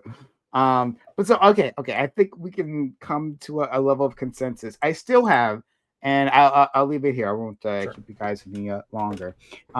So I still have a problem with simply the watermark because there's still a lot of damage that can be done that people necessarily aren't trying to convince others of the truth of this. They're trying to embarrass and humiliate.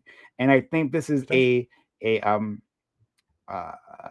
offense that lands far more heavily on our female friends. And I want to help protect them, to have remedies so they fully engage. I think there's a way to help bully them out of polite society, that men used to dominate women, by doing exactly this, right? This is the same sort of slut shaming they've been doing for millennia. And I think we should, as a society, provide some sort of remedies so that, that doesn't happen. Sure, the employment remedy, I think, is also good. If you disrupt the state of employment, that should clearly, you should be fired for that, right? But it doesn't just happen in places of employment, and it does seem like a level of harassment to me. So I would want some sort of remedy there. Now, maybe the remedies what I was saying previously are unacceptable, or not unacceptable, but inappropriate. That's a possibility. I can accept that. But I think we should have some sort of level of remedy when like women are like they're being terrorized by these things. And I think as a society we should care about that, even if we put a stamp that says this is AI or deep fake on it or something. So I'll leave it there though. But thanks, guys. This was a lot of fun. Sure. I think we crushed it. Had a really great conversation. Do you guys want to say something as I struggle to I want to say Corey, thank you for the resub, and Admiral. Hey. Oh no, that was 7 days ago. Never mind. No one. Yeah, that was last week. That was okay. Never mind. But right on time as usual. Have you kept up with any of this chorus drama at all? A little bit.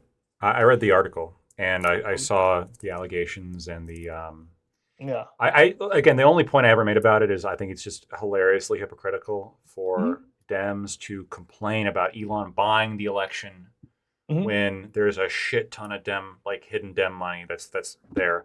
That's the only whether or not that's like dark money is. I mean, I think both sides do dark money, but it should probably be. I don't care about the problem part. I care about the arguments that people were making.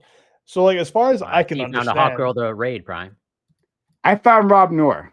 Hey, yeah, I raided Rob Noor. So it's hot girl in chat, everybody. Yeah, I don't understand the libs argument. Also, Jesus Christ, after this week, the word liberal to me might as well be fucking cancer. All of these people are fucking horrible. They're pretty horrible fucking headaches. I'm gonna say something. Yeah. Look at Twitter. Look how quickly and how unified and how uniform the reaction was to Taylor Lorenz's article. It was so The question I was asking is multiple things. First of all, just real quick, David Pakman not knowing how to pronounce APAC, fuck off. I didn't see that. He was supposed to be the mentor. Yeah, but he's like, is it APAC? Is it IPAC? I don't even know. You've been doing politics. I'm told that's a bit on his show. That's what that wasn't a bit. That was. I have no idea. That wasn't a bit. And claiming it was a. But was the everything I'm hearing? It's all I'm hearing is this was just a fucking program to give streamers and influencers money so they can grow their account with no ROI. No ROI, up to $8,000 a month with no ROI expected. Yeah. Why is that just why are people running with this argument? Is this the argument that they're running with? Look. Well, no, I don't think that's the argument that at least from the arguments that I heard, because at least I haven't read the entire article, but at least one of the narratives that being run is this is it's essentially tied to the Democratic Party, or this is the Democratic Party. Well, it's dark money, so we don't know. Well, yeah, is it directly taught? We can't know. Nothing seems to be actually proven.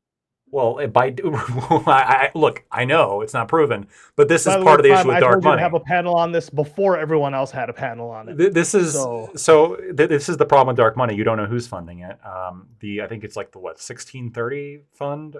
I think that they have the vast majority of their money is made up by 4 anonymous donors that nobody knows.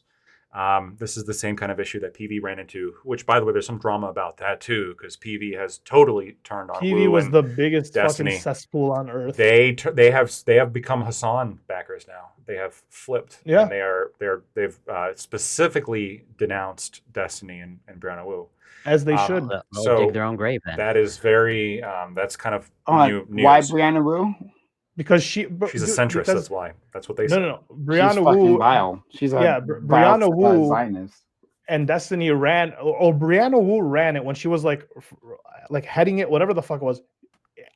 Like she made it seem like it was her fucking program, and then she teamed up with Destiny and all of his friends, and yeah, it was a big fucking big PV mess. said in their tweet, they said big like mess. They regret it. Like they regret partnering with Brianna Wu. Like I think something along those lines. They were very like scathing.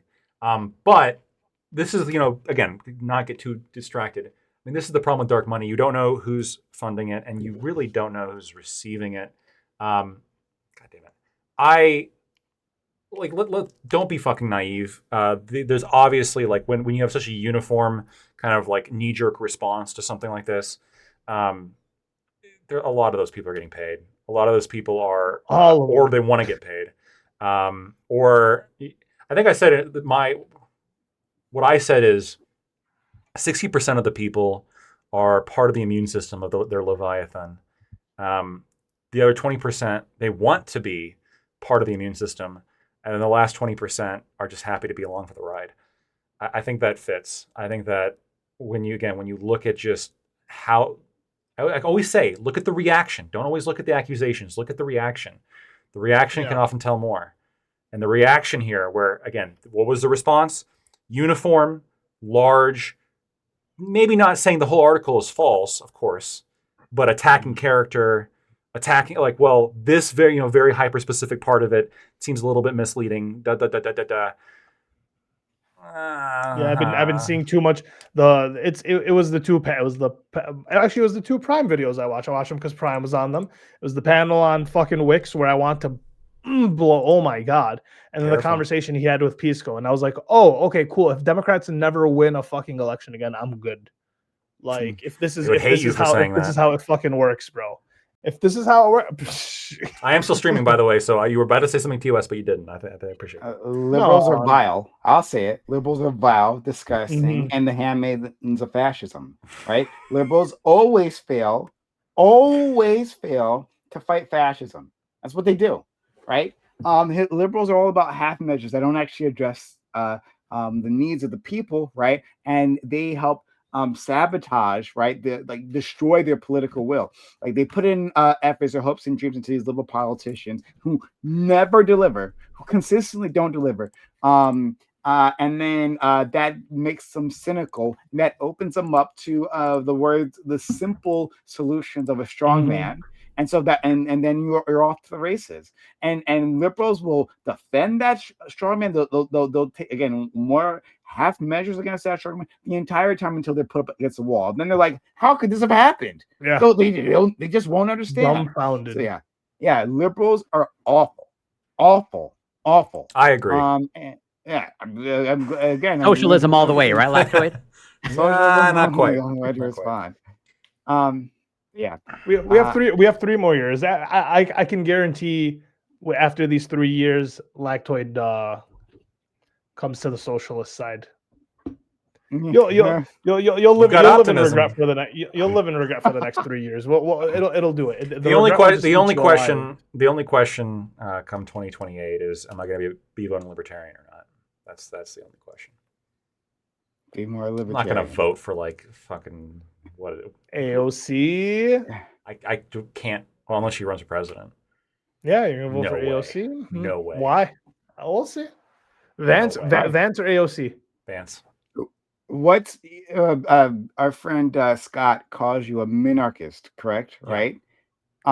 What's further down the step toward ANCAP? Like, what's the next hop over from minarchist? So it's hard to describe it that way, but anarcho-capitalists are like, you should, based on Scott's rantings. And then there's minarchist, which is the belief in the minimal state. And there's even like a huge kind of like there's a huge gradient here, right? So like you have like a minarchist could be somebody who believes in the only government that should exist is like the courts and the police, right? On the other end of the minarchists, which I mean I'm probably closer to, which is like we have to have a little bit more than that in order to have a functioning society.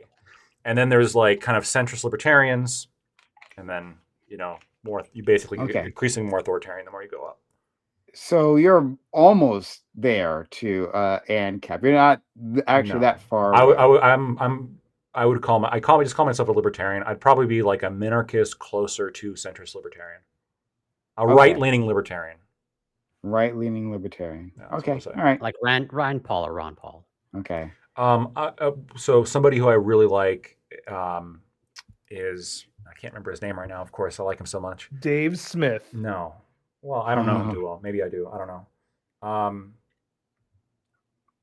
Oh God, what's his name? Economist from the 80s. Reagan loved him.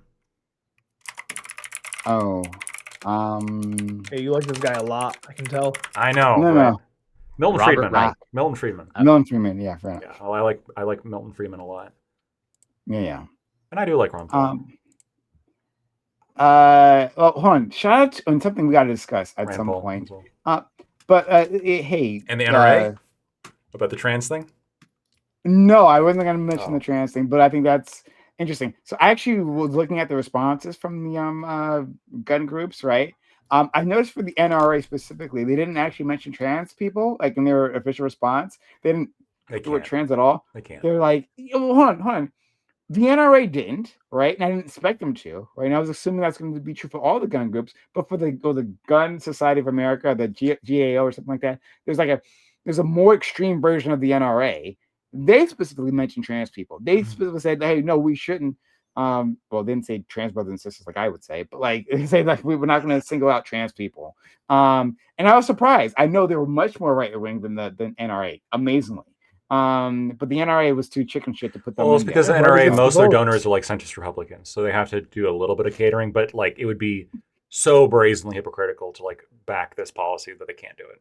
It was the Gun Owners of America. I think that's the name of the organization. They're more right wing. They are more right wing. They're more extreme, and they still managed to do it. But in any case, that was nothing I was going to talk about. It was I'm like remembering it, then I'm just dropping. It's the big thing that happened. Oh yeah, you're gonna remember. Okay, it's the drug boat. Yeah. That got fired on. Ron Paul and Rand Paul, their criticism of that. Yes, I've heard that, and I'm giving them credit. Rand Paul, standing on business, right, is saying, "Hey, yeah, the United States shouldn't just be able to summarily execute these individuals, and say they claim, oh, there's some narco terrorist, which is like a brand new term that we're not even we just add terrorist to anything nowadays, and you just do whatever the fuck you want. Put it to anything. Terrorist is the new Jew. Anti-Semitic terrorist, right? Like a Palestinian terrorist or whatever, right? Or pro-Palestinian terrorist, whatever. Isn't that redundant? The point is like, but okay, I'm gonna leave that alone. Leave it alone. I got you. But in any case, yeah. So, like, your boy JD Vance is defending blowing up that ship that they just simply claim had drugs on it, haven't provided any proof. Claim that it was heading to. Well, at first they were like, "Oh, it's coming to the States," but then they're like, "Oh no, it's going to the Caribbean." And it was in that case, it wasn't even coming to the United States. But the U.S. just blows it up, execute those 11 people. Hey, do you defend that, Lactoid? No. Are you probably pretty bad? Probably pretty bad. It was based. An awful thing. You don't defend. Slightly more than a coin flip. So there's part of me. You don't give a fuck what you say. Here's the thing. It's bad. Okay, but it's bad. As with all bad things, you have to weigh the badness with the owning the libs value. And Vance kind of owned the libs a little bit, okay?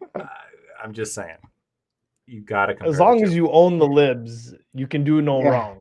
Well, no, you can still do wrong. Is you just have to, like, the wrong can't, like, it's a weight, right? So, like, if you do something kind of wrong, but it really owns the libs, then it's good. But if you do something really bad, but, like, it doesn't really own the libs all that much. So, Lactoid, how many brown folks before like outweighs? There's some number. I don't know the exact calculation. It's 100,000. We'll just have to keep adding on, right? Yeah. Next time, let's try 20. Look, I'll work out a calculate. Yeah, right, calculus formula. to get. Yeah. Yeah. So like, JD Vance is a fascist. That's the thing we got to discuss. At least he's not a socialist. Again. He's a fucking he's a fucking fascist. And I got to get you to admit that, to be honest, and actually admit that, because you understand this. You see what he's doing, Lactoid. I know you do. This is just one example, but there's plenty of others of the things that JD Vance supports and Trump supports. I mean, Trump's a fucking fascist too, but JD Vance is a smarter fascist, Sorry, less charismatic fascist, though, which is the only thing that really matters. But you've been defending them, just like you defended him with the dogs and cats argument, where he just like lied about the dogs and the cats being eaten. I didn't forget about that. I responded to that. Yeah, by defending him tooth and nail in that statement. I don't think I defended him tooth and nail. That's exactly what you did. I don't. What was my defense? Lactoid. Corey, what was my defense? It was Lactoid. It was this happened. Remember? Yeah, I think you went as far to say, he should have maybe been more accurate. Like you were a little bit more. Yeah, you weren't condemning it, but you said like maybe a little bit irresponsible with the language. I think was the extent. You were irresponsible with the language. No. That doesn't sound defending it tooth and nail to me. You're saying it was essentially true, right? It was okay. No, because what JD Vance said at the time. No, I remember what you said, Lactoid. We had like a hours long argument about this, and Scott wasn't there to like absorb the brunt of my hate. It was all you. It was all on me. Scott was sick at the time. So it was all you that night. And JD Vance had said that, came on excuse that, yes, it wasn't true. But I was trying to like start a conversation, right, about like a real issue by like lying about this other issue. What is that? That's not what he said. It doesn't matter what it means. It gets the people going. That's what he said. That's not what he said. That's what he's. Blaze the glory. I remember specifically fact checking this. This is not what he said. He didn't say he was. What did he say? He didn't say he was making up stories.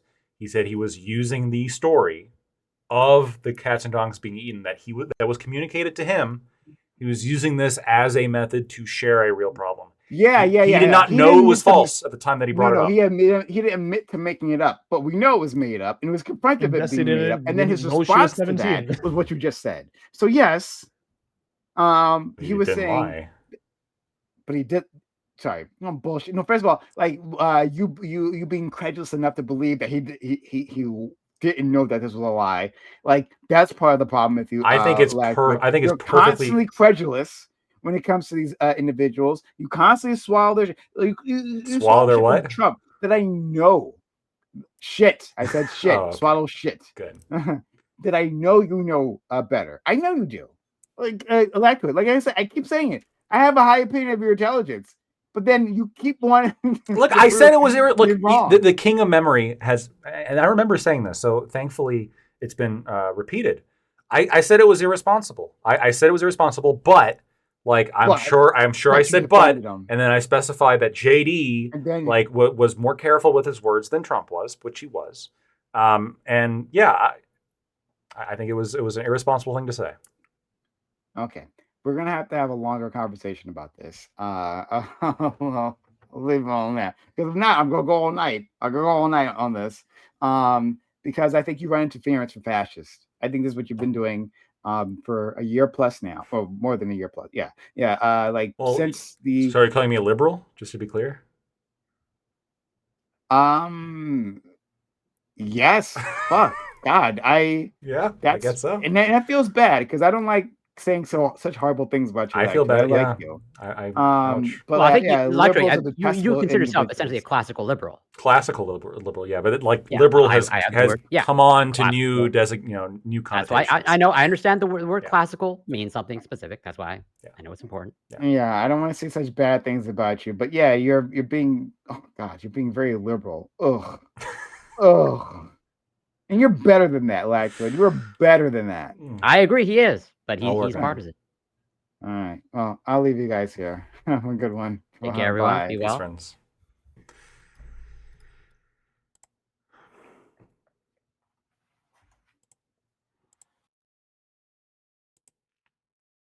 All right. Let's go through some chats.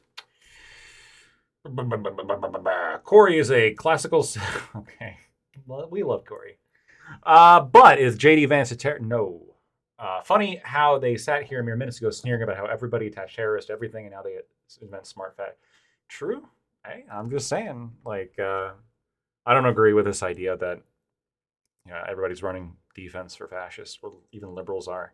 I think liberals are far left. Yeah, but people are calling Trump a fascist. I don't think that fits him, honestly, and I've always thought that. I think that, again, when you look at the political positions of the right today, I mean, it's further left in many regards than like even Obama was in his beginning term. Let's compare them seriously. So Trump's a fascist. Okay, why is he a fascist? Well, he's transphobic. What was U.S. policy towards transgenders in 2008 when Obama got elected? Were we fascist then? Well, he's homophobic. Trump got elected supporting gay marriage. He specifically went into the Republican Party platform and pulled out opposition to gay marriage. Obama got elected in 2008 being opposed to gay marriage. Okay. What about drugs? Obama, at least at the beginning, I know near the end he got a little bit more reasonable. The beginning was like, yeah, it should be illegal. And I'm pretty sure, didn't the DEA was like raiding, or was that just under Trump's first term? I'm pretty sure that was happening under Obama's term as well. But now, Trump's actually become more lenient on marijuana and not fentanyl. But of course, we weren't dealing with fentanyl back in 2008. But he's more lenient towards marijuana now than back in 2008. He did try to censor protected free speech. Are you talking about the flag thing? There have been, so if you're talking about the flag thing, which I agree is bad, there have been, okay, the deport, yeah. So I'll address that in a second. The flag thing is bad, but it's happened 3 times before. Congress has passed laws trying to ban flag burning, and the Supreme Court has consistently ruled that it's illegal. Was that fascist? Were we fascist when that happened? Deporting students that attended a protest. That was bad. I don't think that's nearly as bad as the shit that we did post 9/11 under the Patriot Act to people who were like critical of America. I don't think we were fascist then. And we went to war. We illegally, by the way, if you want to, for those of you who care about international law, which apparently everybody cares about international law only in very specific circumstances, we illegally went to war in Iraq because of 9/11. We invented through the Patriot Act, we invented the PRISM program, which was exposed by Edward Snowden, right? Who then had to flee the country because of persecution by our government for exposing the illegal shit that the government was doing. Like, the court has ruled on this, that this shit was illegal. The PRISM program was illegal. So you have the government fully collecting everybody's information illegally. Now, I say fully collecting, there's obviously this little bit of hyperbole, but collecting it, widespread information illegally, persecuting the person who blows the whistle on that, launches a war, an illegal war in the Middle East, in Iraq, launches another war in Afghanistan. None of this fascism, but now it is.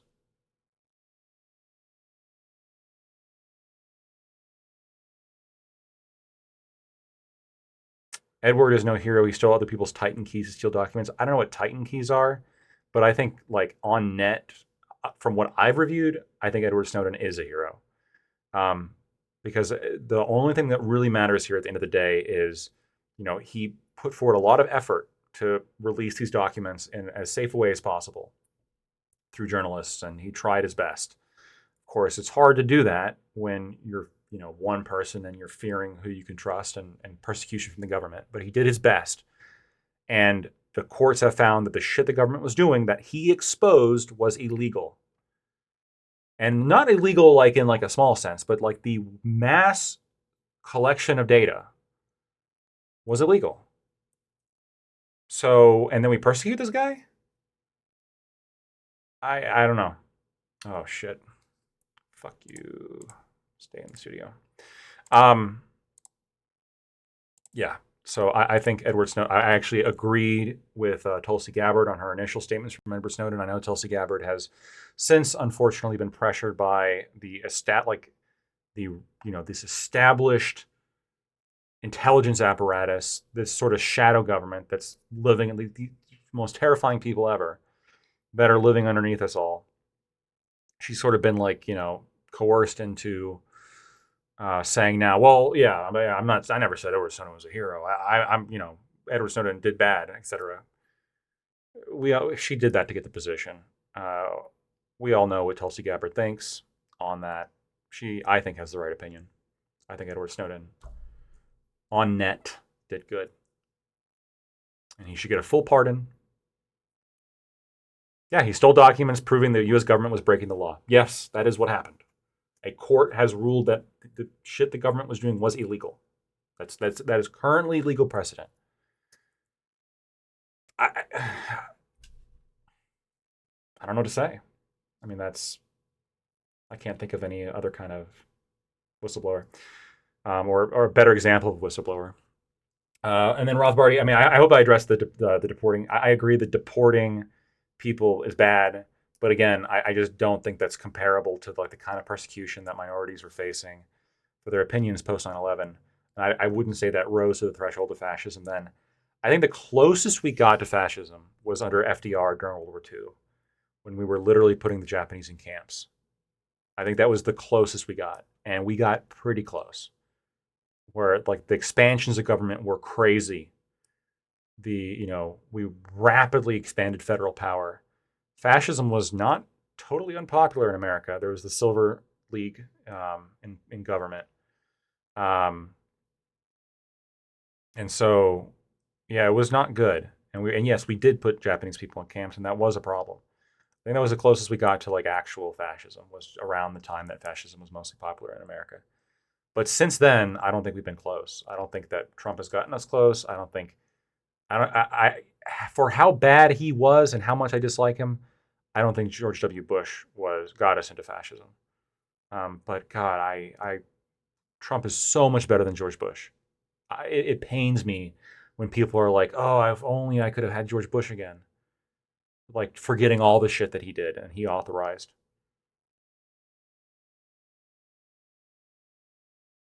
So many presidents I would take. I would take Biden over Bush. But I would take Trump over Biden.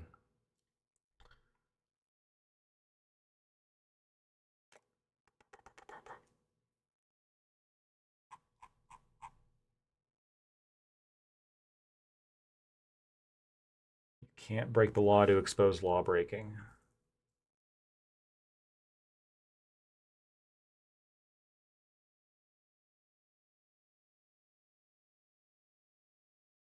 How else?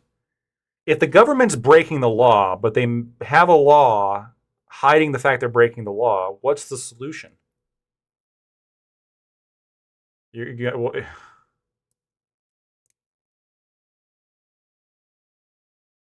to vote for the government people who are going to follow the law? But the oversight failed here because they were breaking the law. Obviously, the oversight wasn't sufficient. Otherwise, they wouldn't have been able to break the law. They were authorized to do things under the Patriot Act that they exceeded, which, by the way, the Patriot Act was absurdly broad. They were given tremendous amounts of powers following 9/11, and they still overstepped that. They did more than they were supposed to. I just disagree with this take. I think that if you expose someone for breaking the law, and I actually even agree with this when it comes to two-party consent states, I don't think it should ever be a defense to say, if you're exposing something for exposing the government for doing something illegal, it should never be a defense of well, you're not allowed to say that. No, that's not how America works. America was born on telling the government that what they were doing was wrong and spitting it in their face. That's what we do. And Canadians, unfortunately, were born with following the king until the king finally decided, I guess you guys can go. So, sorry, Wombat. you guys had less of an exciting birth of your country. But, you know.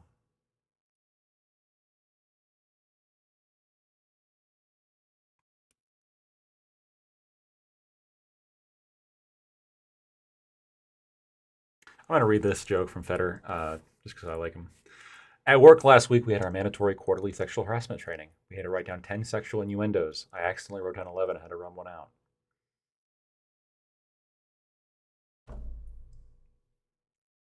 Don't do that.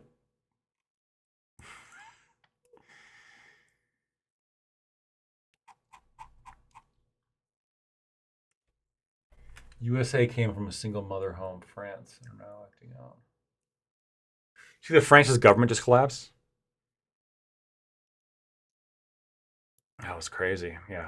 Oh, and I didn't see this. Apparently, Greta Thunberg got hit by a drone, or the boat that Greta Thunberg was on got attacked by a drone, if I'm not mistaken.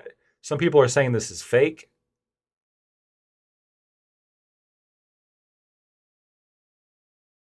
Quote, the organizers of a Gaza-bound flotilla carrying humanitarian aid and pro-Palestinian activists said late Monday that one of their boats was hit by a suspected UAV, but Tunisian authorities said no drones have been detected.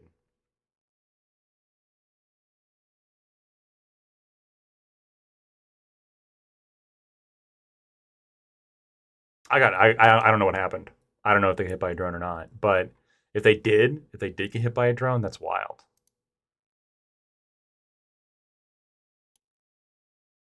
Oh, not sure it collapsed yet. Did I just read a headline? Sorry about that. I thought it collapsed. Never mind.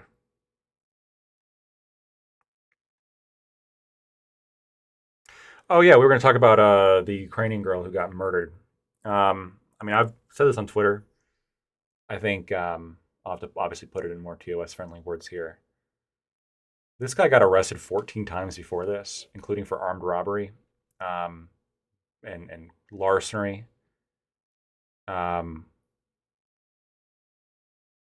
He got out of prison and then, like, within a month, assaulted his sister.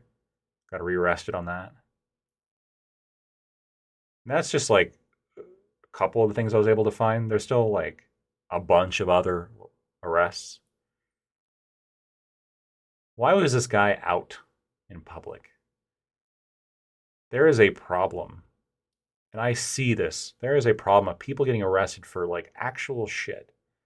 Not like the, oh, I was just carrying some marijuana. Yeah, I agree that's bad if people are still getting arrested for that, which they are, and it sucks. Or like, again, victimless. I got to plug the libertarian shit. The victimless crimes, the prostitution, the gambling, whatever, all that shit. Sure, I'm with you. But that's not the reason these, these arrests are happening. Like, most of the time, it's like, oh, you got drunk and punched somebody. Oh, you robbed somebody. You stole somebody's credit card. You did something to get people's attention to you doing something bad. You did something fucked. You did something, that hurt somebody. And they get out on like a signature bond or like a $200 bond, $250. And then it's like they get out, I'm free. And then, of course, a lot of these criminals don't have stable employment and they just go right back to committing crime. I think I saw, let me see if I can find the actual number. Crime is like a very, very, a very small, I don't know that there's a word to describe this, but there's a very small number of criminals that have a dramatically outsourced effect on the country. Most crime is like looking at victimization rates isn't a good way of gauging how many criminals there are, because there's such a smaller amount of criminals than there are victims. Because criminals tend to affect so many victims. This motherfucker, Danimo. Still, look, pick a more attractive Russian to compare me to. Prigozhin? God damn it. Please.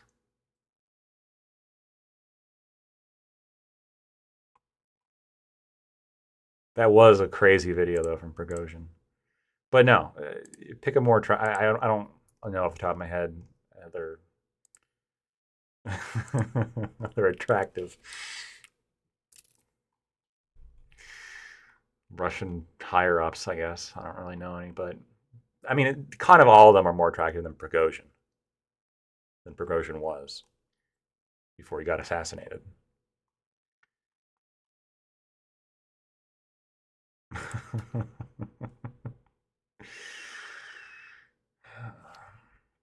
trying to find this. I'm scrolling back through a group or a DMs that I have with somebody who sent me a source on something that I think is really.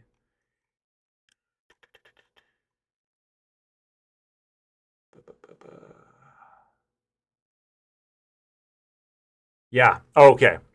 You ready for this? This is crazy. And this is, I don't know how old this data is. Let me find out when this article was. Let me just give you an exact date when this article was written. This is great. Yeah, 2024. It's 2024. Okay, you ready? You ready for this? This is from an article arguing for incapacitation. 327 individual shoplifters are responsible for a third of all shoplifting in New York City. A city with a metro area of like what? I mean, I don't know if it's going off metro area, but like, what's the current population in New York City? Like 11 million? Oh, a lot less than I thought. 8.4 million. Only 8.478. So basically 8.5.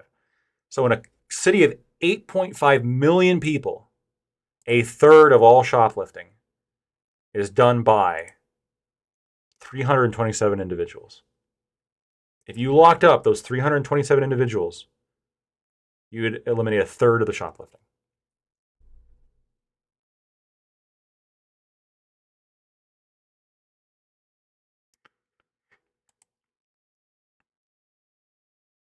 There's a small number of criminals that commit a dramatic outsourced amount of crime, and this is why you have in this example this murderer who just killed this woman for no reason, had a history of violence, had a history of 14 arrests, was convicted of armed robbery, for which he got a absurdly small sentence for. I mean, I think it was like I think he got out in 3 years. Maybe I think it was 3 years. Don't quote me, but I think it was 3 years. And then immediately after getting out, he assaults his sister. What? And you let him go. You let him be. He gets to roam around with us in real life and like be on the bus with you and to go into your stores and to be around you. This guy who assaults people and robs people and hurts people, he's just there. He's allowed to be next to you. It's crazy. It's absurd. The problem is this guy was out. That's the problem. You know, people are saying, oh, he's got mental health issues. That may be. He probably does. He probably's got a lot of mental health issues. Okay, so then why is he out? Why is he there?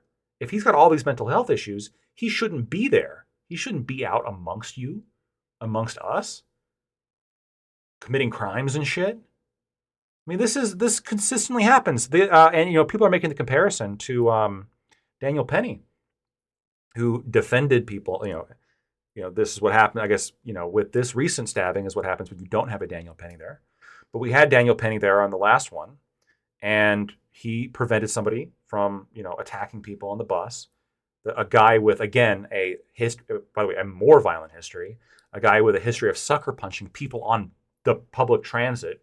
He broke a woman's jaw before he again began his rampage that Daniel Penny stopped. And he was well known by the police. He was well known by the city. He was a consistent problem. He had tons of arrests. This kept happening over and over and over and over again. And then eventually got to the point where somebody got killed.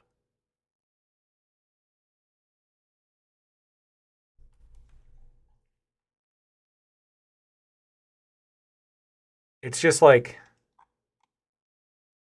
there has to be a better way.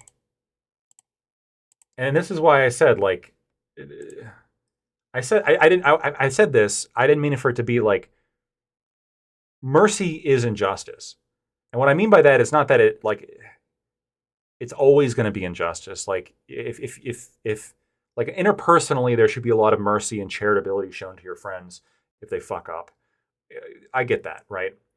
But mercy is injustice in the sense of when you have victims, when you go easy on the perpetrator without the belief that they're not going to reoffend again, and then they do, you cannot be surprised. And you are responsible for that to a large extent, I think. I think if you let the violent psycho out 8 times in a row, you're in trouble. Or maybe not you're in trouble, but you're part of the problem. You did this. You let this happen. Violent crimes need to get punished more harshly in our society, especially the kind of erratic violent crimes that lead to this kind of shit. If it's one thing if 2 people get in a bar fight, that's not good, and there should be punishment for that, right? We can't have a society in which people are just like fucking being cavemen. But if you have somebody who's like attacking women, like sneaking up behind people, and like just doing devious kind of like real criminalistic stuff, this person can't be in society with us. Like this person needs to I know some people have been talking about bringing back the institutions. Perhaps even, I know this is done to not the best extent, but it is done to some extent, is sort of like putting the institutions in jails.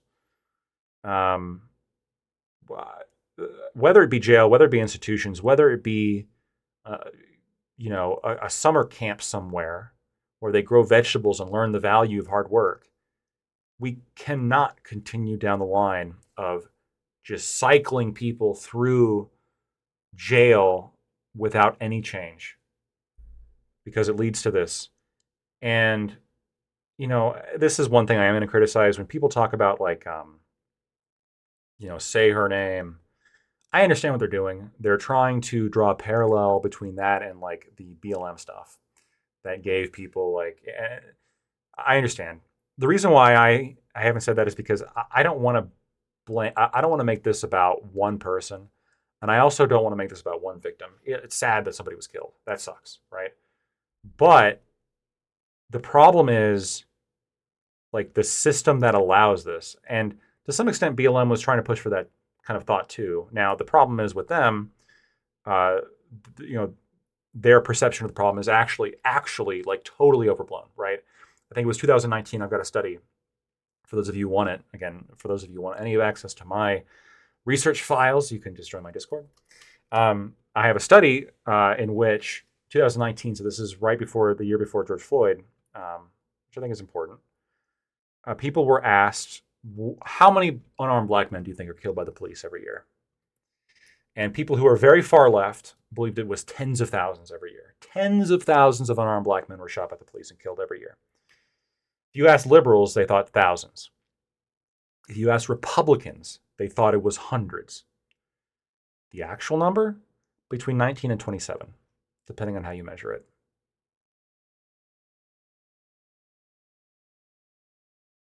And that doesn't, that's just unarmed black men, even unarmed black men that are maybe reaching for a gun, attacking a cop, all that, right? The highest number was 27. Is that bad? Sure, it's bad. But like, unprovoked police shootings are as a problem in our society, are such a small fish compared to the real problem of street crime. And yes, I know street crime's gotten better since the 90s. It has. And that's why in the 90s we did a bunch of like really, everyone criticizes Hillary Clinton for that super predator quote, but that was the kind of prevailing attitude. People were very fed up with the level of crime. The late 80s, early 90s in American society was absurdly violent, very criminal. It was horrible. And so yes, we've gotten better. We've gotten better since then. But it's still bad. It's still a problem. Compared to other countries, it is a problem. And it's a problem in ways that actually affects people. So I don't think people are overblowing the problem of crime. I think that crime is still enough of a problem that people are giving it the attention that it deserves. If we had like 90s crime now, I mean, it would justify so much more. It would, right? Yes, government action. We should be skeptical towards government action. We should also be skeptical as to, the gangbangers that are shooting up your block. Consent matters, even if it's not the government violating it.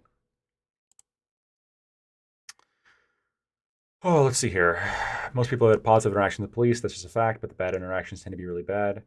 I mean, yeah, partially because like cops again tend to respond to like situations that are very high stress and high pressure, and usually it's not like super clean. So you're going to have bad events sometimes happen. I'm just surprised as to how infrequently it does happen, right? But even if you think 27 is a lot, the reality is the vast majority of people think it's way more than that. So obviously the media apparatus is over-covering police shootings in comparison to how much they actually happen by a significant degree. Leftists, like left people, like thousands to tens of thousands, even Republicans, hundreds.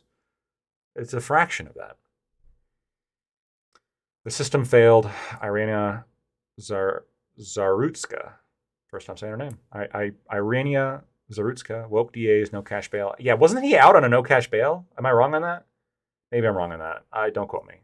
But I agree with you. It's a problem. No jail time. Judges who agree to this nonsense. True. The beard is looking good. Lactoid, keep it going. Thank you. I'm working on trimming the sides while maintaining the sort of whoa. I'm trying to not look like Prigozhin. So that's my goal. That should be every man's goal. If you're in the city, you kind of expect to be assaulted.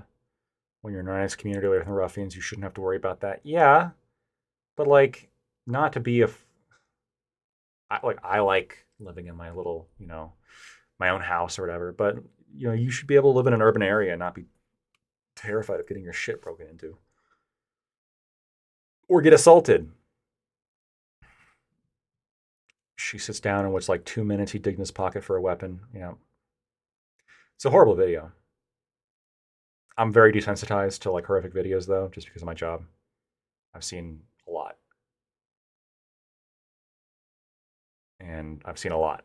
And I am just sort of, I can basically watch anything. I also watch a lot of war footage, and I just don't. It doesn't really affect me anymore. It's probably some kind of brain damage at this point, but oh well. Helps your job. Depends what your job is, of course. But so, can I jerk off in the staff room or not, Lactoid? I'm sure that was a response to something I said earlier. No, do not jerk off in the staff room. That is a bad idea from your employment perspective. It wasn't until they saw the blood dripping off his pants and shoes. God. Horrific. Actually horrific.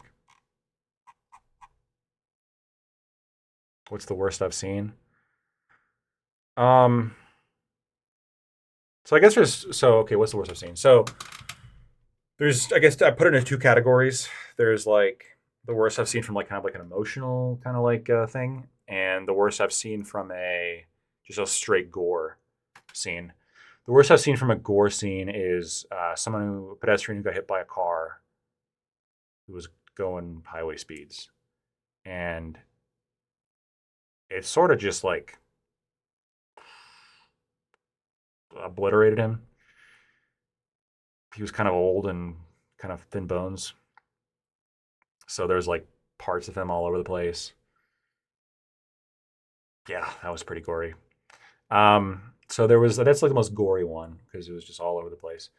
Like in terms of like the sort of emotional thing that just sort of like I remember sometimes was actually a video of a fatal overdose. And like the cops were there when it was happening and they had it on camera, their body cams. And you could see that she was panicking and like in her eyes, you could see that she was panicking, and then you could like see the moment, like when she just couldn't breathe anymore. Like that was kind of fucked.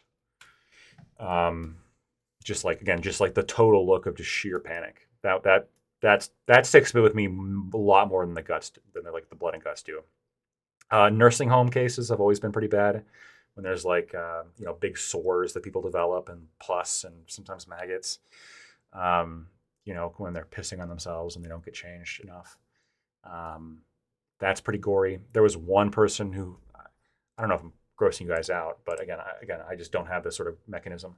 There was one woman who was so bad that the skin and muscle end of it was constantly having to get removed because like the infection just wouldn't go away.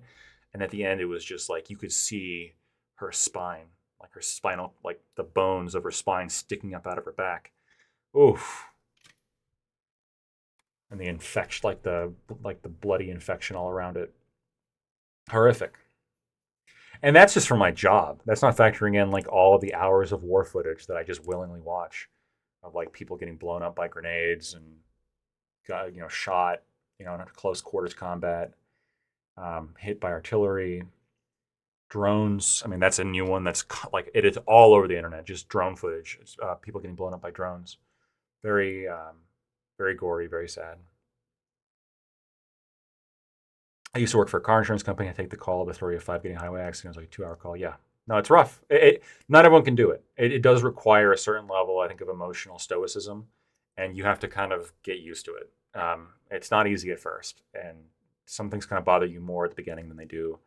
But it got to the point. I remember specifically when I knew like I was unfortunately like again brain damaged enough to do it. Was I was looking at one of these like this disgusting kind of like case and like just scrolling through the videos and then eating like the footage, and I was eating a sandwich while doing it, and I was like, oh, I can do that now. Oh my god, so gross. I worked for the Amazon seller, demanded as domestic violence. Yeah, I'm sure you saw a lot there. You saw a lot there too. Oof. Gross shit. A lot of us have jobs that are just kind of fucked. But, it needs to get done. Someone's got to do it. Someone's got to do the dirty jobs.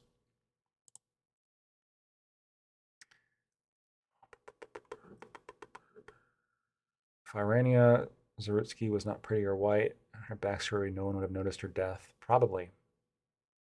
Probably. I'll agree with that. I'm guessing that's probably true.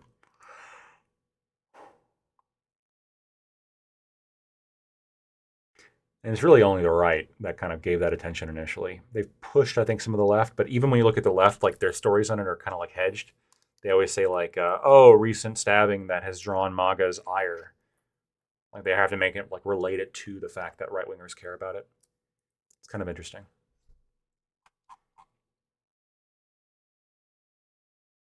We who chose not to look away. If I ever write a book, I'm stealing that. Unless it's already a title of a book, which I'm guessing it is.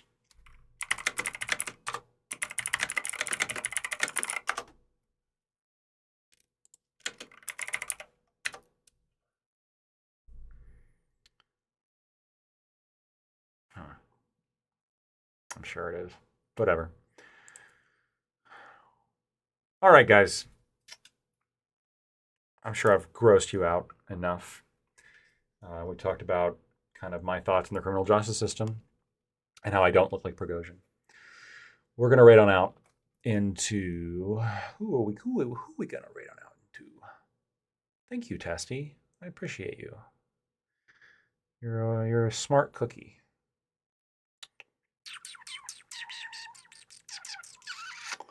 Who are we raiding out into?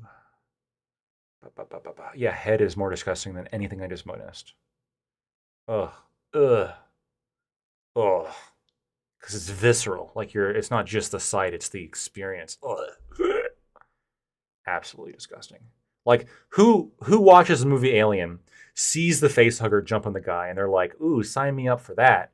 That's you fuckers. That's you disgusting fuckers. You're like, yeah. Thanks for the stream, Lackey. Thank you, Federer, and with 100 bits. Really appreciate it. Really, really appreciate it, as always. You guys keep me going, keep me happy.